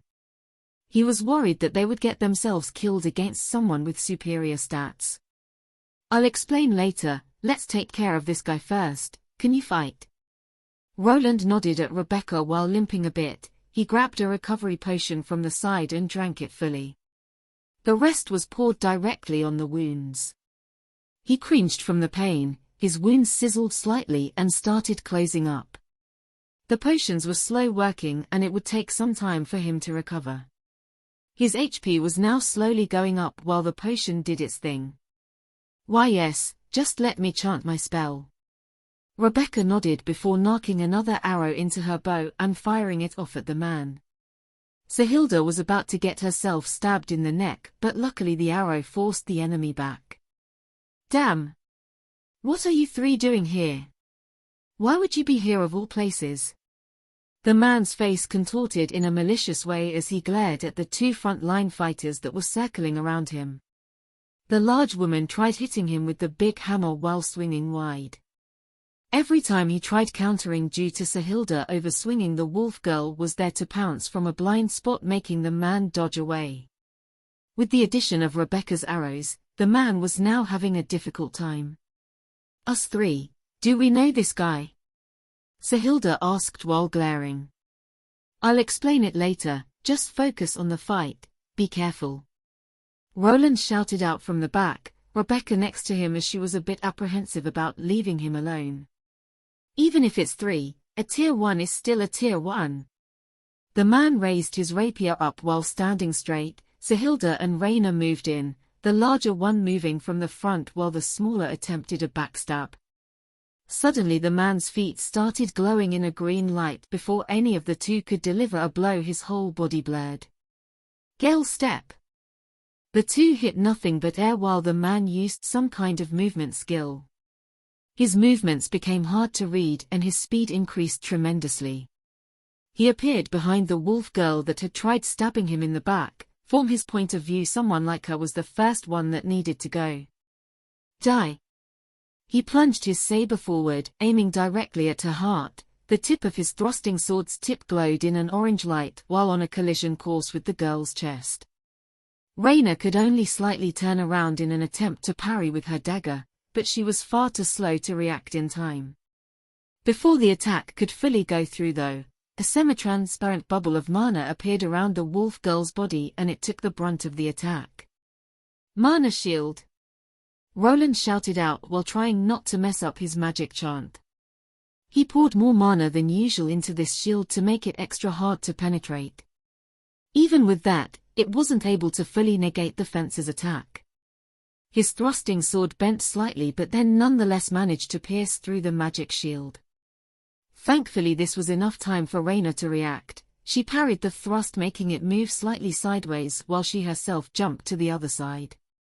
In the end, she still ended up with a bloodied grazing wound to her shoulder. Sahilda was quick to aid her comrade in arms and tried to use her hammer on the fast enemy. Unfortunately, her slow swings were proving to be ineffective against someone much faster than herself.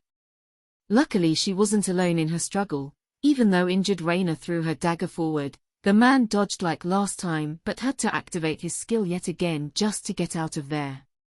Blasted wenches! Even though the fencer hadn't received a hit yet, he was looking pale. Physical classes used stamina along with mana to activate their class skills. This meant that if they weren't careful, they would tire easily. Tier 2 physical classes were able to use some powerful active skills, but the cost to their stamina was high. This was also why the fencer was slowly getting tired, losing his speed that was his biggest advantage in this fight. Mana arrow. A shining blue arrow of mana flew directly towards the man's face, and as he was dodging it, a regular arrow approached him from another angle. He activated his skill once more while dodging this double-ranged assault, but only to be greeted by a shoulder tackle from the side by the large muscular lady tank of the group. Not so fast anymore, huh? You are pretty weak for a tier 2, probably just went through your advancement. Sahilda snorted at the enemy who had misused his skills. Normally a seasoned tier 2 warrior should be able to defeat tier 1 classes. The problem was that the 3 young women were already well into their second tier 1 classes. They were also used to fighting with each other in a group, so they knew how to cover each other's weaknesses.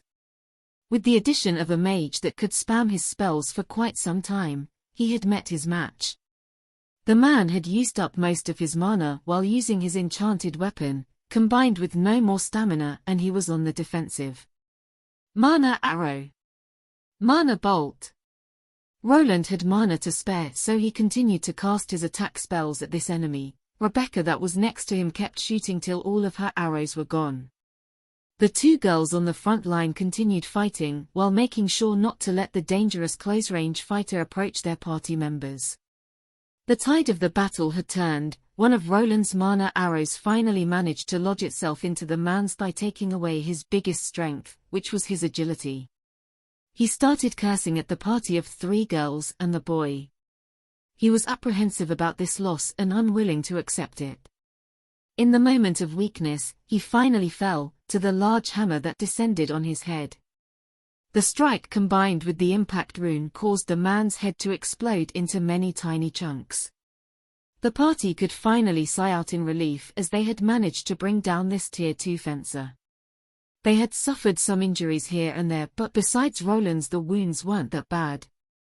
You have gained 479 experience.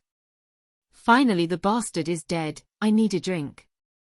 the large lady proclaimed while having trouble holding her large weapon. She along with Rayna had used up all of their stamina in this fight, but it was worth it in the end. Rebecca was sure to help patch up her party members. The low-grade healing potions weren't all that great, so some required bandaging.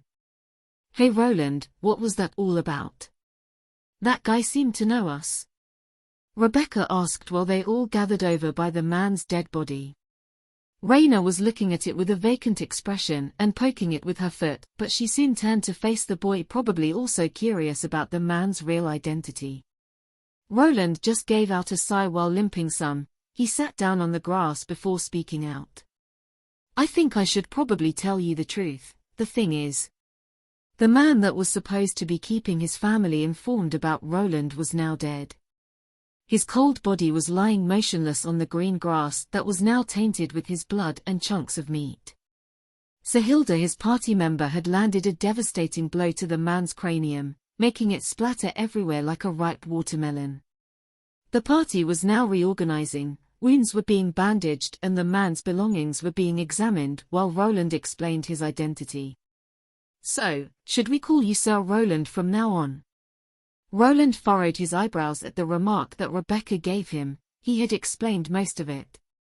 That he was a bastard son of a baron and that he was here to make some money and make it on his own. He told them that this person was probably hired by his parent to keep watch over him, but for some reason he lost his marbles. He didn't reveal his theory about him being hired by someone else though. He kept that for himself. He didn't want to worry his 3 companions, as he didn't think he would be staying in this city for much longer after this. "Hey, it was only a joke, Tilda, no need to look at me like that." Rebecca and the rest were taking the information quite well. He thought they would be more surprised or maybe even angry.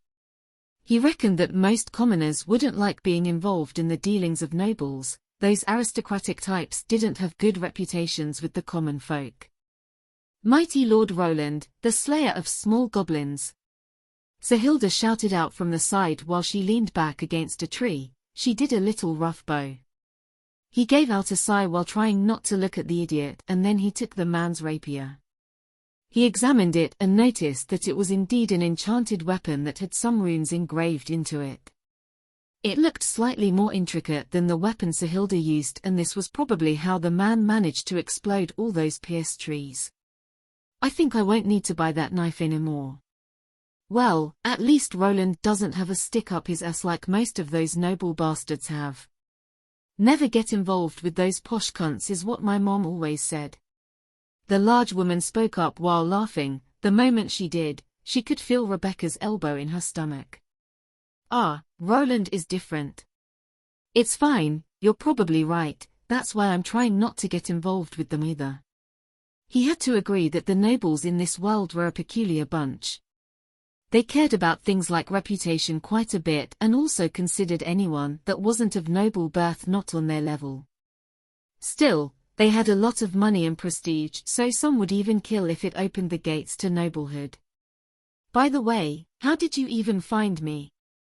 Roland asked while looking at the red-haired archer, not really sure how they made this rescue happen.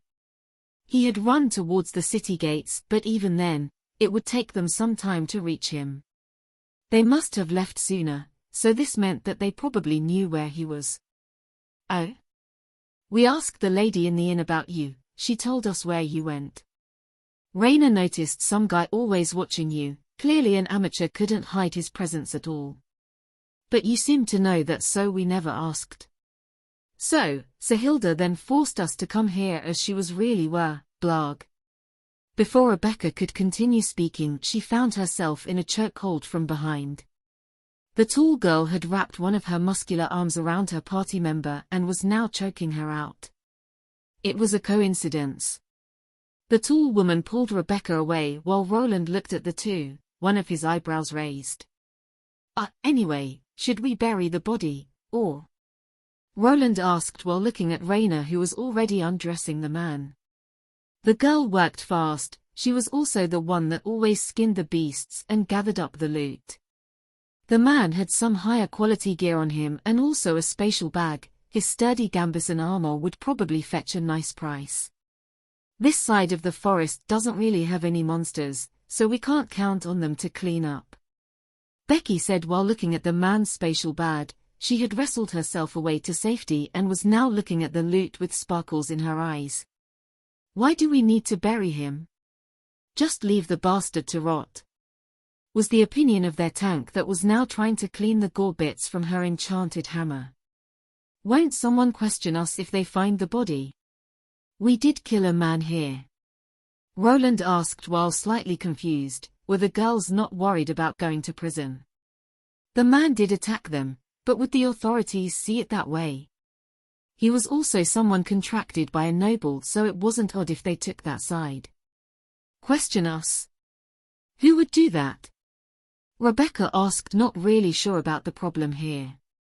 Oh right, I forgot where I was for a moment. You're right, the gods won't really care about an unidentified dead body in a forest that much. He remembered the type of world he was living in. There was no police force that would come knocking on his door unless the person dead was someone high up. No one would care. His father would probably have to make some inquiries and pay out of his own pocket to even start an investigation. There was also the problem of this being the territory of another noble house. Would they even allow a lower-ranked baron to snoop around and ask questions? Even if they do, by the time anything gets done it will be weeks or months. Not like they can get any evidence after so much time passes. I think we should still bury him, just to be sure. Roland didn't think that any serious inquiry about this would take place, but it was better to be safe than sorry. Well, if you really want to get rid of the body then there are better options. Raina, bag him. Roland raised his brow at Rebecca's statement, then just looked in bewilderment as the wolf girl stuffed the man's dead body into the spatial bag. He somehow fit inside, apparently. If something was dead it could be placed inside. The enchantment that the bag had wouldn't allow living beings to be stuck into it, but dead bodies were fine. We can just drop him off in the dungeon, either the monsters will eat the body or the dungeon will. The dungeons were a peculiar thing, some theorized that they were living beings controlled by the dungeon core. Any killed living being, be it monster or human, would be slowly absorbed into the dungeon. Somehow the dungeon would receive nourishment from it and this would allow it to produce more monsters for the adventurers to hunt. Ah, is that okay? Roland scratched his head. The girls weren't at all distraught by what had happened. He had thought that killing a person would be seen as a more serious thing. He wasn't the one that delivered the finishing blow and he understood that the man was someone that tried to kill him. Still, the whole thing didn't sit well with him. He would have to let go of his reservations as this would probably be the best way of handling it unless he wanted more trouble. Why wouldn't it? Not like anyone will come looking for that guy. He was the one that tried to kill you, not the other way around. Rebecca was making a lot of sense, not like he did anything wrong. He gave his party leader a nod. Then it's decided, now let us split the loot. But I see that you already took what you wanted there, Roland. Roland looked at the heavy rapier that he was holding. This weapon was a lot longer than his short sword, but the blade was also a lot thinner. It was clearly meant for thrusting motions and not cutting motions. It had a swept hilt which was quite more intricate than the simple crossguard that his own short sword had. Well. Becky just covered her mouth after seeing the young man fidgeting around while trying to hide the long blade behind his back. That's fine. You can have it, we can sell his armor, don't think it will fit anyone here. He also has a spatial bag, you go play around with your new toy, let me check this out first. Rebecca said while Roland moved to the side with his eyes narrowed. While the girls were taking the loot, Roland started examining the enchanted weapon. He swung it around while holding it in his right hand. The sword was, of course, different than his previous one and required a slightly different set of skills. He looked over to a tree and thrust the tip of this rapier into it. He then injected some of his mana into the weapon. The moment he did, he felt the weapon reacting, and just like when the man did it before, the part that had the sword tip stuck in it exploded into many splinters. He felt his mana decreasing by quite the chunk. this simple magical effect used up more than his mana arrow or even his mana barrier spell. He lost close to 100 mana points, which for him wasn't that much as he had over 1,000 by now. For others it would be a large number. Pure warrior classes such as the man that was after him shouldn't have much above 500 MP even as a tier 2. This was something that he of course theorized by reading books and his own experience. He couldn't check as his identification skill wouldn't let him peek at other people's stats, at least not yet. Even with the added levels, fighter-type classes didn't have that many mana points, so he didn't think that he was that much off on his assumption. This was probably why that man didn't use his enchanted weapon all that often. After he tested out his new weapon, he got scolded by the girls that heard a loud explosion. It was time to go to the dungeon to dispose of the man's body. They went all the way over to the 3rd floor and threw the man's remains at 2 wereballs that were happy to munch on it. Roland was awfully quiet during the whole corpse disposing process as he had many things to think about. He felt like some kind of villain who was trying to erase evidence. It didn't sit that well with him, but it had to be done if he didn't want others to be snooping around. Rebecca asked while the 3 looked at him. "Heh? Yeah, I'm fine, just thinking about some things. First time seeing a human die. You'll have to get used to it, in this line of work." Sahilda responded while walking with her arms behind her head. The party was on their way out of the dungeon and just chatting. On the other hand, Raina just approached him and patted his head. There. Roland looked up at the wolf girl that was the closest to his height just patting away. He still couldn't figure out what this one was thought about most of the time. He pulled his head away after getting treated like a small child, that he actually was. "I'm fine really, you guys don't need to worry. Still, thanks for the help." Roland rubbed his nose while lowering his head. In the end, these 3 had aided him without asking for much in return. He earned a couple of hard smacks to his back from Sahilda and a nod from Rebecca that just said that he didn't need to worry about it. After returning to the city they split. The girls headed out to get rid of the man's belongings while Roland retired to his inn room. He flopped onto his bed face first and gave out a sigh.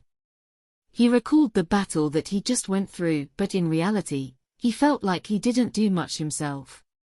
He spent the first half running away and getting stabbed in the shoulder and his calf. The low-quality potions weren't able to close those wounds fully, so he was still hurting. "I just ran away. If the girls didn't show up I'd be 6 feet under."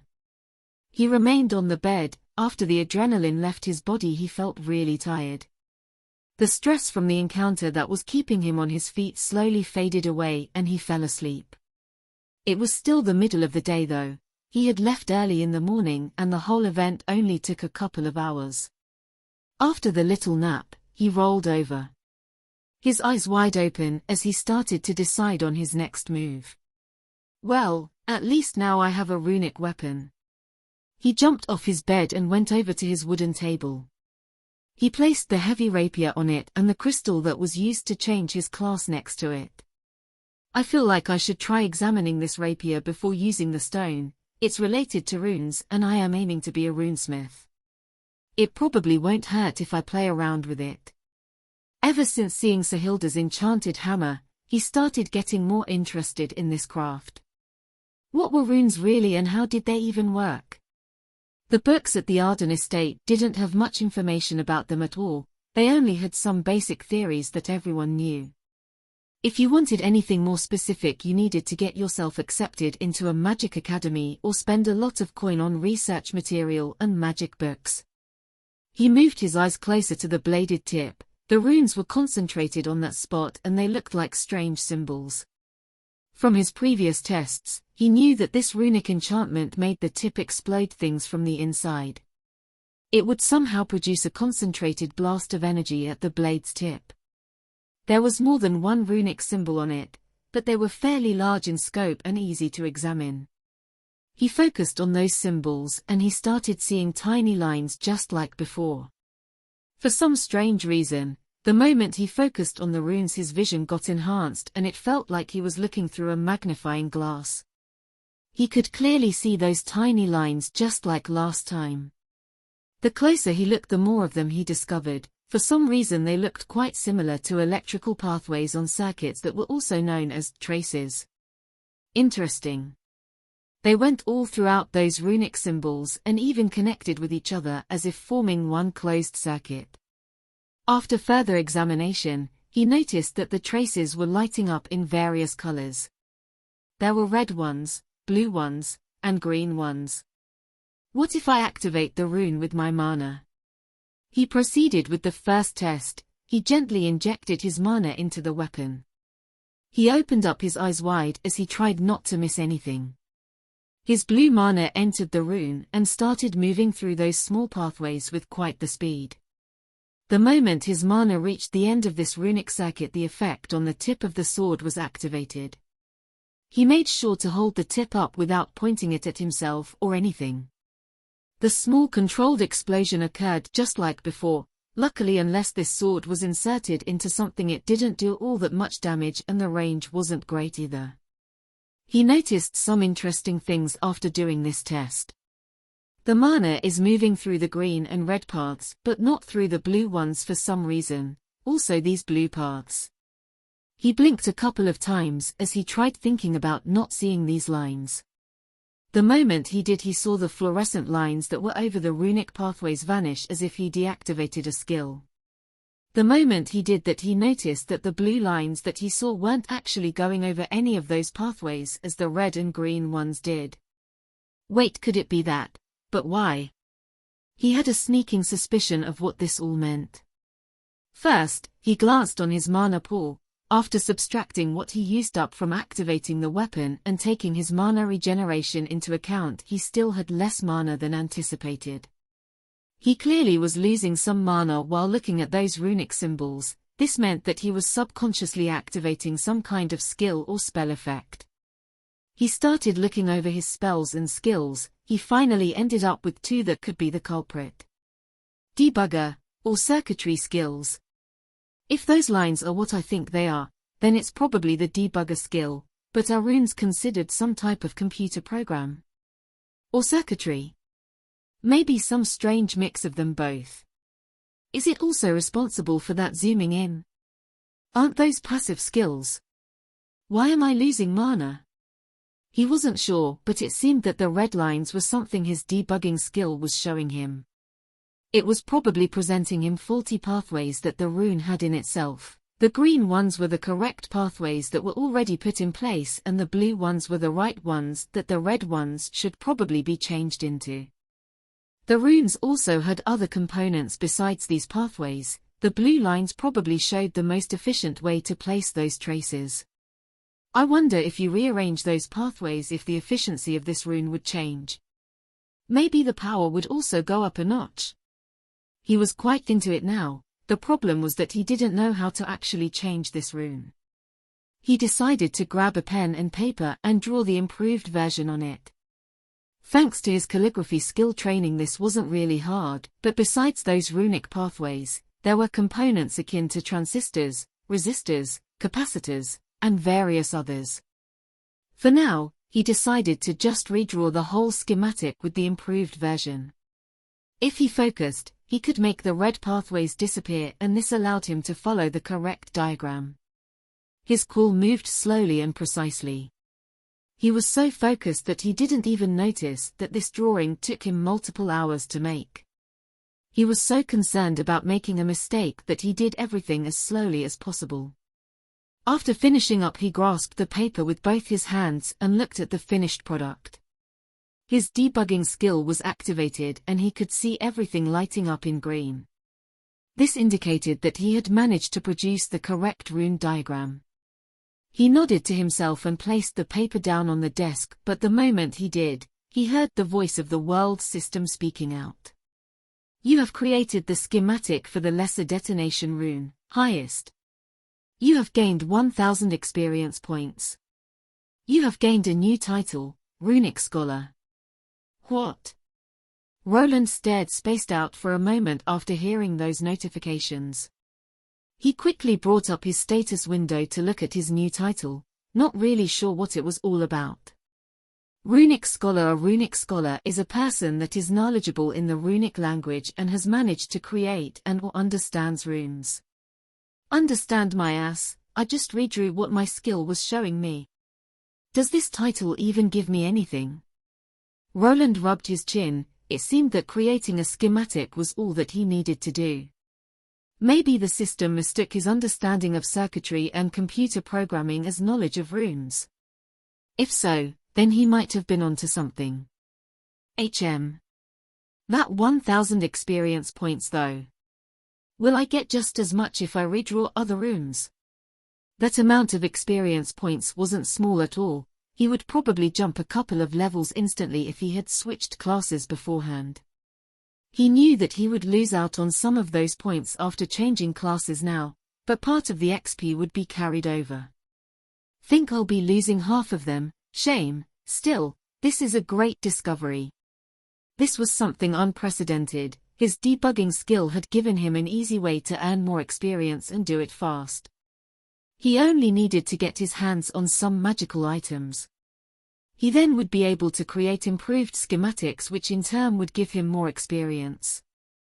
His skill allowed him to see every rune as a diagram. It even fixed any faulty pathways or misplaced components, shifting them into the correct places.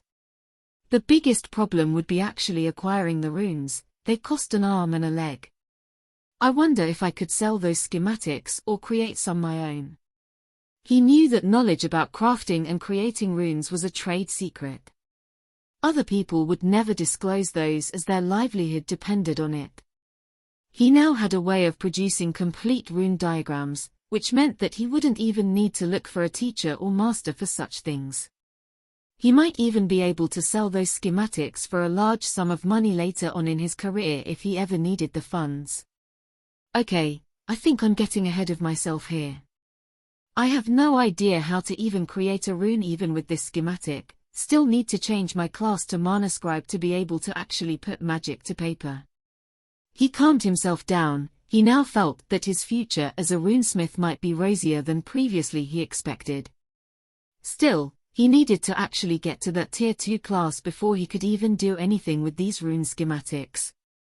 He also noticed that without having to even look to that diagram that he just made, he could probably redraw it from memory. He attributed that to his fast learning and knowledge retention traits that he had gained by possessing this youth's body. He continued fiddling around with the runic rapier, but even after glancing at it from all sides and injecting more mana, he didn't find any more uses for his skills. Maybe if I understand more about runes, there will be other things I can do with this skill. He looked outside and it was already dark. Most people were asleep. He glanced over to the crystal that allowed people to change their classes and then nodded. He had tested out the runes as he previously intended, so now was the time to change his class and get to work. Well, here goes nothing. He activated the crystal and found himself back in his old apartment building once again. He was down on the first floor just like before. Time to go up. He walked up all those stairs to his apartment room. The inside looked as bad as it always did. He tested the windows again, but they wouldn't budge and the outside looked like the empty void as it did before. No changes here. Time to check if I can actually change my class. If not, then I might as well go back home and become a butler. He was slightly worried that there might be another error. He got that strange zero elemental affinity after getting his first class. There could be another mishap with this strange system that would keep him from advancing yet again. He waited for the Windows screen to boot up. He then hovered his mouse cursor above the familiar icon that was used for class changing. He waited a moment before clicking the icon, scared of what he might find there. Finally, he mustered up the courage to go forward and clicked it. He was greeted to a familiar image of a tiny pixel art version of himself in a mage robe. The image had the usual 3-frame walking cycle as before. Heh, there is a lot of them this time. Previously there was only one arrow pointing to his mage class, now there were a lot of them. He hovered the mouse over one of those pixel sprites as he was unsure of what classes they were. The moment he hovered over one, there was writing on top of it. He could see the usual Tier 1 classes becoming available. There was the warrior, the archer, even the blacksmith class that he was going to take on the next try. They were mostly filled with the basic of basic classes that you only needed a certain amount of stat points to reach. He finally managed to find the Mana Scribe one, but there was a nice surprise waiting for him. Heh! There is a runic Mana Scribe. Is it a variation of the regular Mana Scribe class? He tried recalling the books that he read in the past that described the way to get him to the runesmith class. There was no mention of a runic Mana Scribe class, or of any other way of getting his desired Tier 2 class. This might have been a secret class, and he had a theory on how he was now able to select this class. Runic Scholar title, that must be it.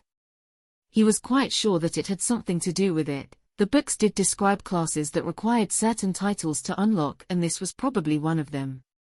The only other explanation that could also be true would be his debugging skill or his circuitry skill. The system already thought that they were related to runes, so it wasn't that far of a stretch. Maybe it's even the three combined. Roland hovered with the mouse on that runic Mana Scribe class, but it wasn't giving him any info besides the name. From the way it was named, he could deduce that it was focused on runes. It could also give him some bonuses to creating spell scrolls. He could also create rune schematics from other runes, which meant he could produce higher caliber spells while being at a lower class. But these names, wouldn't just Rune Scribe or Runic Scribe be better? Why make it so unnecessarily long? He shook his head at the naming sense of the person responsible for this and then steeled his resolve. The first class was a freebie, but this one had some kind of test behind it. It could be anything simple from making a horseshoe when choosing a blacksmith class, to fighting some monsters in a closed room when going with a fighter class. He went over the classes again before choosing. He was mostly interested in the magic-related ones. He actually did find some interesting choices he could go with, like a Mana Warrior and a Mana Archer class. The requirements were probably having a mage-related class along with all the basic weapon proficiency skills that he had previously unlocked while he was training for the past 5 years. His adventurous sense tingled as he wondered what it would be like to be a magic swordsman, but then he remembered. He remembered that if he actually wanted to progress past a Tier 2 hybrid melee and magic class, he would need an advanced magic class as well. At most, he could hope for some lesser choices that might even be worse than a regular Tier 3 warrior. He gave out a sigh after remembering that he had to bring himself back to reality. He already found a hidden class related to runes. This was probably the best choice. The Mana Scribe class was also a popular choice for mags as their second Tier 1 class before going for an elemental mage at Tier 2. There were other choices like a ritualist that lead to a Tier 2 thaumaturge and then into a Tier 3 warlock.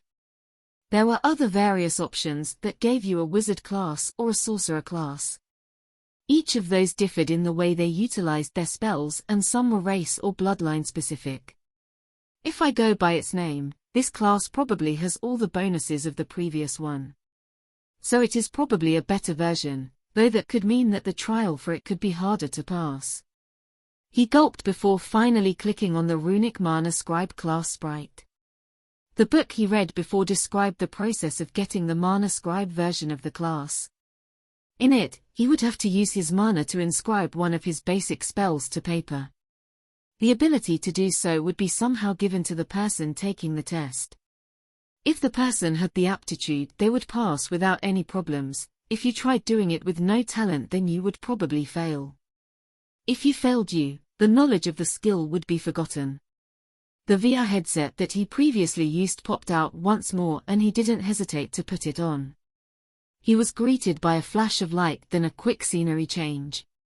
He was sitting in a chair in front of a large desk that was at an angle. There was a large empty parchment laid out on it, to the side a white quill resting in an ink bottle. The room that he was in looked like the inside of a medieval castle. There were various books spread on bookshelves to the sides, and right in front of him was a large hourglass. It was at least 2 meters tall, and the sand was already slowly going down. That's probably the timer.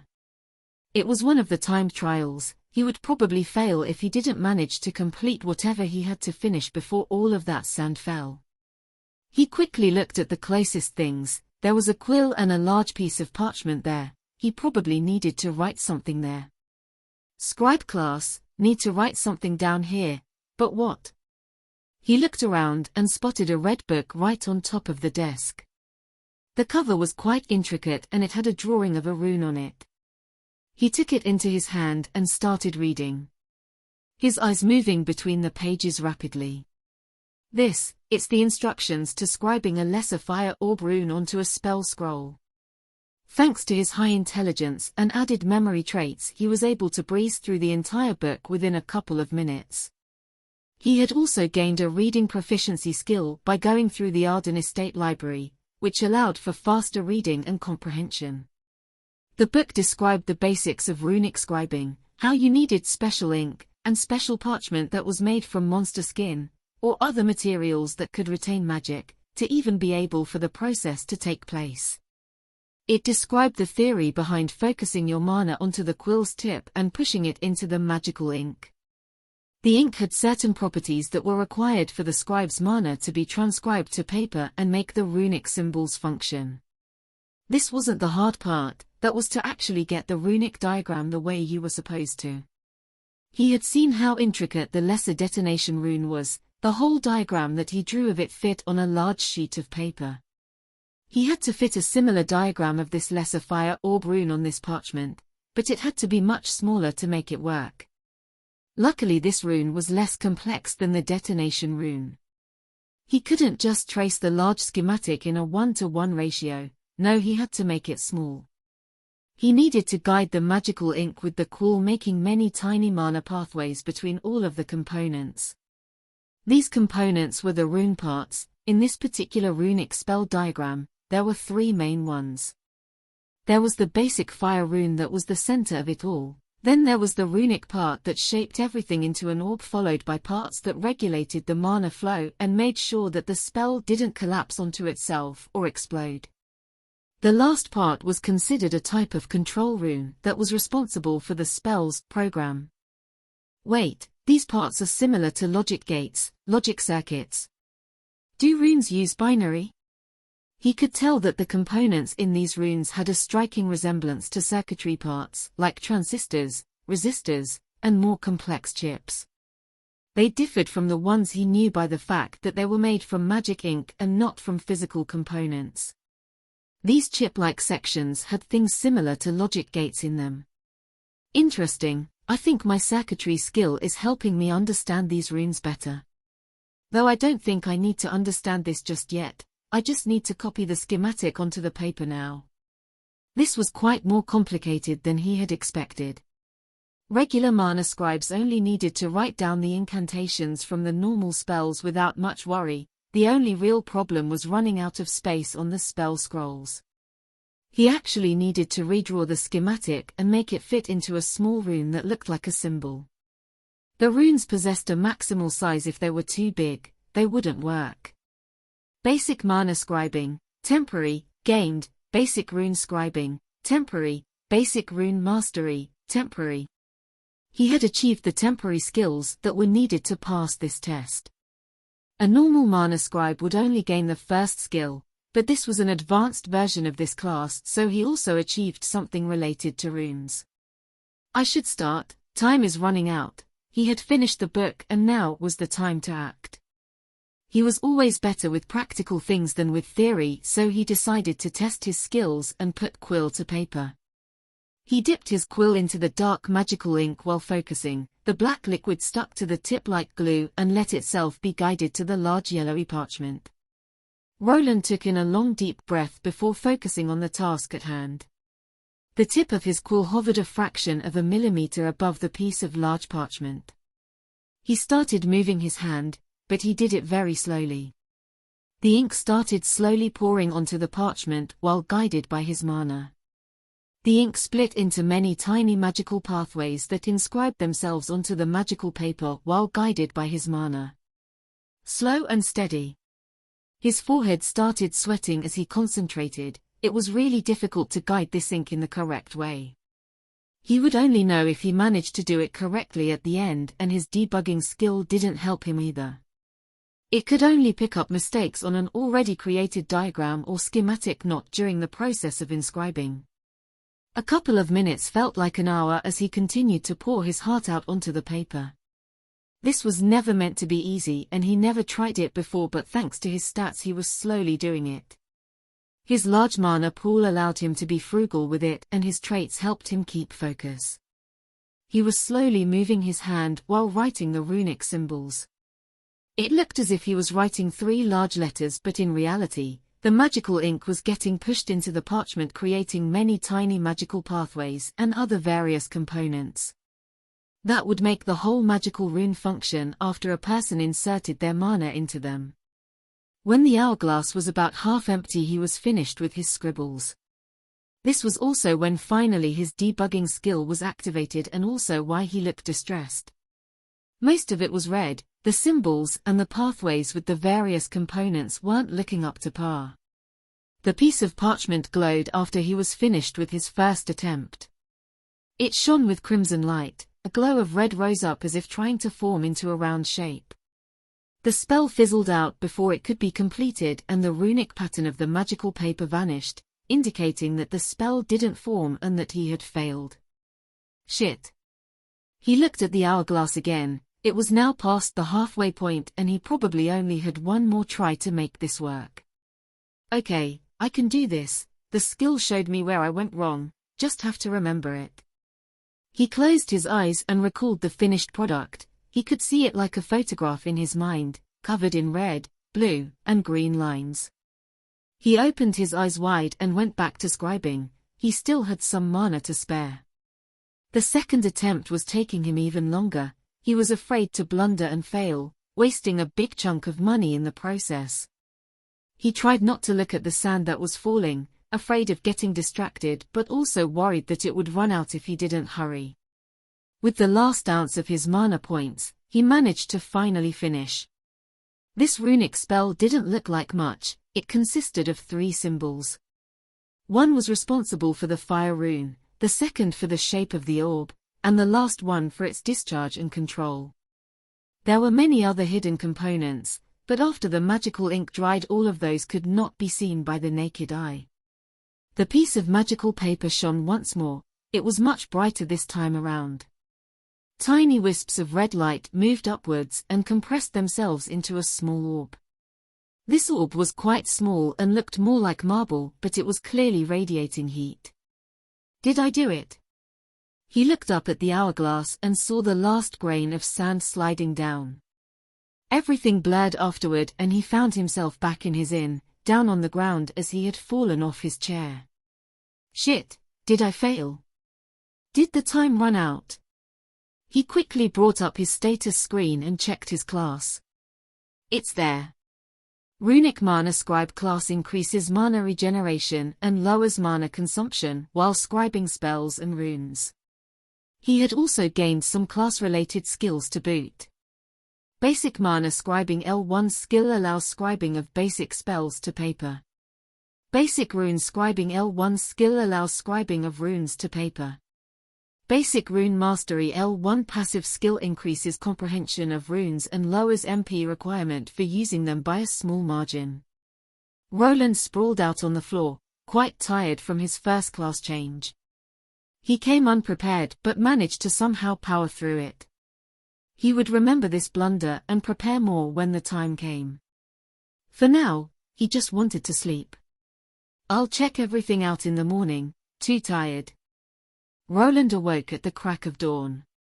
He had passed out after attaining his new class and was now a runic mana scribe. His back was killing him as he didn't make it to his bed last night. He arose from the floor while grasping his neck. Is this how old age feels like? He grunted like an old man while standing up. The sun was just rising, so he probably had some time before any breakfast would be served at the inn. his thoughts turning to the girls as he wondered if they managed to sell the loot of the fencer that attacked him. In yesterday's encounter, he was almost murdered by some musketeer wannabe. Luckily his party members had managed to save him in the nick of time. This made him consider leaving this city while he was still in one piece. The words that the man said were still bothering him. He mentioned someone being glad if he was dead. That could have been a random sentence he construed even a taunt, but could also mean that he was hired to do it. The first person that popped into his mind wasn't his father but the third sibling. He was never liked by the third son, mostly due to the fact that they both came from mistresses. He didn't think that his brother had it in him to go through with such a thing, nor was he smart enough or had the funds. There were also his other two siblings, but he didn't think they saw him as a threat. He was the fourth son and his mother wasn't even a mistress of the house. He had no claim to the estate whatsoever unless all of his other brothers died or his father announced him as the heir, which would never happen. Were they afraid that he would become strong and claim their lives or something? That doesn't make any sense, but I guess people have killed for less before. He didn't think that it was his father. If he was angered about him staying here, he would probably just send an order for him to come back. The other suspects were the two wives. They also could have it out for him. They could see him as a threat against their sons if he ever managed to stand out. He didn't think that he was standing out too much. He wasn't even going to that magic academy or the night academy. Roland then wondered if there could be another person that might want him dead, but he couldn't think of anyone else. He didn't really interact with anyone back in the Arden estate to cause any long-lasting grudges. He had two options: stay here and wait it out, or use the chance of his tail being dead and leave. I got my class. I got some coin. I even have a way to quickly level up now, no reason to stay here. He glanced at the 3 new skills that he had obtained. 2 were for scribing. The first one was probably the one that you got if you were a common mana scribe, but he also had a second one just for runes. He knew that if he wanted he could scribe regular spells, but runic ones felt much more promising. Roland found it odd that he received the basic rune mastery skill. The books he read mentioned another one. This skill was called runecraft and it was required to achieve the runesmith class. You could also only achieve it after becoming a blacksmith.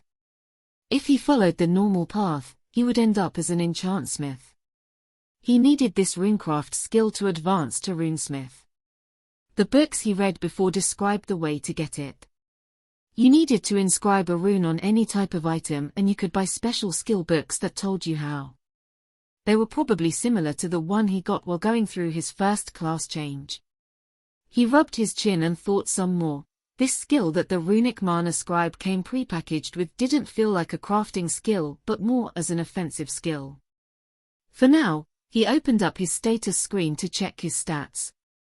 Name: Roland Arden L28. Classes: T1 Mage L25, Secondary. T1 Runic Mana Scribe L3, Main. HP 338, 338. MP 1534, 1534. SP 422, 422. Strength 25. Agility 29. Dexterity 43. Vitality 26. Endurance 26. Intelligence 83. Willpower 60. Charisma 12. Luck 6. He noted that he managed to gain 2 levels from the saved over XP. He was a bit annoyed that he lost some of it due to drawing that schematic too early. The secondary class option is now unlocked. The moment you unlocked a second class, you could choose one of your previously gained classes as a secondary one. With a secondary class, you were able to keep this class special effect. His secondary class, which was now a mage, gave him bonuses to mana and mana regeneration. You could only have one secondary class and you could switch them once per day. No outside items were needed to do this. Roland took note of his meager physical stat growth with this class. His intelligence, dexterity, and willpower seemed to be going up though. This was his second tier 1 class. this world system didn't count this as separate levels. They all added to the main level, which caused people to gain those levels slower than before. Even if it seemed that he made the jump from L1 to L3 of his new class, in actuality he was going from L25 to L28 of his main level. He knew this would happen. There was a reason why people started gaining levels slower and why most of them tried not to get a third tier 1 class. Roland was glad that he had his debugging skill. It offered him a faster way of getting through his tier 1 conundrum. He also believed that he could use this schematic making bug even after he changed his class to a blacksmith later on. This was also why he needed to get that hammer from his party member. He gained a whopping 1,000 experience points for that one schematic. He came to the conclusion that it was probably something a tier 2 class would normally be able to do. But here he was doing it as a tier 1, which meant he got more experience for doing something above his level. Before heading out, there was one more thing that he had to check. He grabbed the heavy rapier that was still on the table and he injected his mana into the weapon to trigger the runes effect. With that, a loud boom was heard from his room that woke up the person sleeping in the next room. He could hear someone banging on the other side to make him quiet down. This almost made him forget to look at his MP points to check his theory. Just as he suspected, he used up less mana to activate this weapon this time around. The rune mastery skill was lowering the cost of powering the runes. The decrease was meager in scope at only 1%, but what if he continued increasing this skill? Could he get it up to 10%? Maybe an advanced version of this skill could be gotten later, which would further decrease the requirements. Could he get a class with the advanced version of it in the future was the big question. Maybe with this skill, combat with runic weapons could be somehow manageable. Roland wanted to test this theory out in the future as he had no way of doing it now. He finally got out of his room to get something to eat. He wanted to meet up with the girls and discuss a couple of things. He headed to the Adventurer Guild and could see people were walking out to open their shops. He became slightly nostalgic. He was already over 5 years in this world, but this was the first place that he actually enjoyed living in. He found himself a quirky party that was quite dependable. They even rescued his behind from getting murdered in broad daylight. He spent quite the interesting half a year in this place. He decided to change locations and wanted to do it fast. He also felt bad about breaking the party up when he left. The girls would need to find reliable backline support like him. There weren't really many mags in this line of work at the lower levels. Most mags were put into academies that left them as tier 2 mags. They could just level up by researching more spells and not killing monsters. This was also why Roland was able to reach L25 of his mage class so soon. Besides killing goblins, he was leveling up his spells. The more he used them, the faster they leveled up.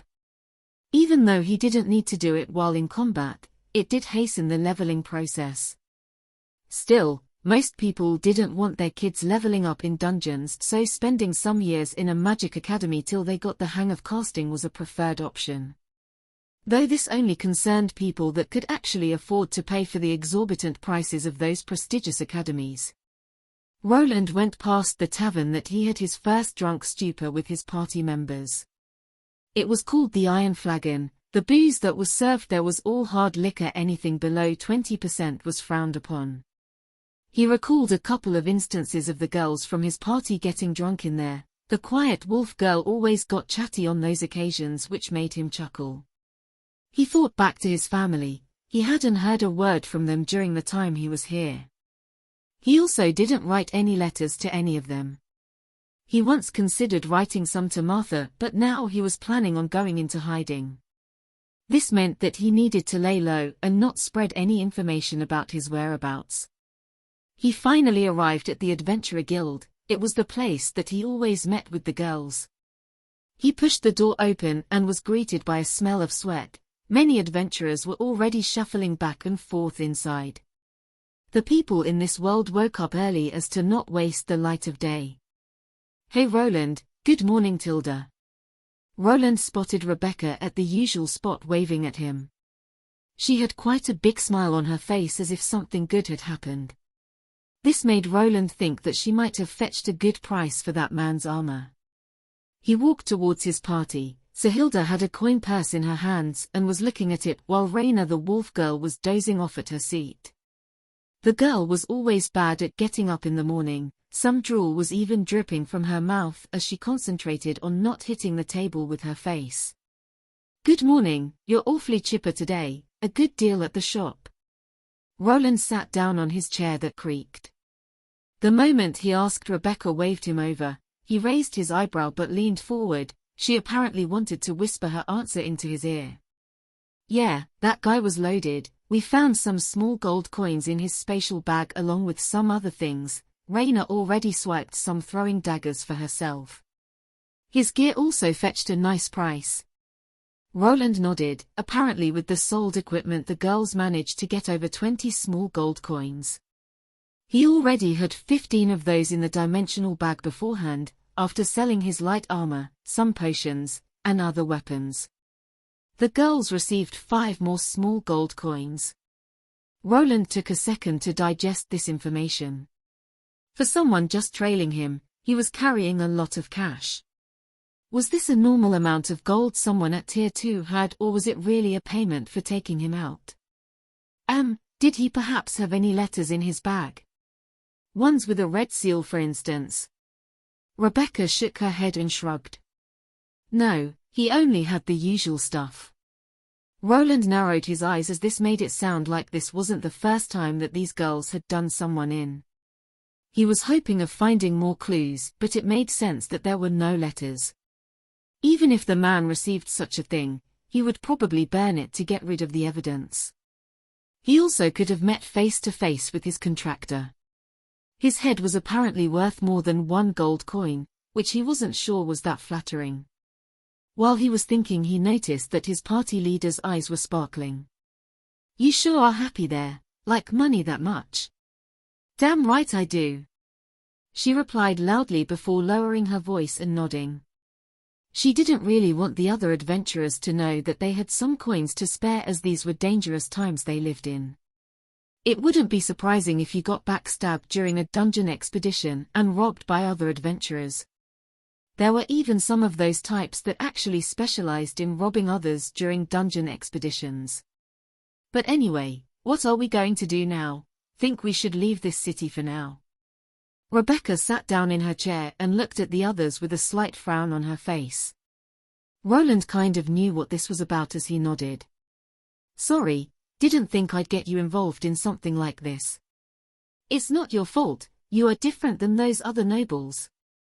Sahilda smacked the table that rattled with force. The drowsy Raina fell forward and got her face smacked, which finally woke her up. "How about we take one of those guard missions to another city? We won't have to pay the traveling costs." Rebecca continued with her proposal while Roland replied with his own plans in mind. "Well, I wanted to tell you something about that. I want to leave the city, but alone. I was thinking about quitting as an adventurer for now at least. But I think that you 3 should leave the city. I think your involvement with me might bring trouble your way." Roland wasn't sure what information the man had reported to the Baron or to the person that tried to kill him. The looks of the 3 female members from his party could be known, and they could be implicated in the future. He of course didn't want that to happen, but only saw distancing himself from them as an option. "You think we are afraid of some trouble?" Sahilda smacked the table again while looking angrily at Roland. "Apparently not. Don't worry about us, Roland, but you seem to have already made up your mind about this." Rebecca chimed in while looking at the close to 11-year-old Roland. The boy nodded as he wanted to leave this city and move on. He already had his class and now needed a place to train his crafting class. "Yes, I did. I'm actually not really fit to be a mage, so I've decided on choosing one of the crafting classes." The girls were surprised by this reveal. From their point of view, the youth was quite talented as a mage. Even though he only knew the basic spells, they packed quite a punch. If he managed to reach a Tier 2 mage, he would be a force to be reckoned with. "Eh? But you are clearly suited to be a mage." Rebecca asked while confused. Okay, let me explain. It's like this. He made a short summary about him having some 1 in a million constitution and having 0 elemental affinities to get him any of the basic mage classes. He then explained about runes and that he would be going for a smithing class that would somehow let him profit from his large mana pool. So that's how it is. Raina just kept nodding during the explanation. Rebecca did the same while Sahilda's head started exuding smoke when he started talking about runes and how they fit into his plan. I got it, sounds reasonable. Rebecca shrugged without having much to add to this explanation, not like she could convince this boy at this point. She also felt that Roland was free to choose his future. So, when will you be leaving? I'd like to today or tomorrow, don't really want to remain here for too long after what happened yesterday. I see, you probably won't tell us where you are heading. Roland just nodded while frowning. It wasn't like he didn't trust them with keeping secrets, but in this world, there were ways of getting information out of people even if they didn't want to talk. Mostly with the help of special spells or potions that made people sing. The girls understood this, so they didn't make much of a fuss. We can always meet up in the future, you never know, when you are famous adventurers I'll be sure to make you some runic weapons. Roland noticed that the atmosphere around the table got strange, even the wolf girl was looking sad. He didn't think that they would be saddened this much by him leaving. You sure you want to make a promise like that? I want at least a greater rune in my weapon, said Rebecca while Sahilda replied afterward. I want some armor. Legendary runic daggers, was what Raina mumbled under her nose while staring at Roland with anticipation. Don't go overboard, I don't even know how long it will take till I can make lesser runic weapons. The 3 girls grinned at him and started listing him the types of weapons and armor they wanted him to make. While we are on the subject of runes, Sahilda, could you lend me that hammer for a couple of hours? Roland looked at the muscular girl with a glint in his eyes. He just had to get that hammer before he left. After some convincing and a lot of yanking with the help of Rebecca and Raina, they managed to peel the hammer off of Sahilda. Roland could barely hold this weapon, swinging it was out of the question. I just need it for my research, I won't damage it, I promise. All of you magic types say that before something goes wrong. Apparently Sahilda was still hesitant about giving him her warhammer for inspection. He wasn't sure what it was about and he didn't have enough time to hear the whole story. Fine, you can have it, but I'm staying in the room with you. Roland just shrugged as he didn't care. This was even better as he didn't need to carry the heavy thing all the way to his in-room. The 2 other girls didn't join them, finding it too boring to watch Roland play around with runes. I'll go check out if there are any worthwhile escort missions on the notice board, we can meet up at the tavern later. Rebecca and Raina left to go prepare for their own journey away. They had also decided to go somewhere else, this wasn't the only town with a dungeon close to it. The next couple of hours weren't all that exciting. Roland had Sahilda place the hammer in his room on the floor, afraid that if he placed it on his flimsy table it would give out under the weight. He then took out a sheath of paper and got to copying. He wasn't using his scribing skill, he just redrew the runes diagram with the help of the overlay that his debugging skill gave him. He took his time as he didn't want to mistakenly mess up this new schematic. After the first 30 minutes passed he heard a big thud behind him, it was his big muscly friend dozing off on his bed. He sniggered at her and then went back to work. You have created the schematic for the lesser impact rune, highest drawing skill L1 reached. You have gained 1000 experience points. He smiled slightly after hearing the system awarding him the experience points. He even managed to upgrade his drawing skill to the next level. He used to have the basic drawing skill, but now it finally broke through. The progress of this skill had stopped at the L9 just like all the other basic ones. Now further upgrading was possible. This made him think that it was caused by him receiving the runic mana scribe class. He figured that the diagrams were probably considered drawings by this leveling system. Previously he leveled this skill by sketching things, also painting was another skill altogether. He also managed to recreate the diagram fully, earning another highest graded rune. From what Roland knew, the lesser runes were the worst ones on the market. After them came the common runes, then followed by greater runes, grand runes, and at the very top the legendary runes. The last ones were mostly only mentioned in fables and not much was known about them. This wasn't all, as the runes went into even more subcategories. In sequence, they were lowest, low, intermediate, high, and highest. A lesser rune with a highest subgrade was comparable to a common rune with the lowest subgrade. But this was something that Roland would figure out at a later date. He rolled up the schematic that he just made and placed it together with the previous one he created. He now had 2 lesser rune schematics with no flaws. He gave out a sigh while thinking, could he scribe these runes on scrolls and sell them to people? He didn't think the impact rune and detonation runes worked well by themselves. They only showed their true colors when attached to weapons.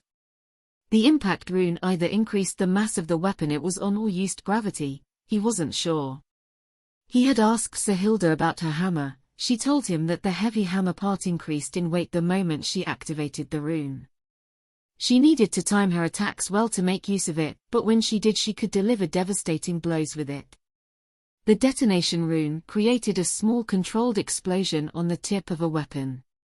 Unless you managed to poke someone with it, it wasn't that useful. If he scribed it onto a scroll it would only cause a small explosion, while the impact rune might make the scroll just heavier.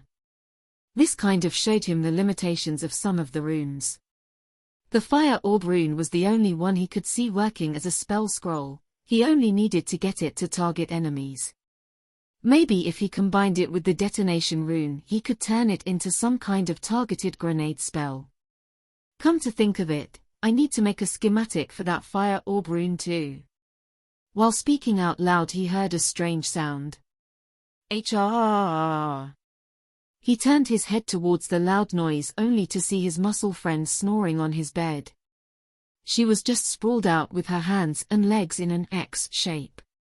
He could hear her snoring loudly while scratching her belly, which made him squint his eyes. Oh right, she was here. Hey, I'm done, you can take your hammer now. The large Goliath female just snored some more and rolled onto the other side. There wasn't an ounce of femininity in this tanky girl. Roland scratched his forehead before placing both his hands to his mouth as if he was going to shout. Hey, is that free wine over there? You can drink all you want, no way. He made sure to yell towards her direction and he almost instantly got a reaction. She raised her head up high, her eyes opening wide and drool running down her mouth. Free wine. She was still a bit drowsy so her words didn't come out right, but instead of wine, she saw her party member snorting at her while laughing. Heh, finally you're up, you can take your hammer now. Heh. No wine. It took a few seconds for Sahilda to realize that she was made a fool of. Her eyes narrowed and she moved forward with haste, putting Roland into a headlock while rubbing his head with her knuckles. Why, you little? Roland didn't have time to react, and not like he was scared. He got his scalp rubbed and he pleaded for mercy. Soon enough he was free to go, his hair all ruffled up. Sahilda took her hammer back and examined to see if it was working right. Roland took a glance while thinking back to moments earlier. Was I always this childish? He contemplated. He could have just woken the girl up normally, but for some reason, he had the urge to plug her nose or even splash water on her face as a prank. The cogs in his brain started to turn. He had a few theories to go with. The scariest one of them all was that he had fused his psyche together with the boy that was once the true Roland. He thought back to the past. He did enjoy climbing those trees at the Arden estate, though he never considered the kids there to be his peers. Before he could have a mental breakdown about himself, he was brought back to reality by Sahilda. Hey, you okay there, Roland? You look kind of pale. did I rub that big melon of yours too hard? He momentarily tossed his identity conundrum to the back of his head while frowning at Sahilda. I'm fine, I bet Rebecca is waiting for us at the Adventurers Guild, we should go.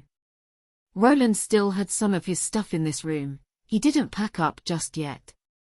He wanted to do it after having said his goodbyes with the silly trio. They might have not been around each other for that long, but they have managed to form a bond. He couldn't actually remember others being so nice to him even back in his old life. Yeah. I'll be sure to escort you, now noble lord, let us depart to the Adventurers Guild. Tilda. She did some misaligned bow and then opened the door in front of Roland. She stood there like a knight that was holding the way open for their noble lady. Please don't call me that, people will think that it's actually true. The two finally left. Roland was going to use the train he had come to this city for his getaway. It didn't have a direct route to Edelgard, but it was a lot faster than going by horse carriage.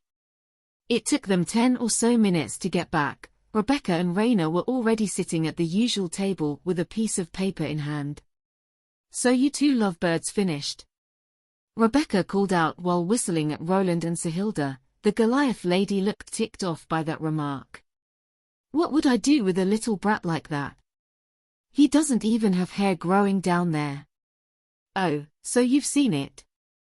Rebecca stuck out her tongue while Sahilda got increasingly maddened. Quiet down you two, the idiots in this guild will misunderstand. Roland responded while covering his face with a hood. The other adventurers in the guild just laughed from the side while also whistling. Hey, it's little Goblin Slayer Emperor and his harem. They are being even more intimate than usual. After garnering some notoriety, he had gained another title for being the only man in a mostly female party. We should ask the Squirt Emperor about some tips, boys. The older adventurers called out from the side while sniggering at the party of 3 teenage girls. The girls were around the age of 16 or 17, and the youth that was with them was believed to be 12. The Goliath girl turned around while shaking her fist at some of the men. They in turn just laughed more while backing off, not wanting to get smacked in the face. After successfully scaring off the other adventurers, she sat down at the table while grumbling, her hammer leaning against her chair. So, you got it? Rebecca nodded while bringing out a piece of paper. It was a job offering for steel and silver ranked adventurers. It was an escort type of mission. They were going to be the bodyguards for a large caravan of merchants. This was quite a common type of job listing and was mostly safe as bandits would rarely attack such large convoys. Ah, one more thing, Roland, you have your second class now, right? You should go update your adventurer card. Rebecca mentioned while Roland nodded. The requirements to go from bronze to a steel adventurer was getting a second tier 1 class and having finished some missions. Roland and his party were frequent visitors to the dungeon, and he had gone through the minimum trial period of half a year, so he was now eligible for it. Okay, I'll be right back, this shouldn't take long. You three should probably discuss a couple of things. He turned around and left. He went over to the same lady that had given him his first adventurer card. Hey there, Miss Celica, I've obtained my second class. He gave a quick explanation and the lady nodded. She took the same identification orb out as before to get it checked. He didn't like that they were scanning his status, but not like he could do much about it. There were enough benefits to working as an adventurer to let them got through with the examinations. The card update didn't take that long as they just needed to change it from bronze to steel. Here you go, have a nice day. The lady bowed slightly while showing him away. There were many other people waiting in lines and there was more work to be done. So, how does it feel to move up in the world? It's just a notch up from bronze. You know well that unless you get to silver you won't really be taken seriously. Roland replied to Rebecca's remark after he returned to the table. He also noticed that there was a bag laying on the table right next to where his sitting spot was. Isn't this your storage bag? It is, you'll find some coin in there to get you started. Think of it as a little parting gift from us. We did agree on an equal split. He took the bag and glanced at it. He clearly wanted to take it, but while reaching out he stopped his hand. What? Why are you hesitating? Did you forget that we got that other bag from that guy? It's twice the size of this one, you can take it. Yeah, just take it. Take. The three called out while he nodded and grabbed the bag. He strapped it to his side while hiding it under his robe. He would peek inside of it when he was alone. Thanks. He rubbed his neck, feeling a bit uncomfortable about the generosity of his party members. He had thought that having gotten rescued by them was enough. It didn't feel right to ask about more gold or items while splitting. The girls smiled after seeing the youth act all shy. So when will you be leaving? They asked him. Probably today. I think my ride leaves for the next city tonight. He would be going far away. There would be a lot of stops and he would have to go to switch between different magic trains on the way to reach his destination. That's so. Want us to send you off? You don't have to. An awkward conversation ensued while the group of four stood up and left the Adventurers Guild. The girls would be heading to a new city and be trying to get themselves a new fourth party member there. They were already close to maxing out their second Tier 1 class and would probably be reaching a Tier 2 class in the foreseen future. It didn't take long for Roland to get his belongings from the inn. With the storage bag carrying around all of his items would be quite easy. Back outside, the group huddled closer. Roland wasn't really thinking about them following him all the way to the train station, so this would be as far as this would go. So, this is it, don't forget about us. And remember, you promised to make us those weapons and armors. Rebecca replied happily while holding both her hands to her hips. Sahilda delivered a smack to his back that made him almost fall, as she always did. Yeah, take care of yourself, oh mighty lord. Take care. Raina replied in a monotone voice while twiddling her thumbs. I will, and don't worry, I'll probably be stuck in a blacksmith's shop for quite some time. The time finally came and he turned around. He wasn't good with things like this and he wasn't sure if he would be able to see these three oddballs in the foreseen future. He would be sure to remember them, as the time spent in this city was something that he cherished. He thought that this was for the best. He didn't want to involve the girls in his family problems. The three girls remained in place while waving, calling out to him once in a while, which made Roland wave with his hand one last time without turning around. He finally made a turn, leaving the view of the three that were watching him from afar. So he is gone, huh? Yeah. Sahilda asked while Rebecca replied, her eyes getting suspiciously moist. You're never good with things like this. At least he didn't have to see that ugly face of yours covered in snot. Unbeknownst to Roland, his party members weren't taking the separation all that well. Sahilda's face contorted into quite the mess and tears were running down her cheeks, snot all over. She started sobbing uncontrollably, which made the other two follow suit. Come on, let us go to the tavern. Stop crying, you're making the people uncomfortable. Who's crying? I'm not crying. Some people could see a Goliath female with her head down and two other girls patting her back. They looked to be saddened while walking into the city. The reason for their distress was close to reaching the train station that would take him on a trip through the large kingdom. The journey would take at least a week, as he needed to change stations multiple times. Some of them would even require him to use regular carriages. Well, farewell, my friends, it was fun while it lasted. He sat down at the train station and waited. An old part of his life was coming to an end. What waited for him next was unknown. He was nervous to a certain extent, but also excited. Nervous about the unknown, excited about the possibilities of his future life that was ready to begin. What do you mean he is gone? A loud booming voice was heard, followed by a sound of shattering furniture. A chair was thrown at a wall and it fractured into many pieces on impact. This all was happening inside a large room. It looked to be some kind of noble house. There were various paintings and bookshelves in this room, along with a big crest that had Arden written underneath. Please my lord, calm down. Adam the butler used a handkerchief to wipe some sweat from his brow. He had just arrived at the Baron's office with bad news: his son was missing. The man responsible for keeping watch over him was nowhere to be found, and just as him, the boy was gone. The man didn't send in the weekly report as usual, and by the time they sent someone else to check, there was no Roland to be found. The report said that the adventurer party that he was traveling with wasn't in the city of Carwen either. They might have just left the city together with the young master. Wentworth Arden, Roland's father, stood there behind his desk. In a fit of rage, he had tossed his chair at the wall, missing the butler but a hair. "Get out and send more people. And bring me a new chair." The butler just bowed while getting out of the room with haste. The Baron moved over to the couch that was to the side and grabbed himself a bottle of schnapps to soothe his nerves. He looked to be quite angry while he drank.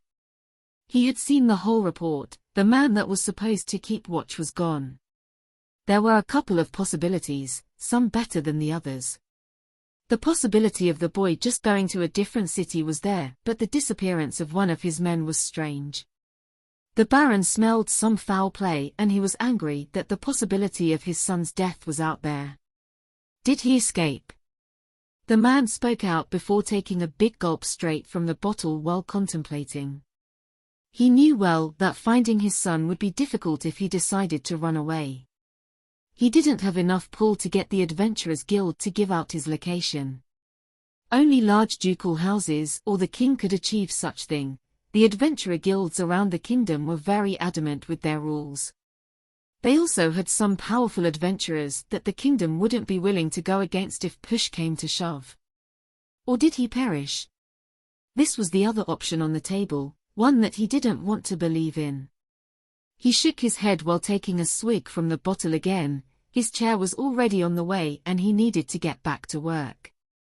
Somewhere far away, the estranged son in question was sitting in a large moving train. He was looking at the passing scenery with boredom. He had been on the road for a week already. There was no TV or internet here, so he was left with staring at the scenery or reading books. He had already gone through the storage bag that his previous party members gave him. He wanted to go back and throw it at their faces as they left 10 small gold coins inside. This was more than he expected. 5 small gold was the largest sum he was willing to take from the 20 that the girls had. He couldn't do his rune scribing as he didn't have any materials. Neither would it look good to just do it out in the open in a moving train. He had no books to study up either, nor was he feeling sleepy, and that was probably due to his sleep-resistant skill. This long journey had taken over a whole week, but now it was close to being over. He had seen the scenery change quite a bit through his travels.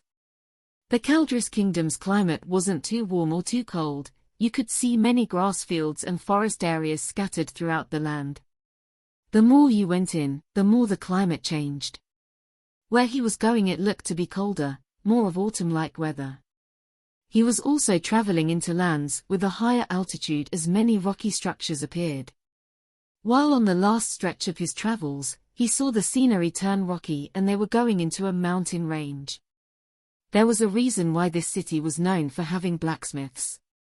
Now arriving at Edelgard, please take all of your belongings while going out.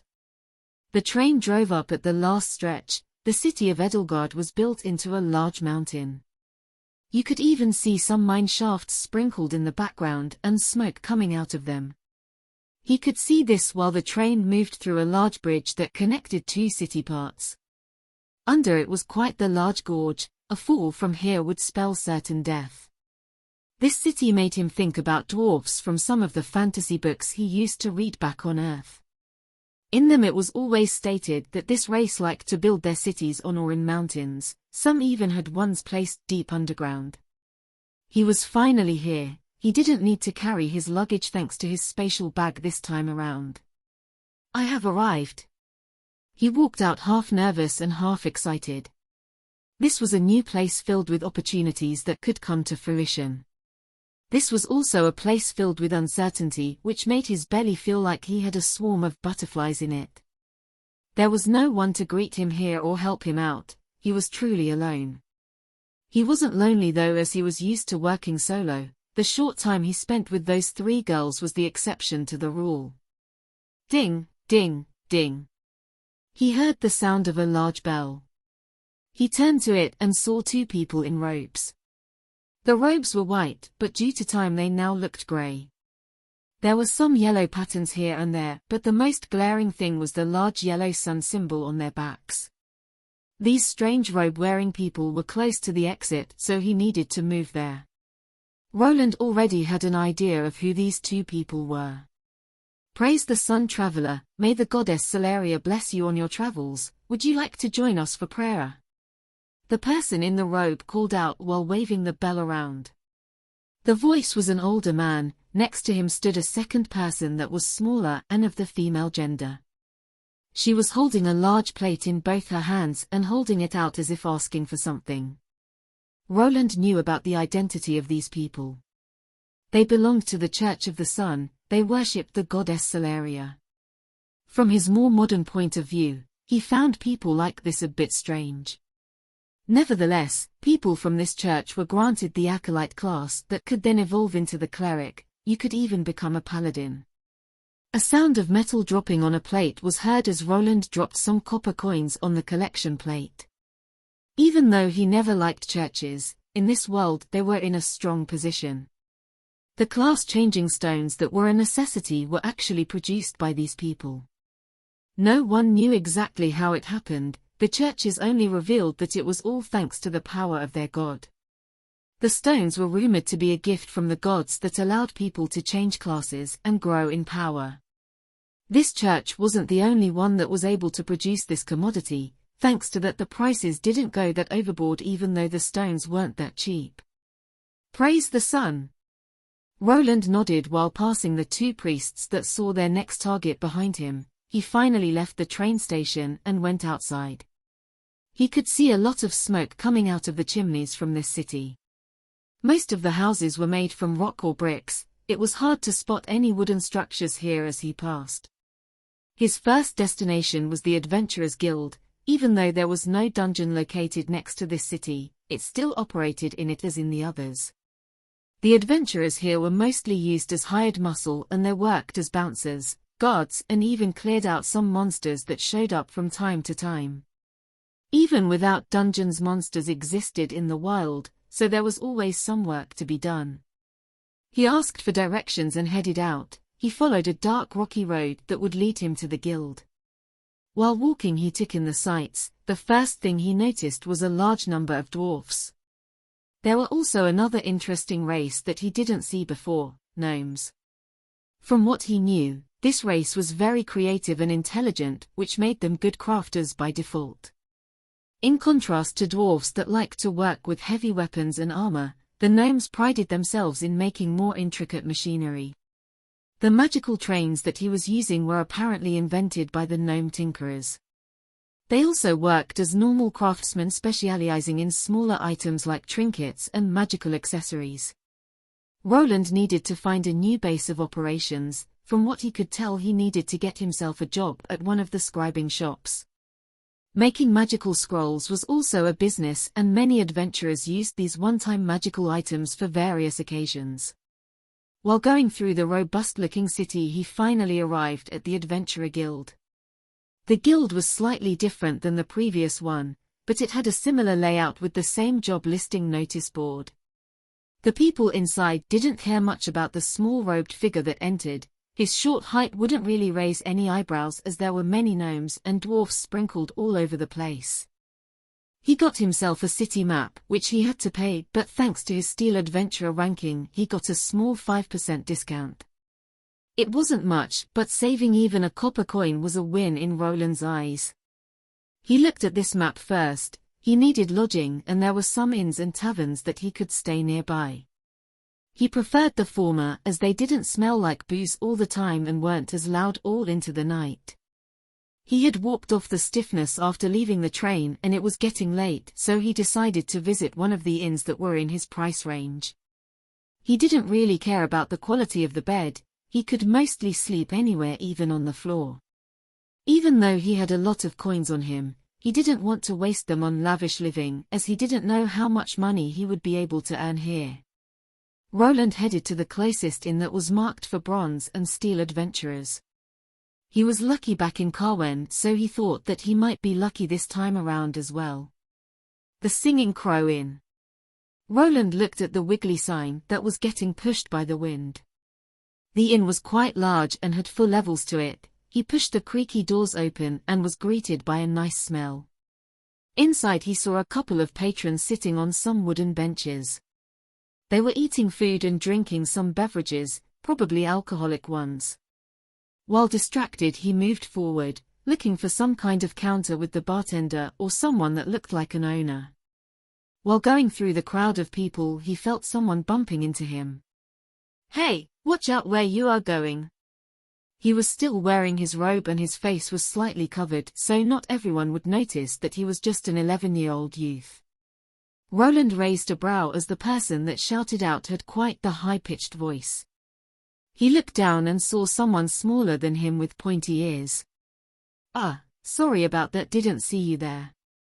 The person that he was looking at a more prolonged face, making her look more like an elf than a human.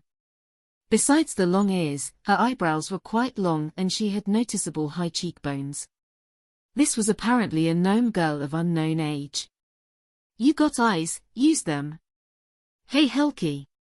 Stop flirting with the customers and go back to work." Someone called out from the back, which made the small gnome girl grit her teeth before moving away. She was carrying a plate with unwashed dishes that looked oversized in her small hands. Roland shrugged and moved over to the bar counter where he requested a room to stay in. The pricing was a bit higher here than at his first inn, but he attributed it to this being a larger city in which people probably earned more. The door creaked open and he was greeted to a small room with 1 bed and a table with 1 chair next to it. These items were made from wood in contrast to all the stone and brick buildings. He tested out the mattress that was again just some straw stuck into some cloth. He smirked to himself while thinking that he was already used to bad sleeping conditions like these. He sat down on the chair and started unpacking his belongings. He placed his quill along with some other materials for drawings on the table. He could finally draw the schematics for that lesser fire orb rune.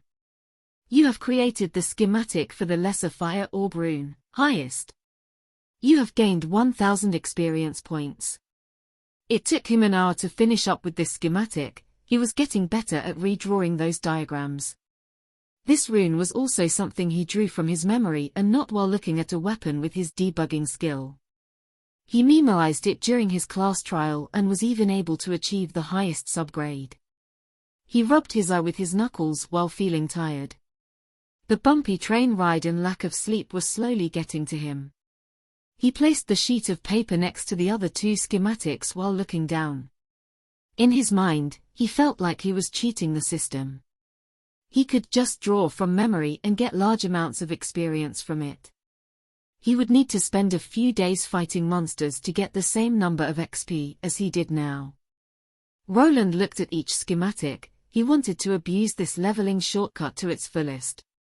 To maximize on it, he needed more runes to work with, but he also was thinking about other possibilities. Namely, creating his own diagrams while analyzing the old ones he had.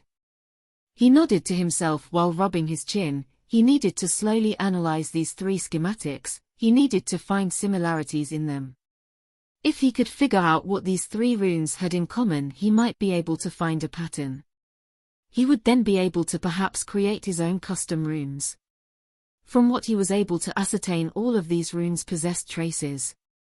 These magical pathways carried the mana that a user inserted into the rune to create an effect. From his perspective, the whole rune was some sort of closed circuit that, when given energy, activated the given spell effect it was programmed for. There were several components scattered over these schematics, buried deeply into the runic symbols. He had seen them during his trial while scribing the fire orb rune. He had followed the book's instruction to recreate them, but he didn't fully understand their purpose. He was like an assembly line worker that assembled an item without knowing the intricacies of the parts he was working with. He tickled his nose with his quill while thinking that he wouldn't figure out much from the schematics about those components.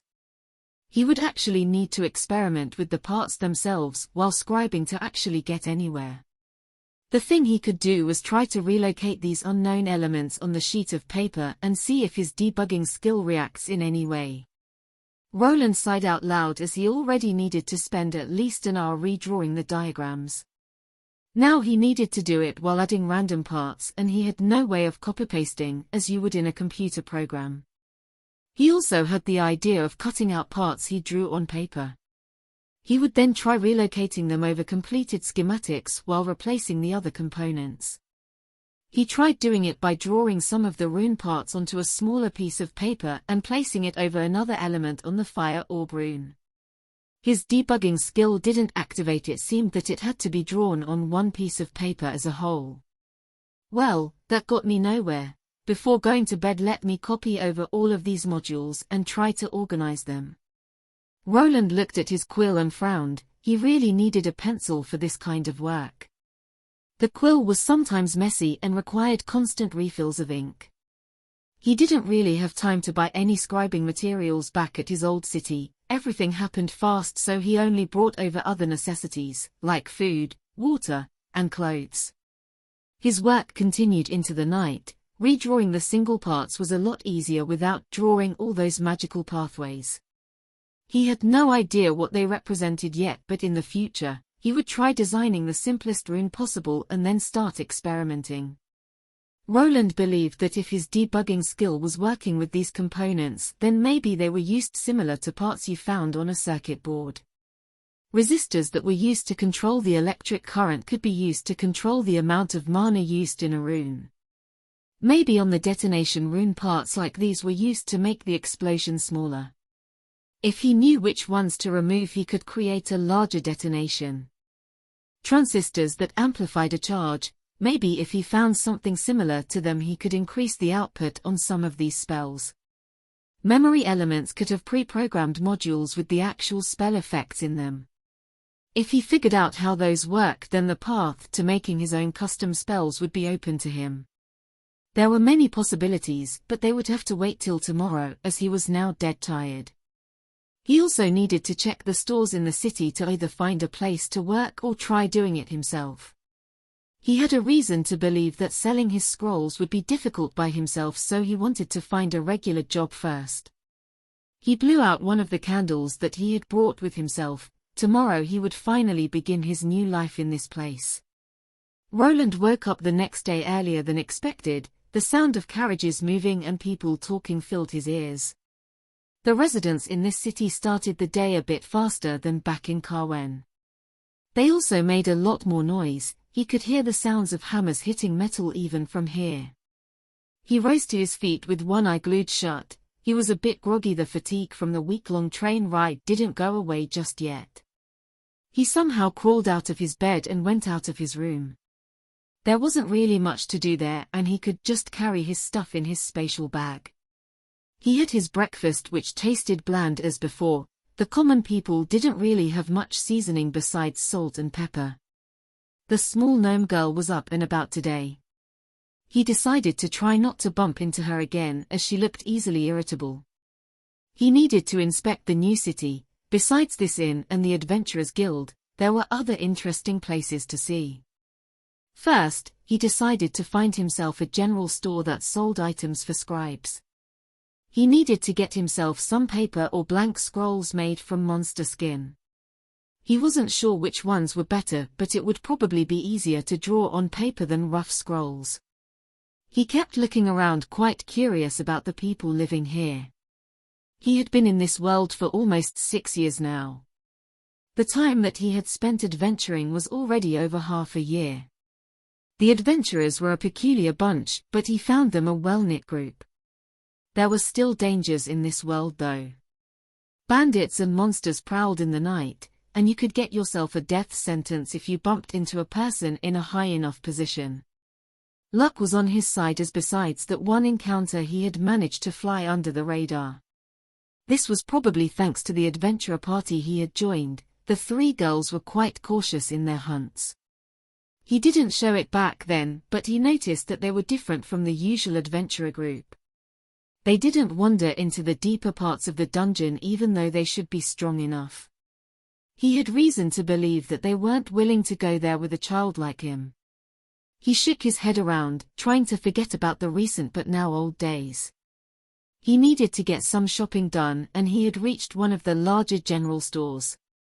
He entered inside and could hear a bell ringing the moment he pushed the door open.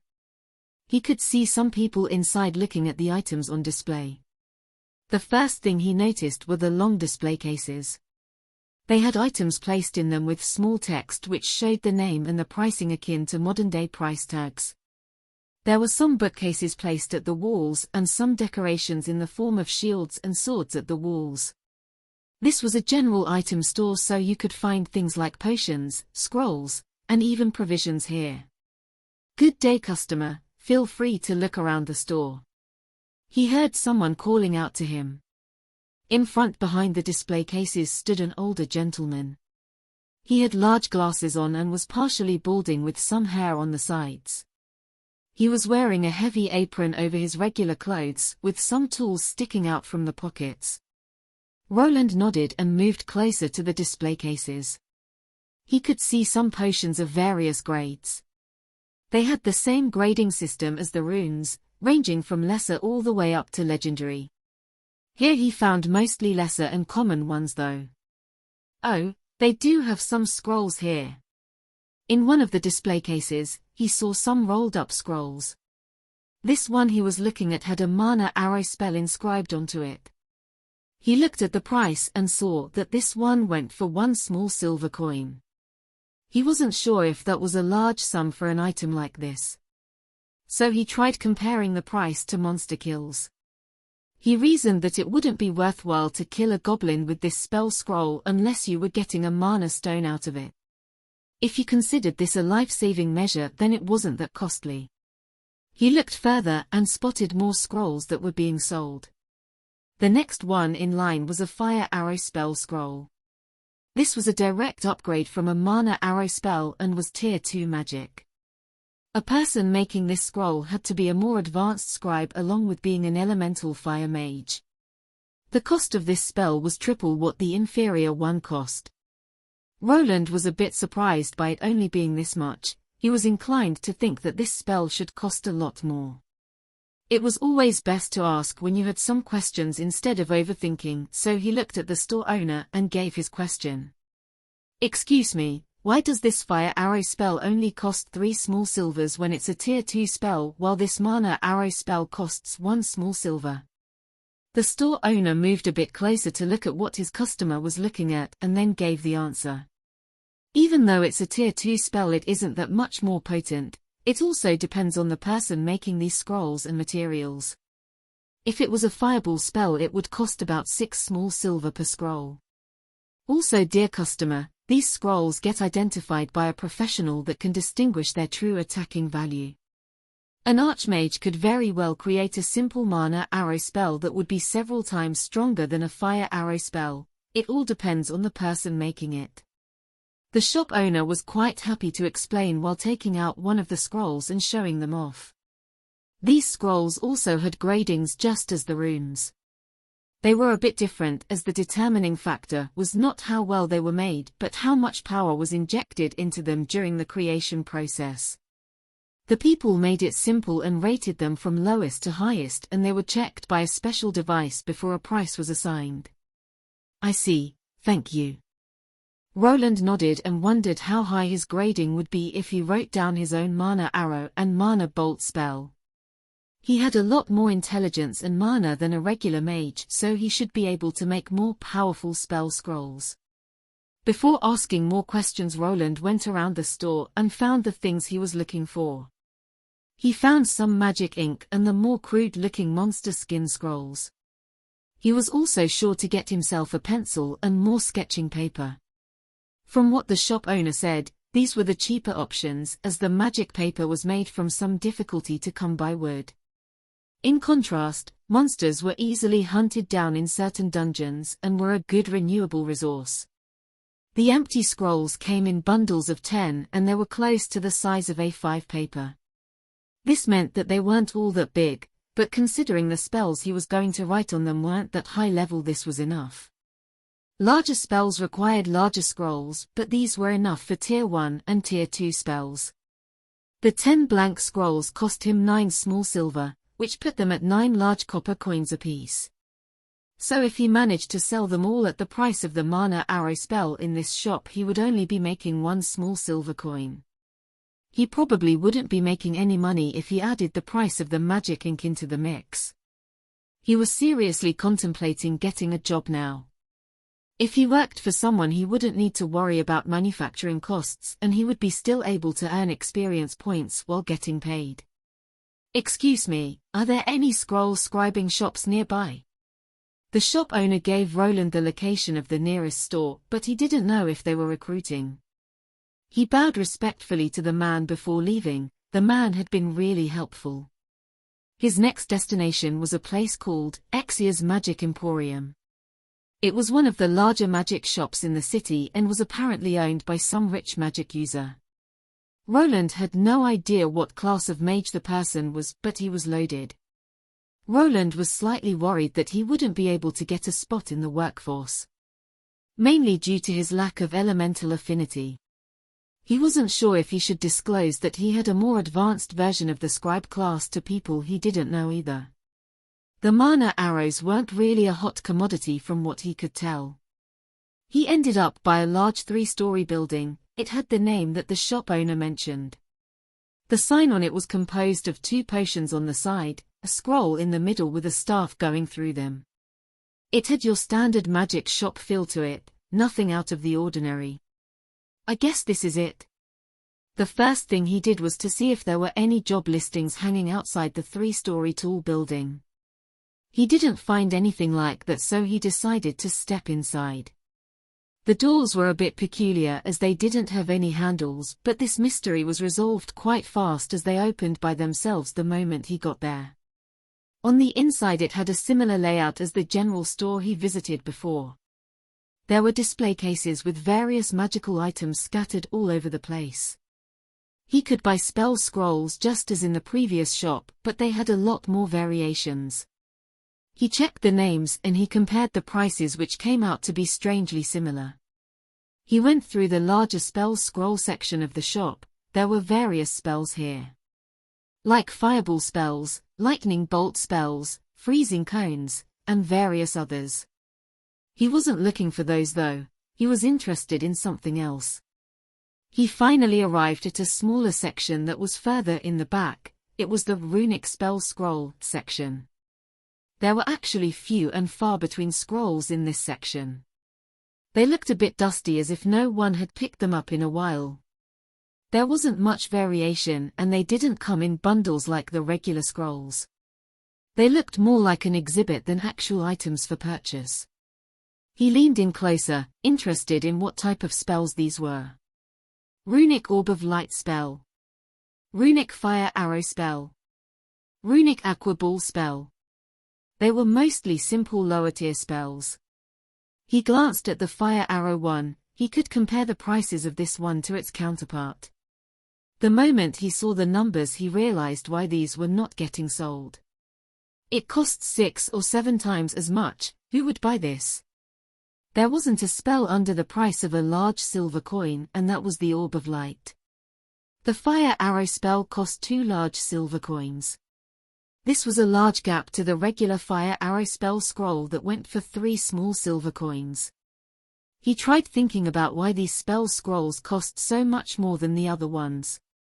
There could be a couple of possibilities, but luckily there was a clerk coming his way, so he could just ask like before. It was a cute-looking girl with long ears, and she was of the taller kind, an elf.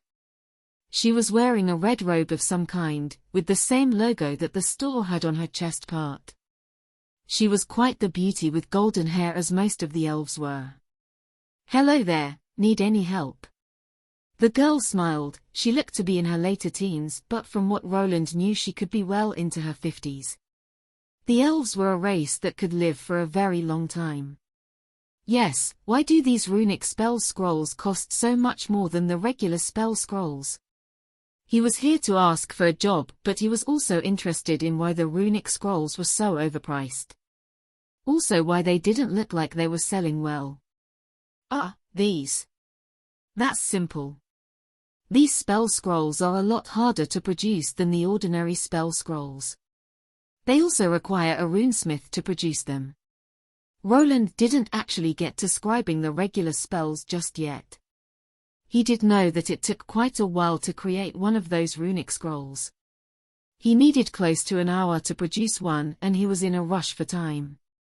The runic spell he made was also on the more rudimentary side, so he could only imagine how long a more complex spell would take to scribe down. From the conversation with the elf lady, it became apparent. The spell scrolls cost so much due to it requiring a Tier 2 runesmith and also a lot more time. The runesmiths probably weren't willing to drop the price range due to the time and effort put into their work. There were a couple of those spell scrolls there. He wanted to get them for further research. He could probably upgrade them to the highest grade and get some schematic experience while at it. Before that though, he recalled what he was here for in the first place. Yes, excuse me, miss. Is this shop perhaps looking for mana scribes? He didn't want people to know that he was a runic mana scribe just yet, as he didn't know if that would bring any unwanted attention to him. The elf girl looked at him from top to bottom and nodded. Mana scribe? I'll have to ask the manager, I think we are but. She didn't finish the sentence while covering her mouth as if she was holding back from revealing too much information. Just follow me, I'll bring you to the manager, he is always looking for good workers, Tilda. The woman turned around and he followed after her. They both headed upstairs. The stairs were quite narrow and circular, and there was hardly any space for anyone to walk next to. On the next floor, he saw a corridor leading to a room with the words, manager, on them. To the sides were other rooms that were closed off. These rooms also had words written on them, one of them had potions on them, another one scrolls and spells written on a plaque. Those were either production rooms or places where they stored those items. Before he could examine his surroundings, the elf girl knocked on the door. They both heard a high-pitched voice answering with a, "Come in," and so they did. Inside was your usual office with a large desk. On that desk beside documents, there was a full-blown chemist set with various vials and tubes. There were various colorful liquids going through those tubes, for what reason he did not know. To the sides were shelves filled with some strange ingredients, which made Roland think that he entered an alchemist workshop. "What is it, Ziliana? You know that I'm busy." The person that answered wasn't human. He was a person with a smaller frame and a large head, and his ears were pointy but not as long as an elf's. He was holding a pipette and dropping some blue liquid into a larger pitcher of green liquid. "Manager, I've brought you a potential worker. I think this boy wants to work as a scribe." The smaller man stopped what he was doing and glanced at Roland with his eyes. He then went right back to what he was doing while speaking. "Just show him the contract. If he signs it, you can test his skills in scribing. Now leave, I'm busy with my research." The two headed out and the elf girl just smiled at Roland while shrugging. "Don't mind the manager, he is always buried deep into his work. He is actually an advanced alchemist." Sure, he mentioned some kind of contract." Sure, he mentioned some kind of contract." The girl nodded and they went downstairs and they entered a smaller back room. Once inside, the elf girl started to rummage through some stacks of paper. She then brought out a large scroll and handed it to him. It looked a bit beat up and dusty. "You just need to sign the magic contract with your signature and insert some mana for it to work." Magic contract? He was interested in what this was, so he started reading through this so-called contract. The more he read, the more his brows started furrowing. When he arrived at the end, he just looked up to the elf with a confused expression. "Why you want me to sign this?" The elf nodded as if everything was fine. The contract was a 6-year deal. It stated that he would work for a set price and would have to scribe a set number of spells each day. There were a few he could choose from, and depending on it the number could decrease or increase. This wasn't the problematic part though. The contract stated that he wouldn't have the right to sell any spell scrolls outside the shop. Even less if it were spells that he had learned during his work here. In short, they would supply him with the knowledge, but he needed to waive any rights to his work for those 6 whole years. The contract was a magical one, so it would be known if he breached it and he would suffer some type of curse. It might have not looked like such a bad deal. He would have work and would be supplied with crafting materials. The only thing getting impeded would be his freedom. He wouldn't even be able to make spell scrolls outside his work area. So he wouldn't be able to experiment with his runes at all. The 6-year period was also bothering him. He wanted to quickly level up and then get the blacksmith class. If he signed this, he would have to keep working here even when he achieved his goal. You know what, I'll think about it. He decided to leave, for now. Maybe the other shops around the city would give him a better deal. He still had a lot of time and he wasn't low on money, so he wasn't worried, at least not yet.